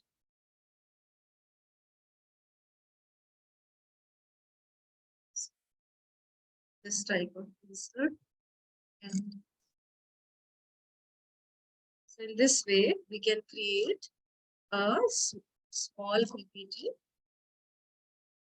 And in, I'll also let you know that if we want to take, like for the purpose of enrichment, when we create a video, we if we are just going for with the written content or my visual, then at times it becomes very monotonous. So to break the monotony, what we do, we take some photos. Either the photos should be ours, like there should be no any copyright related problem which may arise in the future. And if there is a copyright related problem even for a few seconds, then what happens, like in future, if those problems are identified by Google or any of the authorities, they will block the video. And because a video is blocked in your course, suppose you are running a course which has got hundreds of small videos, and even a single video has got some copyright related issues, so the entire course is going to be blocked. So that type of issues are very, very difficult. And in case of academics, we should be very much aware of, so that we are not in a hassle of that kind. So that is something which we are going to address, that if we are taking something from the internet in our videos as a clip or as a like enrichment, then how it would be very much safe. So like, see, just right now, while talking with all of you, I have created a small file which has got a few pages, and some of these scribbled lines are there. Now this PPT is created. I am going to record this PPT, and for recording this PPT, I'm going to use the software which is intact in the laptop itself. So for this purpose, first of all, I'm going to close my camera, so that, because like if we are making a session, I'm taking a session, so my camera, laptop camera, is being used by the Zoom or any of the applications which is used for taking the session. So that's why, because the camera is already occupied, so because of that, I have to stop my video right now. So now, once I'm going to record, the camera will start, and that particular PowerPoint 16 application is going to use the camera. So this I have done, and then now I'm going to go to the slideshow. See, I have to record this PPT, and the PPT should be having a visual of mine. So I'm going to click on slideshow. Click on slideshow. Like, once you will click on slideshow, there will be a line which will arrive. Like, as soon as you click on slideshow, that this next line is going to arrive. Here you have got a button called record. So click on that record button, and it will ask you that you want to record the slide from the current slide or from beginning. Basically, current slide or beginning, like right now I'm on the in the beginning Dr. itself. Adam, I just request you to make it on slideshow. Slideshow, so that it. Ma'am, I'm demonstrating the recording part. No, ma'am, full screen mode. Can you run your PPT? It is in full screen mode, ma'am. It is in full screen. I'm actually demonstrating the recording. Fine. Recording part. Okay. In the PPT, I am demonstrating the recording part. That's why. So click on slideshow. You have to click on slideshow. As soon as you will click on, see, the first thing is you should be having a PPT. If you have got a PPT, then you can start with this process. So right now I have just created a small PPT, and then I have clicked on slideshow. After clicking on slideshow, a small record, like a button called record, will arrive. Click on this record button. Once you will click on the record button, there will be two small notes which will come. The first note is from current slide, and the second one is from beginning. So you have to click on from, like, if you want to record from the beginning, then click on from beginning, and the entire screen is going to change like this. So this is the first slide, and I have clicked on from beginning, and this type of page, I hope everything is visible to all of you. It is being shown, and now you can see that there is nothing like on the screen, only the PPT page is there. And here I have to see that whether this page has got the that small visual opened or not. So my visual is right now not shown. So I have to select and open the camera and the microphone. So here, from here, I have selected the microphone, and here only, like you can see that there is this symbol. This symbol, once you click on the symbol, you will find two things. The first thing is microphone, the second thing is camera. So I have clicked on the selected the microphone, and now I have to select the camera. So HP True Vision camera is was actually shown, and now you can see that my visual is also shown here. I have just adjust it here. So you can see that in the side window, my visual is being shown. And now I can start recording. How it will be indicated that recording has started? You can see that here, just follow my cursor. Here it is written slide 1 of 6. It means that this entire PowerPoint presentation has got 6 slides, and this is the first slide of the 6.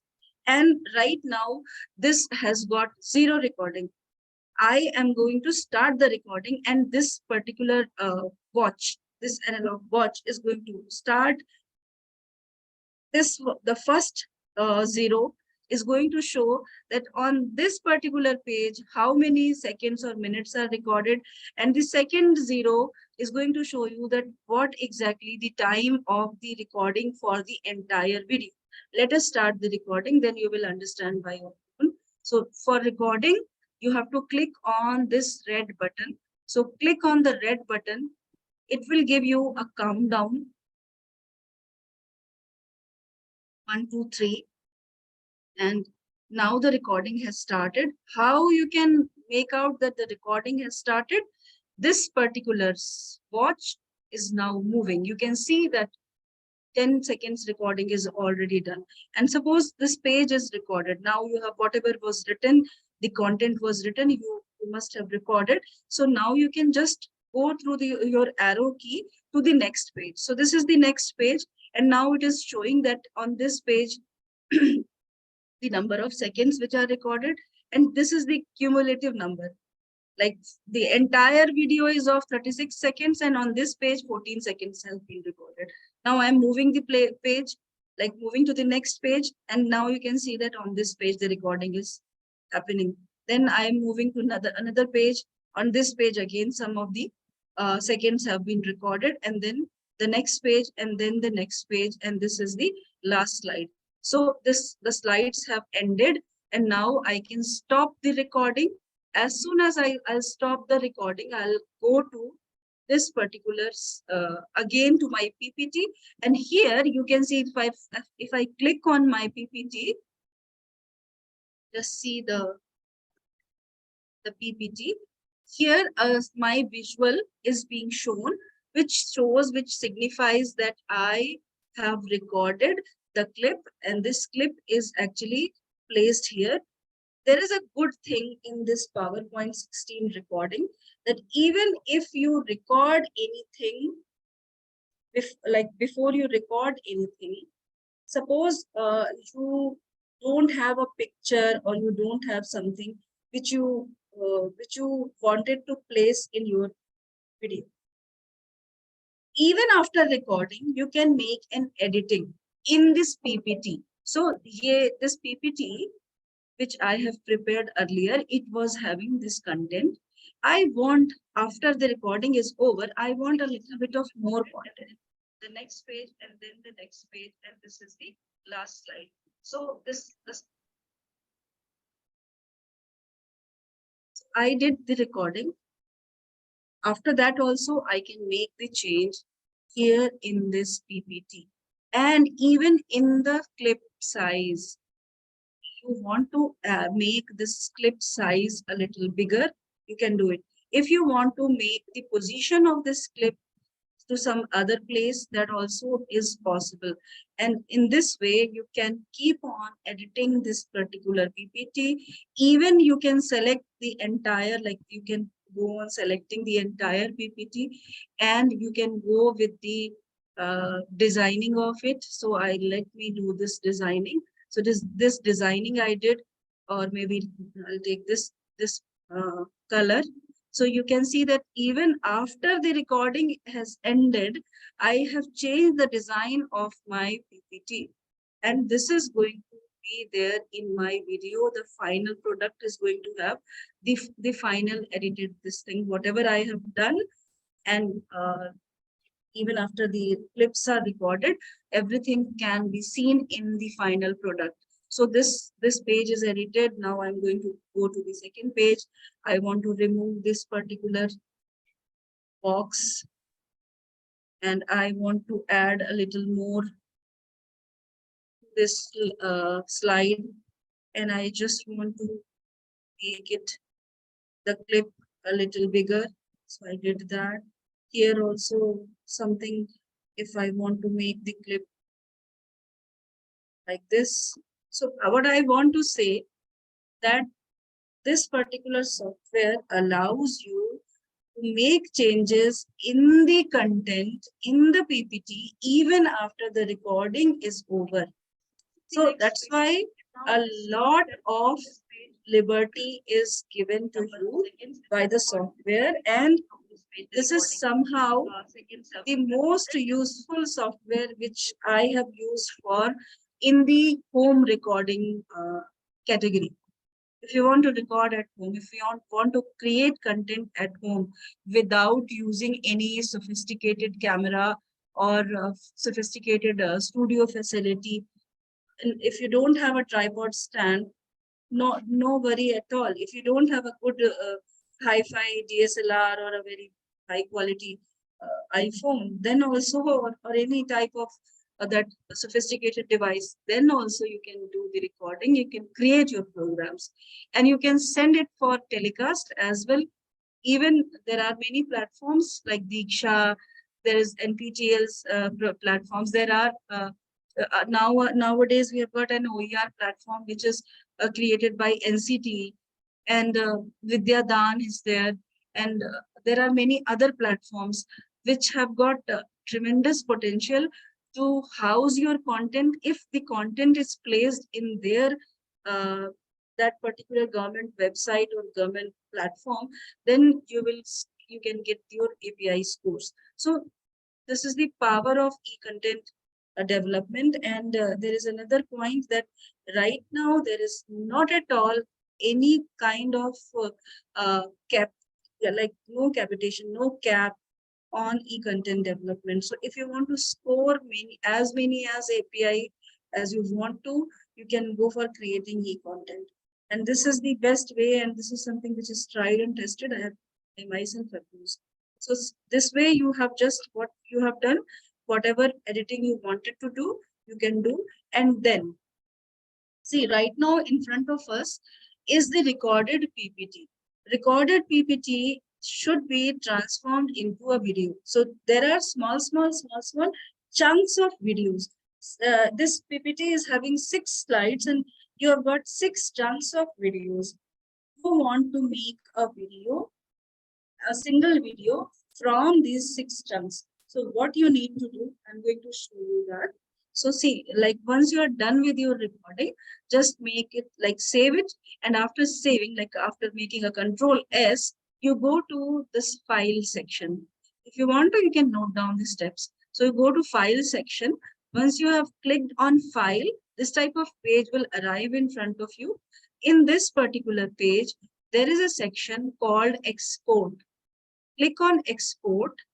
After clicking on export, another page will appear, and this has got a section called create a video. Click on create a video, and then it will ask you that what is the type of video, what is the like variety, or what is the way in which you want to make your video. Do you want to make it full HD? Do you want to make it a standard quality? Or that right now we have got Ultra HD also, but never go for Ultra HD because the Ultra HD videos are very heavy. So once you are sending it or uploading it on any of the platforms, it will become very difficult to upload. So that's why either go for normal HD or full HD. Standard quality videos are also not recommended. See, this is standard. It's very low quality. So don't go for standard. Either go for HD, or if you are creating a program for Diksha platform or maybe other Government of India platforms, then go for full HD. So this is a little bit large size, but these videos will never pixelate. So that's why go for full HD. So now we have selected a full HD pattern, and then click on this create video.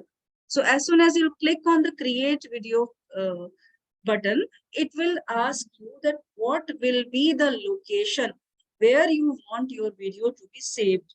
So this is the page which is for that purpose. So it is right now showing me the location of desktop, and the video, because the PPT was named as MET, so it is showing me that the video is going to be saved in MP4 format.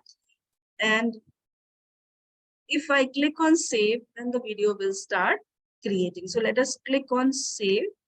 So now the video started creating. Like I'll show you how I can make out that the video is being created. You can see that here, you just see my cursor.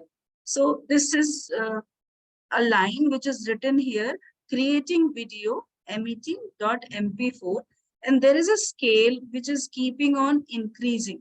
So the scale is being increased, which informs us that the video is being stitched.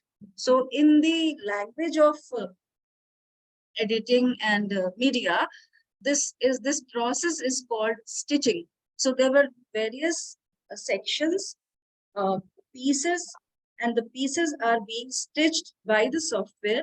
So it will take a little time, because this video which we just have recorded was not more than 1 minute or something, like 1 minute or some seconds. So that's why it will not take much time. But suppose you have created a video of around half an hour, or maybe like my videos may range to 1 hour. Like if you see the videos on Gandhi or on Vivekanand or on John Dewey, you will find more than 1 hour's video.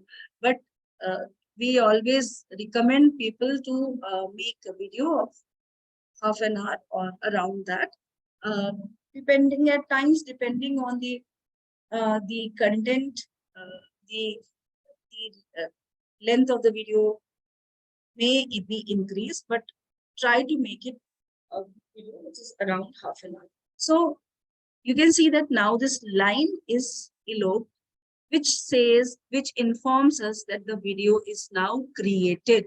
So I'm just closing this PPT. I have closed the PPT. PPT is right now placed on the desktop itself. And let us search for the video. Where is the video? This is the video. So this PPT is now converted into a video. I'm going to click on the video.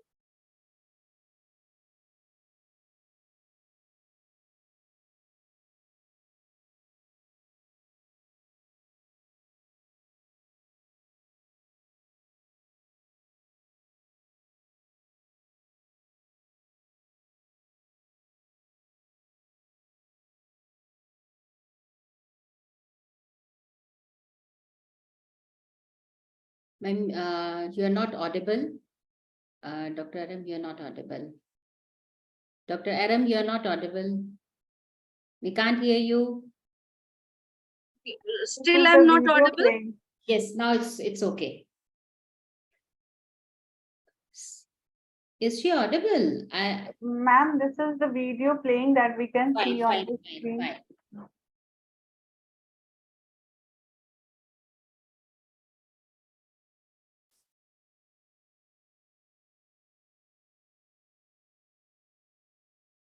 So this was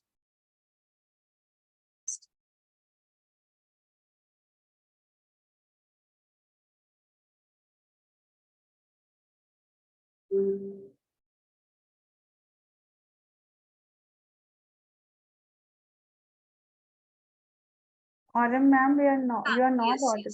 yes, I think now I'm, because I was not speaking at that point. So this video which I have just shown has got created in front of you by the use of that particular software. I hope I'm audible and visible. Yes, yes. Yes, ma'am. Yeah. So this video is having the duration. I'll let you the duration. This is a 57 seconds video, around 1 minute's video, and it is created just in front of you. Nothing, not a single software, not a single device extra is used. I've just used my laptop, and in the laptop itself, this slide recording feature is there, which can actually capture your slides along with your own visual. And this way you can create HD quality videos, which can be sent for telecast, which can be uploaded anywhere. And if you have created something and you don't find it that much useful that you can actually send it to any of those platforms, YouTube is always there. See, if you are Dr. Chalani is writing that your audio and video of your recording was not audible. So can you just play once more so that we can see, if possible? Ma'am, I guess ma'am was using her speaker for this Zoom meeting. That is why it didn't get recorded in that PowerPoint. Because in my system also I was trying. Possibility. Yes, yes, yes. Okay, fine, fine. Ma'am, you are Yeah, not. that's yeah. That is the same thing which I was about to say. Shweta ma'am, you have just mentioned. Actually, in all the laptops there are single speakers or and a single camera. So because I am right now demonstrating as well, I can listen everything which I have recorded. So in this video, I can make sure that the video which is gets recorded by this PPT 16 software, the audio and the video both are captured very properly. And if you want to see the examples, that like this one I have did in front of you, you want to see the actual examples, you can just go on YouTube and type my name and you will get the videos. And all those videos are created by this particular software only. A few videos are created by the help of another software, which is again a free and open source, which is the next software which I am going to demonstrate in front of you. That is called as Loom software, Loom application. So basically, software, basically it's a add-on. It's an application which is an add-on to your Gmail account. So let me show you what exactly is that. But before that, if you have got any questions related to PowerPoint 16, because my demonstration for PowerPoint 16 is over. The PowerPoint 16 software, like creating a video through PowerPoint 16 is now done.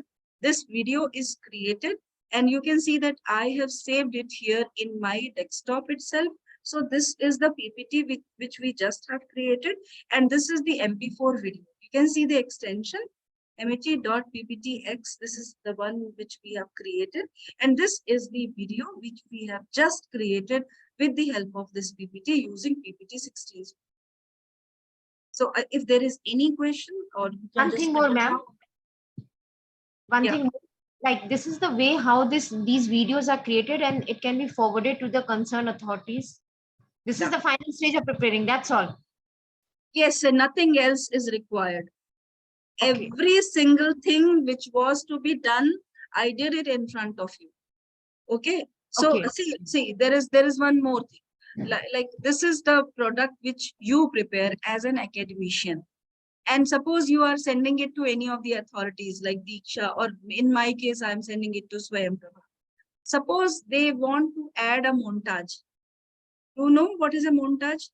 In the beginning there is some sort of animated stuff with heavy music which comes, like if you open any of my videos of the third or fourth phase, you will first see the montage of Swayam Prabha, ministry, ye, wo, sabka, all the logos will come in front of you, and then they will go, and then the rest of the things will come. So that montage addition, the authorities will do on their own. Even you can go for creating a montage, but for that purpose, you should be knowing a little more about the technical aspects, like adding music, or doing a little bit of animation. So that is also doable. I'm not saying that it's not doable. In my case, I leave it to the authorities of the projects which I am doing. So they will do and they will add. But if you want to do everything on your own, then you have to go for a little more training. I can give it to you, but right now I don't have that much time. Okay, So I was just add asking that is it okay from the side of the academician to send it to the authorities? That's this all. much is enough, ma'am. Only this much you have to do and then send it. They will do the rest of the things. And then the videos will be up on the for telecast. Okay, Then, one thing more, ma'am. Yes. Can two people collaborate together and design a course? Is it possible? Exactly. You can do for that. If you see the first phase of my videos, there is a collaboration of 3 people, 3 faculty members. That is for child development, teaching and learning, the first paper of BEd. And in that particular case, I have created that section with the help of 2 other faculty members. There are 46 videos. So some of them are done by one person, then the second person did some. In this way, we created that course. Even in case of Swayam MOOCs, see, the course coordinator will be one. Course coordinator, only one person is going to be, but that person is going to assign the task to others. So that person can go for selecting subject matter experts. See, in case of MOOCs, once you are creating a MOOCs, I think Sheetal ma'am has shown that the format of the expression of interest. Is it shown to all of you? The Yes. expression of interest, the Yes, format. on the link. Filled in format dikhaya ma'am ne? Yes, ma'am. She has demonstrated that on the side itself. Okay, then no issues then. So even in this expression of interest, once you are filling the expression of interest, after filling all the details, you need to mention that who will be the experts who are going to take part in your MOOC. So those experts can be the subject matter experts, then they can be the reviewers. So 2 separate lists are being, they are asking for. So you can go for collaborating with people for even authoring the modules. Even one person can author and the other person can make the recording. But there is a condition that if you are willing to author, you should be a teacher in that particular university or college, and you should be having 5 years experience. Any college or university, you would be teaching. You should not be doing some sort of freelance or, and even in case that means, ma'am, 5 years teaching experience has to be there before you launch this course or go for it. Exactly. 5 years. That is something which is written in the guidelines itself. Then suppose I have authored, but I'm not willing to record. This is also, it happens in many cases that a person is very well versed in writing, but is not very good in front of the camera, or is not willing to go in front of the camera. So another person can do the recording for herself, for her or him, but this person who is doing the recording should always be a teacher of that particular course. So if I am recording a video for science education, although I have not written that module, but I am recording a video for that module, I should be the teacher of that particular course. I should not be XYZ person or somebody who is a fancy person, a anchor, or somebody who looks very good but is not a teacher, is very good in diction, is very good in English, in verbal communication, but is not a teacher. That fellow cannot record for MOOCs. This is something which is written there. So the person should be a teacher. That articulation of a teacher is somehow required. It should not be a film star or a model who is going to make the recording. So this is something which is another set of the story. So this was PowerPoint 16. Now we are going to show. Ma'am, there are a few questions. One question is from Dr. Shalini, that she wanted to know if we can add if we add any hyperlink to any YouTube video, but even those things will be recorded while converting it into a recording mode. See, ma'am, in case you are doing a recording and on the screen you have taken something from Wikipedia, it might have a lot of hyperlinked stuff.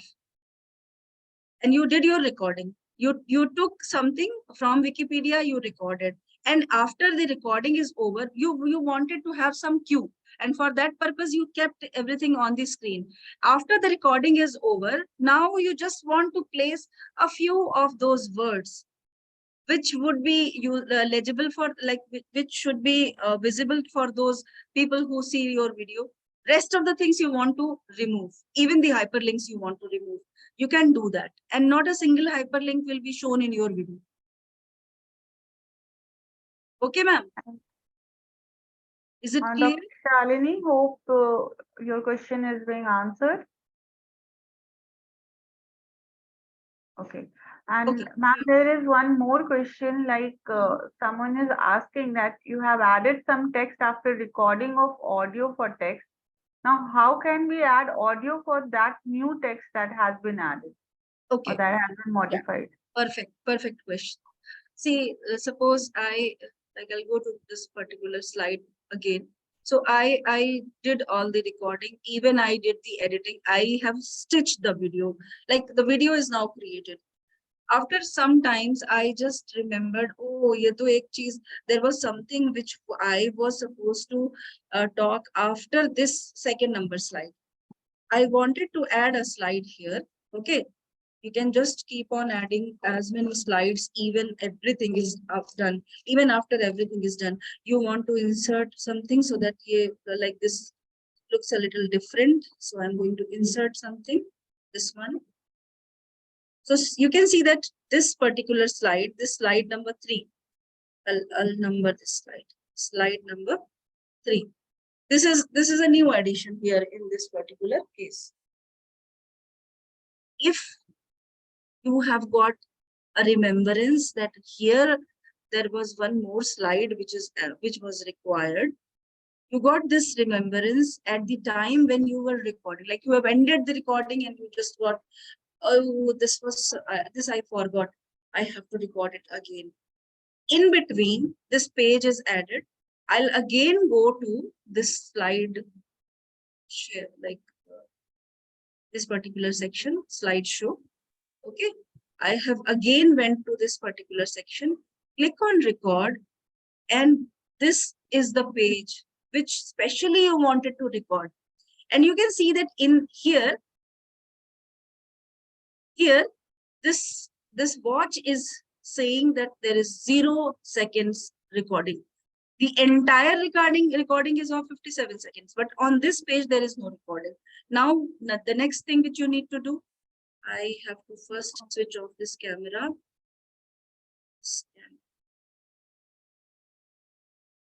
And now I can go for adding the microphone, and then I have to add the camera. And this visual, you can see that my visual is again appearing here, like it has appeared. I can again start recording. Now the recording will start after the countdown. And whatever I forgot, in between whatever I forgot and I again want to record, I can now record it. You can see that now again the watch is working on, and this entire video has become a little bigger, 1 minute and 15 seconds. And in this way, I will be recording. And once I'm done with the recording, I'll click on stop. And the recording has stopped. In between, this slide has got 25 seconds recording. And now this entire video after stitching will be comprising of 1 minute and 22 seconds. Now I'm going to, and you can see that here, the third page, which is an addition, is now shown here. This again, I can make an editing, whatever I want to do. And after I'm done with the editing, I'll make a Control S. Again, we'll go to File. I'll go to Export, then to Create Video, then to selection of the type. So that I'm selecting Full HD, and then Create Video. It will again ask me that what is the place where you want to make place this video. I'll click on like this is the place, and the desktop is the place where I want to make this video appeared. So if I click on save, it will say that do you want to replace? You have got a video of this name already. Do you want to replace? I will say yes. And it will again start stitching. the stitching is started again. This stitching process, it will take a few minutes or a few seconds. And this, after the stitching is done, you will find a video on the desktop again, as you have seen earlier in the case.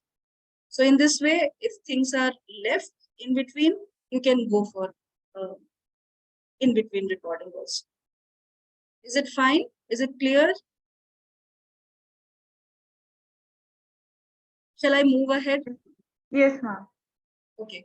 So, so this, like, it will take a few seconds and then the video will be recorded. Now I have to show you that how another software which is named as Loom works. Let us do the, like, let us get it completed. By then I am going to be on my email account. See, for Loom, for placing, like I said, that Loom is an extension to your Gmail account. Okay, so on any of your Gmail, if you have got a Gmail account, then you can add an extension which is called as Loom to your laptop or to your system. And I already have got the Loom extension with me. This is the like, if you follow my cursor, my Gmail is right now open in front of you, and this is the extensions folder. So if I click on this extensions folder, you can see that this blue chakra, and it's in front of it, it's written Loom Screen Recorder and Screencast. Even I've got another software which is called Screen and Webcam Recorder. There is another which is called as Screencastify. There is Camcorder. There is Camtasia. There is a long list, but all of them almost do the same activity. Screencastify. Earlier I was using Screencastify. I used Screencastify for a long time, but after that, when I tested this Loom, it is better than Screencastify. Why? Because in case of Screencastify, small videos were created, 5 minutes to 6 minutes. Like, there was somehow a foundation of time. But in case of Loom, there is no any foundation. Even you can go for creating more than 1 hour video on Loom. How to do that? So see, if you have got an extension, I'll let you know how the extension can be added. By the time I'll see that whether it is stitched or not. It is stitched now. How I can make out that it is stitched? You can see that there is not a single, like, there is nothing written here. So that stitching pane is now eloped, which means that the video is already stitched. So I'll go to the desktop, and this is the video. The video is already created, and I'll just open it to show you that this is more than 1 minute. So you can see the video is more than 1 minute, which means that the between part, this is the page number 3, which we have. So this is the part which we added in between. Okay, so this was basically that PowerPoint 16. Now we are talking about the Loom platform. So the Loom extension is shown like this blue colored chakra. Click on the Loom, like if you have got this extension in your system, then you just have to click on that chakra, and then this type of page, and hide this.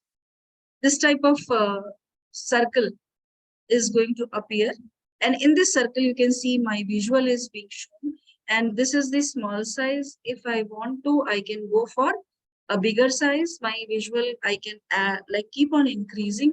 Even I can go for a full screen. Like, this is the biggest size in which this particular software allows me to show my visual. So any of the size you can opt for. So I will go for the small size.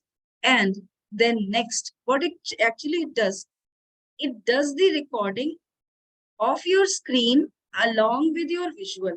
So on the screen, you have to display. Suppose you want to to do some demonstration, or you are doing something over the internet and you want to do some demonstration and you want to record your visual as well. So at that point of time, this is very useful because in this case, you need not make any PPT.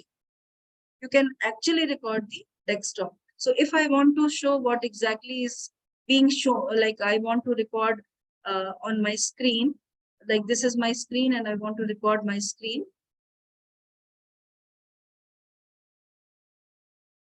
I'll select my screen, what exactly is to be recorded. So I have selected the screen. Then I have to click on share. Countdown, and now the recording has started. You can see that this is the watch. It has started in the side. And even if I want to demonstrate this part, I want to demonstrate this part of the email, that here you can add labels and all. And because it was being like shadowed by my visual, so even I can move my visual. See, recording is going on. There is nothing which is being not recorded. I am recording as well. I can move my visual. So I can move it to anywhere. At the moment I have moved it to here, I just explained, okay, these are the labels. And then I just again want to make it available here. And then I want to show something which is on my screen. So in this way, I can just show you that what exactly is on the screen. So I want to demonstrate that on 16 June, something is happening. On 17 June, something is happening. I want to go to the below part. So I am working on my screen and I'm also making my recording done. So in this way, I can demonstrate every single thing. I was editing one video of mine, and for that purpose, I was actually searching for some of those visuals. So that particular screen is also open. So I can show you that also right now. Whatever screens were open, you can see that on my screen I'm opening those, and my visual is appearing in front of that particular thing, and the recording is also going on. In this way, we can keep on recording, and once we are done with the recording, you just need to click on this red button. The recording will finish and your video is going to be shown to you in your drive.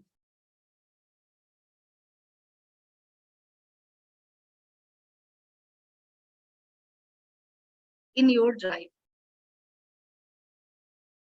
This is your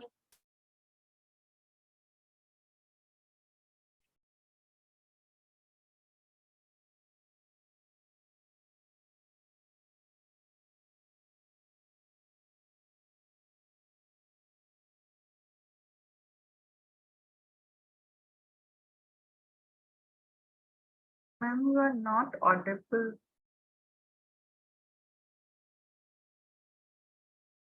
Ma'am, you are saying something?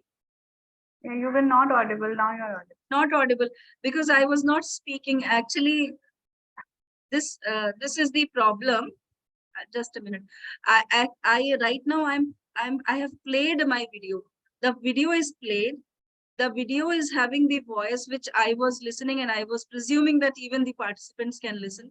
But because I am right now on Zoom and my speaker is being used by Zoom, and that's why that video is not audible to you. So right now in front of you is a video which is recorded just right now in front of you, and it has got audio as well as video. You can even make on like keep on changing the visuals. If you want to do a little bit of trimming, see, if you after the recording is over, you have seen something which you just want to remove. There is a clip in this particular case. This recording is of around 38 seconds. Okay, so you want that in between from 15 seconds to 18 seconds, there is a section which I was cuffing, where I was cuffing. So I just want to remove that portion. So there, that also can be done, and that can be done. You have to go to the applications part, and you have there is a trimmer. So that trimmer can be used, and you can just remove that particular section which you want to, and then your video will be free from that cuffing part. So Loom platform free hai, it's fully free. It can be added as extension to your Gmail account. I'm going to show you how you can add an extension of Loom to your Gmail account. For this purpose, if you want to add an extension of Loom to your Gmail account, for that purpose, you have to have a Gmail account first, and the first thing which you need to do is to open your Gmail account. So right now my Gmail account is open. Okay.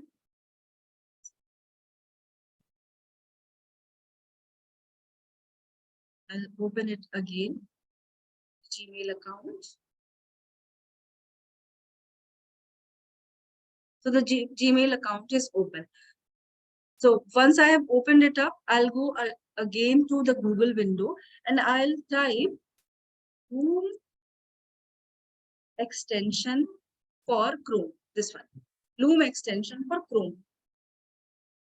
The first search result is going to take you to the Loom screen recorder and screen capture extension page. Okay, so click on this Loom screen recorder and screen capture. It will say that because I already have the Loom screen recorder extension added to my Gmail account, so that's why it is saying that remove from. Do you want to remove it from Chrome? But I don't want to. So those you don't have, for them it will show you the message that do you want to add Loom as extension to your Chrome? Click on that particular line. In this place, you will see you want to add Loom as extension. Click on that. It will ask you to do a small kind of login thing. Login to again. Like it will give you some small steps which you need to follow. And then the extension of Loom is going to be added into your Gmail account. In the extensions folder, which is of this type, you can see this Loom screen recorder and screen. This is a screen capture application. This blue chakra is going to be shown here. Whenever you want to start Loom, just click on this particular part, and in a few seconds you can see that particular round, like the circle, where you can see your your visual. And once you want to start the recording, you can just click on the start recording section. It will ask you which screen you want to keep in. So I am going to click on the entire screen, and then here, and then it will give you a small countdown of, and then the recording will start. And how you can make out that the recording is happening. Right now I'm on my screen, and I'm doing some recording, and this watch is basically showing me that the recording is happening. Okay, once I'll stop the clock, the recording will stop, and the video which is just recorded will be shown to me. This video even can be trimmed. If I want to, I can make changes into like some small editing can be done.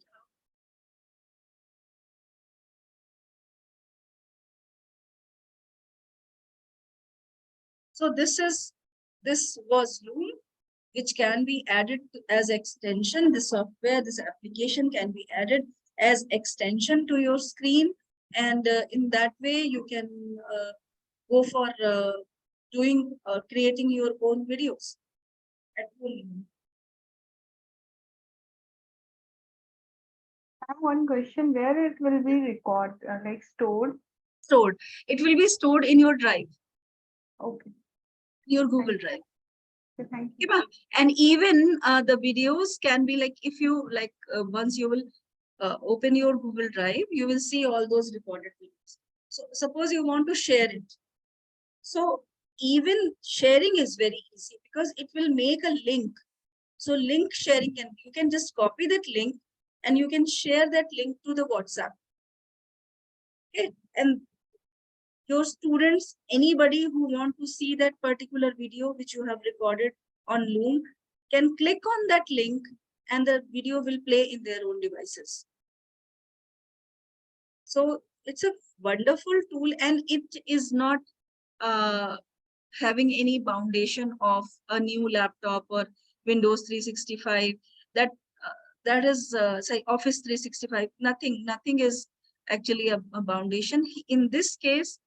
In any of the laptops, see, suppose you have got a desktop, like there might be a few people who think that maybe on a desktop, if you have got a desktop and in that desktop screen you have added a camera, then so you can do everything which you can do with your laptop.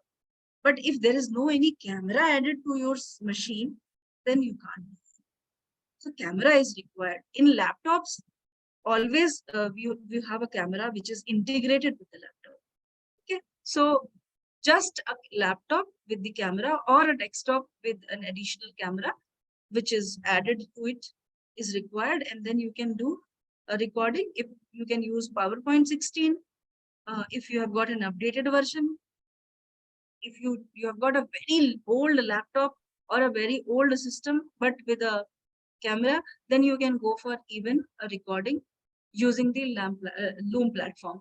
Loom platform is specifically more useful if you want to, you don't want to make a PPT, you want to create the video of the entire screen.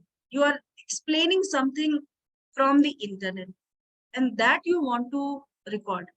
Like right now, which whatever I'm explaining, if I want to record it, I can add the Loom, like I can open the Loom recording and keep on making the presentation. It will also record in addition for me, and that recording I can share. So that is also a possibility. At times we do that and create videos with the help of Loom. So I think this much is enough. If you want to know more about any of these things, then you can even ask questions, and you can keep on noting down the questions. I can answer them even after the session. Yeah. Participants, any question? Participants are writing very informative session, ma'am. More practical knowledge is required, very practical solutions for recording. Thank you very much. Very insightful session, which we can inculcate easily in our day-to-day life. This is an excellent tool, ma'am. This recording screen. Okay. So wonderful. So any questions, dear participants, you can just unmute your audio and you can just ask directly.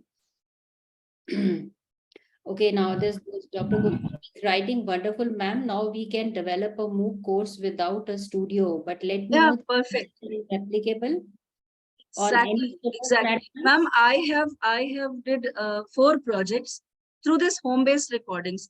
In 2020, when first time I got a call from IIT Madras for this home-based recordings, that was the time when I was even hesitant कि मैं कैसे करूँगी. It is very difficult because I was habitual of recording in a huge studio with a lot of assisting support staff. Here you are doing everything on your own. But actually, once you are doing everything on your own, you keep on creating more. If you devote 2 to 3 days and not the entire day, 3 days and 3 hours, one video definitely you can create. I did the same, and then 4 home-based recording projects were complete. 150 videos already in public domain.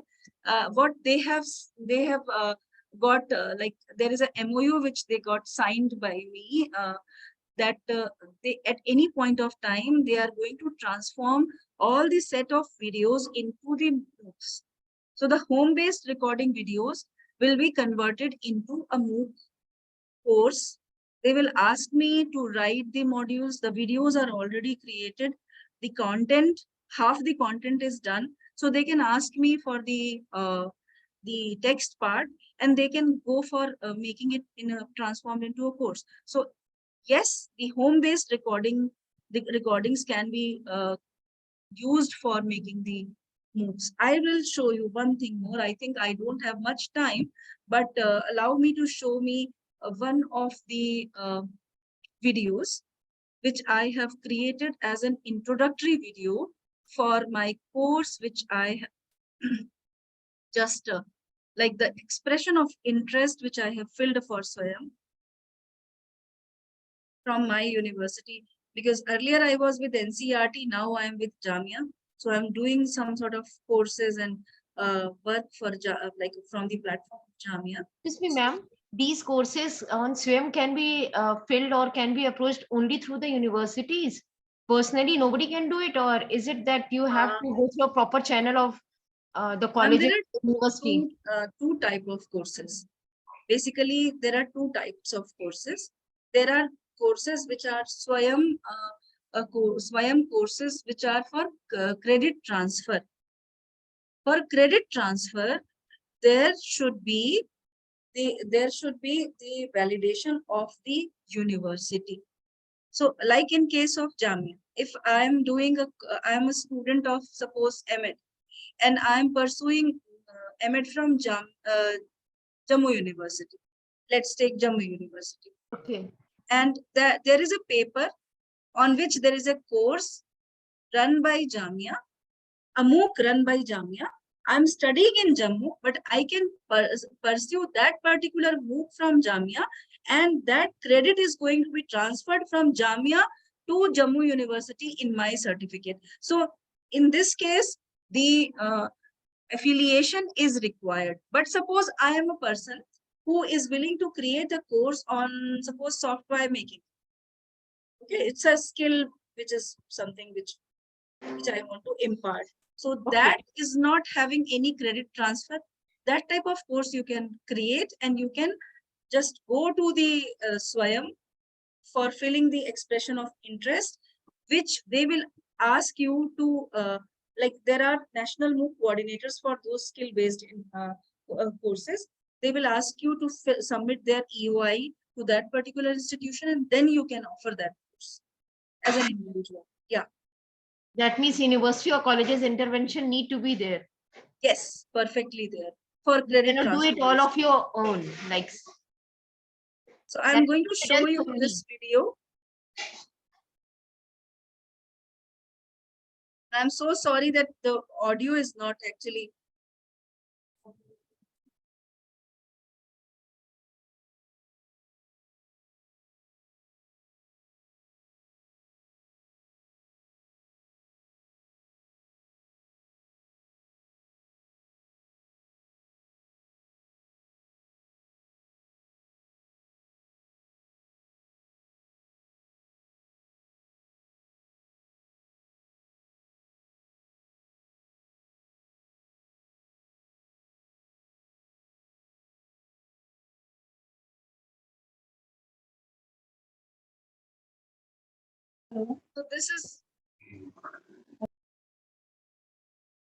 So this particular video which I have just shown, I think the expression of interest also, I'll just show how we fill the expression of interest.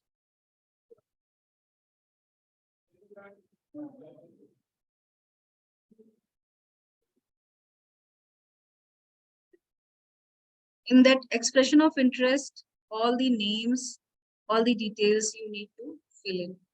So first you have to fill in about yourself, like because you are the coordinator. So you like first about the course, and then there is a section which will ask you that how many credits you have opted for. Then it will ask you that what is the rationale, the course description. Then it will ask you about you, like who is the course coordinator, what is the credentials of that course coordinator. Then they will ask you for the list of subject matter experts who are going to write the modules and record the videos, so that the entire list you have to fill. Then you also have to add the list of reviewers, that who will be those people who are going to review the videos.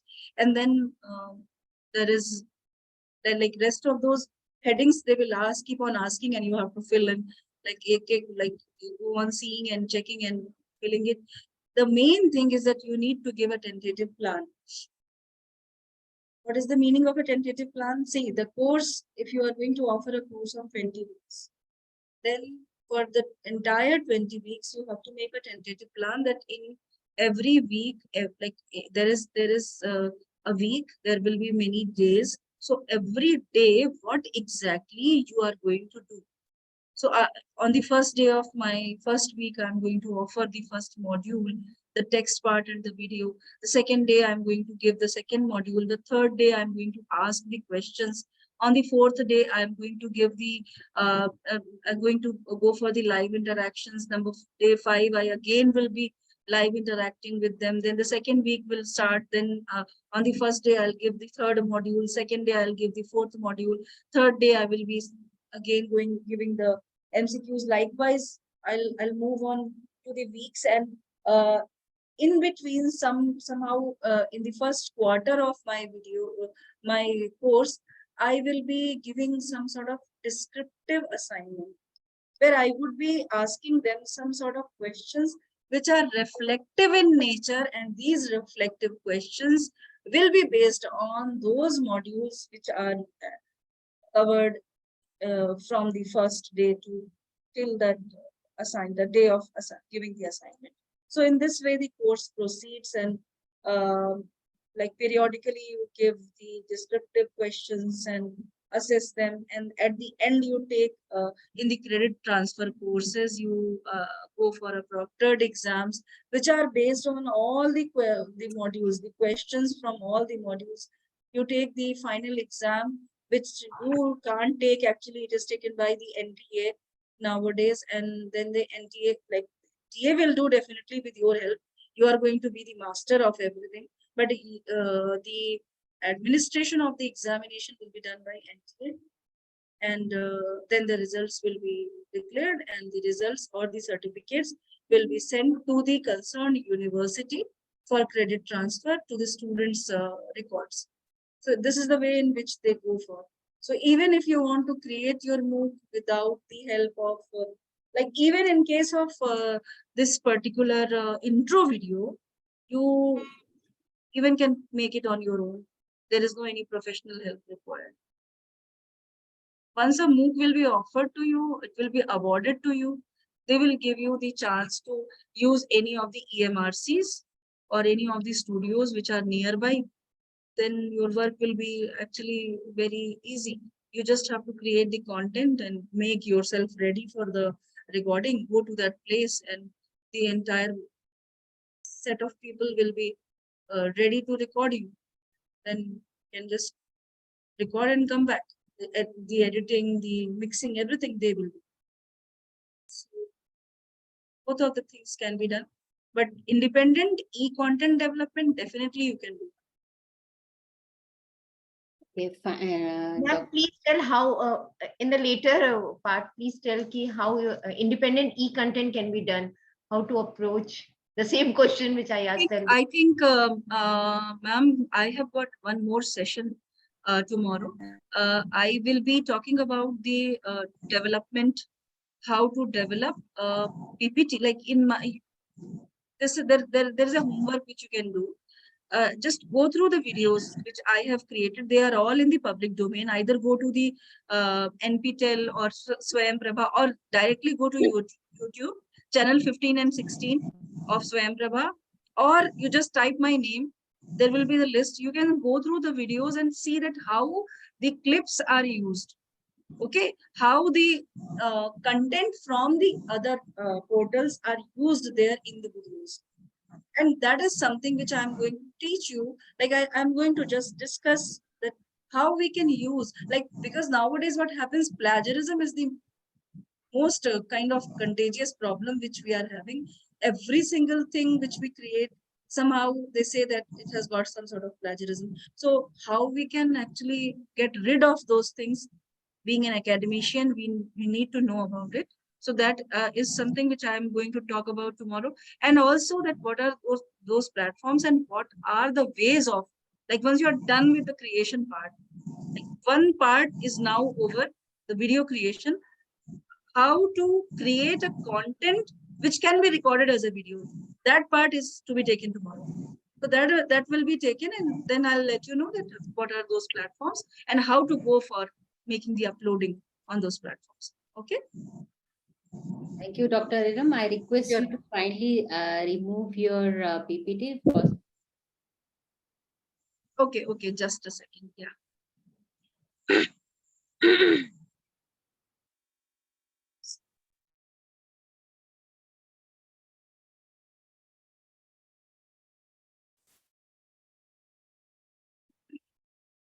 Yeah.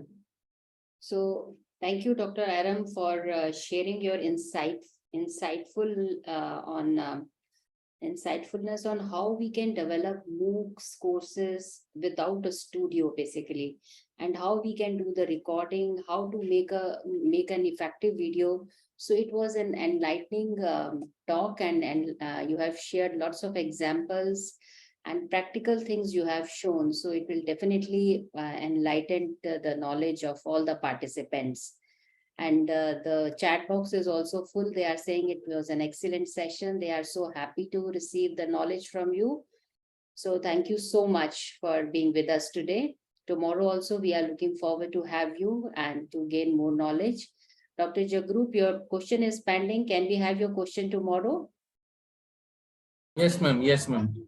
Dr. Shweta Sinha, please go. Yeah. Thank you so much, ma'am, for this captivating talk. And your demonstration on PowerPoint 16 and Loom Chrome extension was really great. And I believe the tools and other contents that you have delivered will be helpful to our participants, and they will put their learning into practice. So my sincere gratitude for sharing with us your expertise. Thank you so much, ma'am. Everybody is lighting. Dr. Ravi Deep Kaur has written excellent session. Dr. Pushpika, very informative session. Thank you. Dr. Divya, excellent session.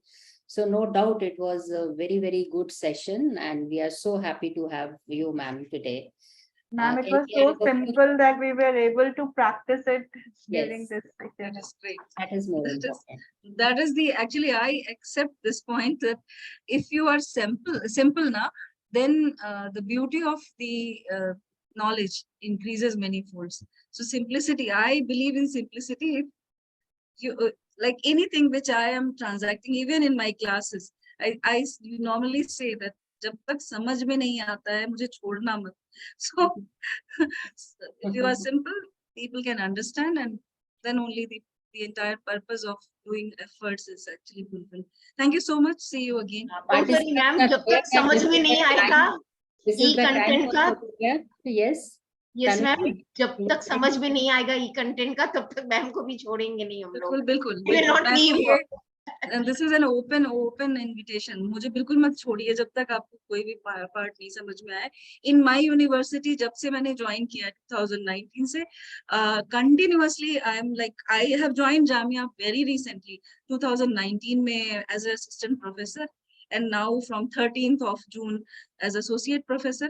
मैंने शुरू दिन से ये चीज बोल दी थी. And my vice chancellor, actually, she knows, and that's why she has given this task of training the entire school teachers and all the, because we have got around 800 school teachers also. We've got many schools in Jamia, so for every level. So the training is being imparted, and whenever they meet, they say that, Madam, because of you, we are like in a position to give all those online classes. And this is something जो पद्मश्री से भी बड़ा होता है. जब कोई teacher या कोई भी ऐसा इंसान जो आपसे ये कहे कि हम आपकी वजह से ये काम कर पा रहे हैं, हमारी वजह से कुछ नहीं कर पा रहे, बेसिकली उन्होंने अपनी वजह से सीखा है, हमने उन्हें बस थोड़ा सपोर्ट कर दिया और कुछ भी नहीं. So yes, I am very much happy. I become so delighted to see that something is being used and which was having some sort of my input in that. So I will be extremely happy if आपको एक भी चीज जो कुछ मैंने सिखाई है वो आपकी लाइफ में यूजफुल लगेगी. Okay, thank you so much. Dr. Iram, one quick photograph with all the participants. They are very happy to have photographs. Dr. Ruchi Gupta, Pooja Dubey, are you there? Dr. Sheetal Yadav, kindly open your cameras so that we can have a quick photograph. Smile, please. One more photograph.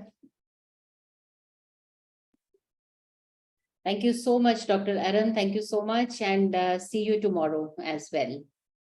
Participants, I am sharing the feedback link. Kindly fill it, and thank you for your participation. And participants, I just wanted to say you one thing, that by dedicating your time, energy, and effort to this refresher course, which means that you are investing in your own growth and ensuring stay up to date in this digital era. You are not doing anything for me. You are just doing for your own professional growth if you attend this refresher course. And I must say that the benefits extend beyond personal development, and it is positively impact your professional journey as you are learning to great speakers, great resource persons, and this will definitely improve your career prospects. So I just request you to embrace the opportunity to enhance your knowledge and skills and attend all the sessions which we have on the daily basis, as we have excellent resource persons with us, and each and every resource person, they are putting their 100% to deliver their task so that you should get something out of it. Yes. So this is for your own professional development. And I'm also bound to few rules and regulations of Association of Indian Universities. I'm continuously saying to all, so later on, you should not face any problem when it comes to the certification. So be there, attend all the sessions, because once the attendance is low, then I will also raise my hands. I cannot do much beyond that. Fine. So this is a request to everyone to kindly attend all the sessions. See you tomorrow, and tomorrow again, we have a beautiful session. The sub-theme for tomorrow's session is intellectual property and copyright issues related to e-content, which is the most important thing, as we know that how plagiarism plays an important place. So it is the same kind of thing, intellectual property rights. So how we can avoid those things. And we have great speakers tomorrow. Dr. Ilavin, who is from Medical Sciences and Research, Coimbatore, will be taking the session. Dr. Aram would be taking the session tomorrow. And Dr. Briju Thangchan, who also was there with us during the inaugural session, and he's a director of Educational Technology Society of India and a ex-visiting faculty at Educational Technology IIT Bombay. And Dr. Sarika Chauhan, who is the Chief Academic Officer, Vidyalankar School of Information Technology in Mumbai. So all four speakers are great speakers. So don't miss the opportunity to listen to them and enhance your knowledge as far as this digital era is concerned. Yes, ma'am. I want to say one thing. I can see only few participants are participating every day. Dr. Rupa Sharma, I can see, Dr. Divya Pandey, I can see, but my request is to please join each and every one. This is for your own benefit. This is for your own self. You have paid the amount. So why not to take the advantage of that particular thing? This is a beautiful forum, beautiful platform where you can learn so many things from resource person and so many things with each other. So my request is, today attendance was little short as compared to other days. That's why I need to say this again and again, that once the time will come when I need to give the certificates, then I will not be able to give you the certificates if the attendance is less. So kindly accommodate with me, request you to kindly attend all the sessions and participate in the in the day-to-day, whatever the resource persons are asking. Many of you are answering it. It's a vibrant platform, but only those people are answering. I cannot see others part, like Ms. Dr. Dev is very much in, and Dr. Jagrup is there. Then Dr. Saad Ullah Khan. In the morning session, you were not there, but in the afternoon session, I can see you. Then Rupali Sharma, you also please try to attend all the sessions. Dr. Santa Mandal, I can see most of the time. Dr. Sheetal Yadav also. And Dr. Shalaka, I can see most of the time. Tapukar also I can see most of the time. So just a request, humble request for all of you to try to attend as much as you can. I can understand other priorities, but this is again, I'm telling you that I'm also bound to few rules and regulations. Thank you so much. Good Thank day. you, ma'am. Enjoy your day. Jagroopji, you want to say something? Yes, ma'am. Like today we have completed 6 days. And the beauty about these 6 days is that in this course, almost in 20 sessions, not even a single session content has overlapped. So we have been exposed to 20 new ideas and new wisdom sessions. So this is the biggest thing about this refresher course. Thank you so much, Dr. Jagroop. This small motivations makes us more happy, and we try to deliver our best so that you can get the best. Thank you so much, Dr. Tanushri. We hope to see you in all the sessions. You are quite active initially, but little hazy nowadays. So I request you to attend all the sessions. Dr. Ravideep Kaur, you also. I have attended all the sessions. All the sessions, great, Yes, great, yes, great, yes. great. And I would just like to second the opinion what was expressed right now by sir. Today's session was really extremely useful and relevant and very much hands-on.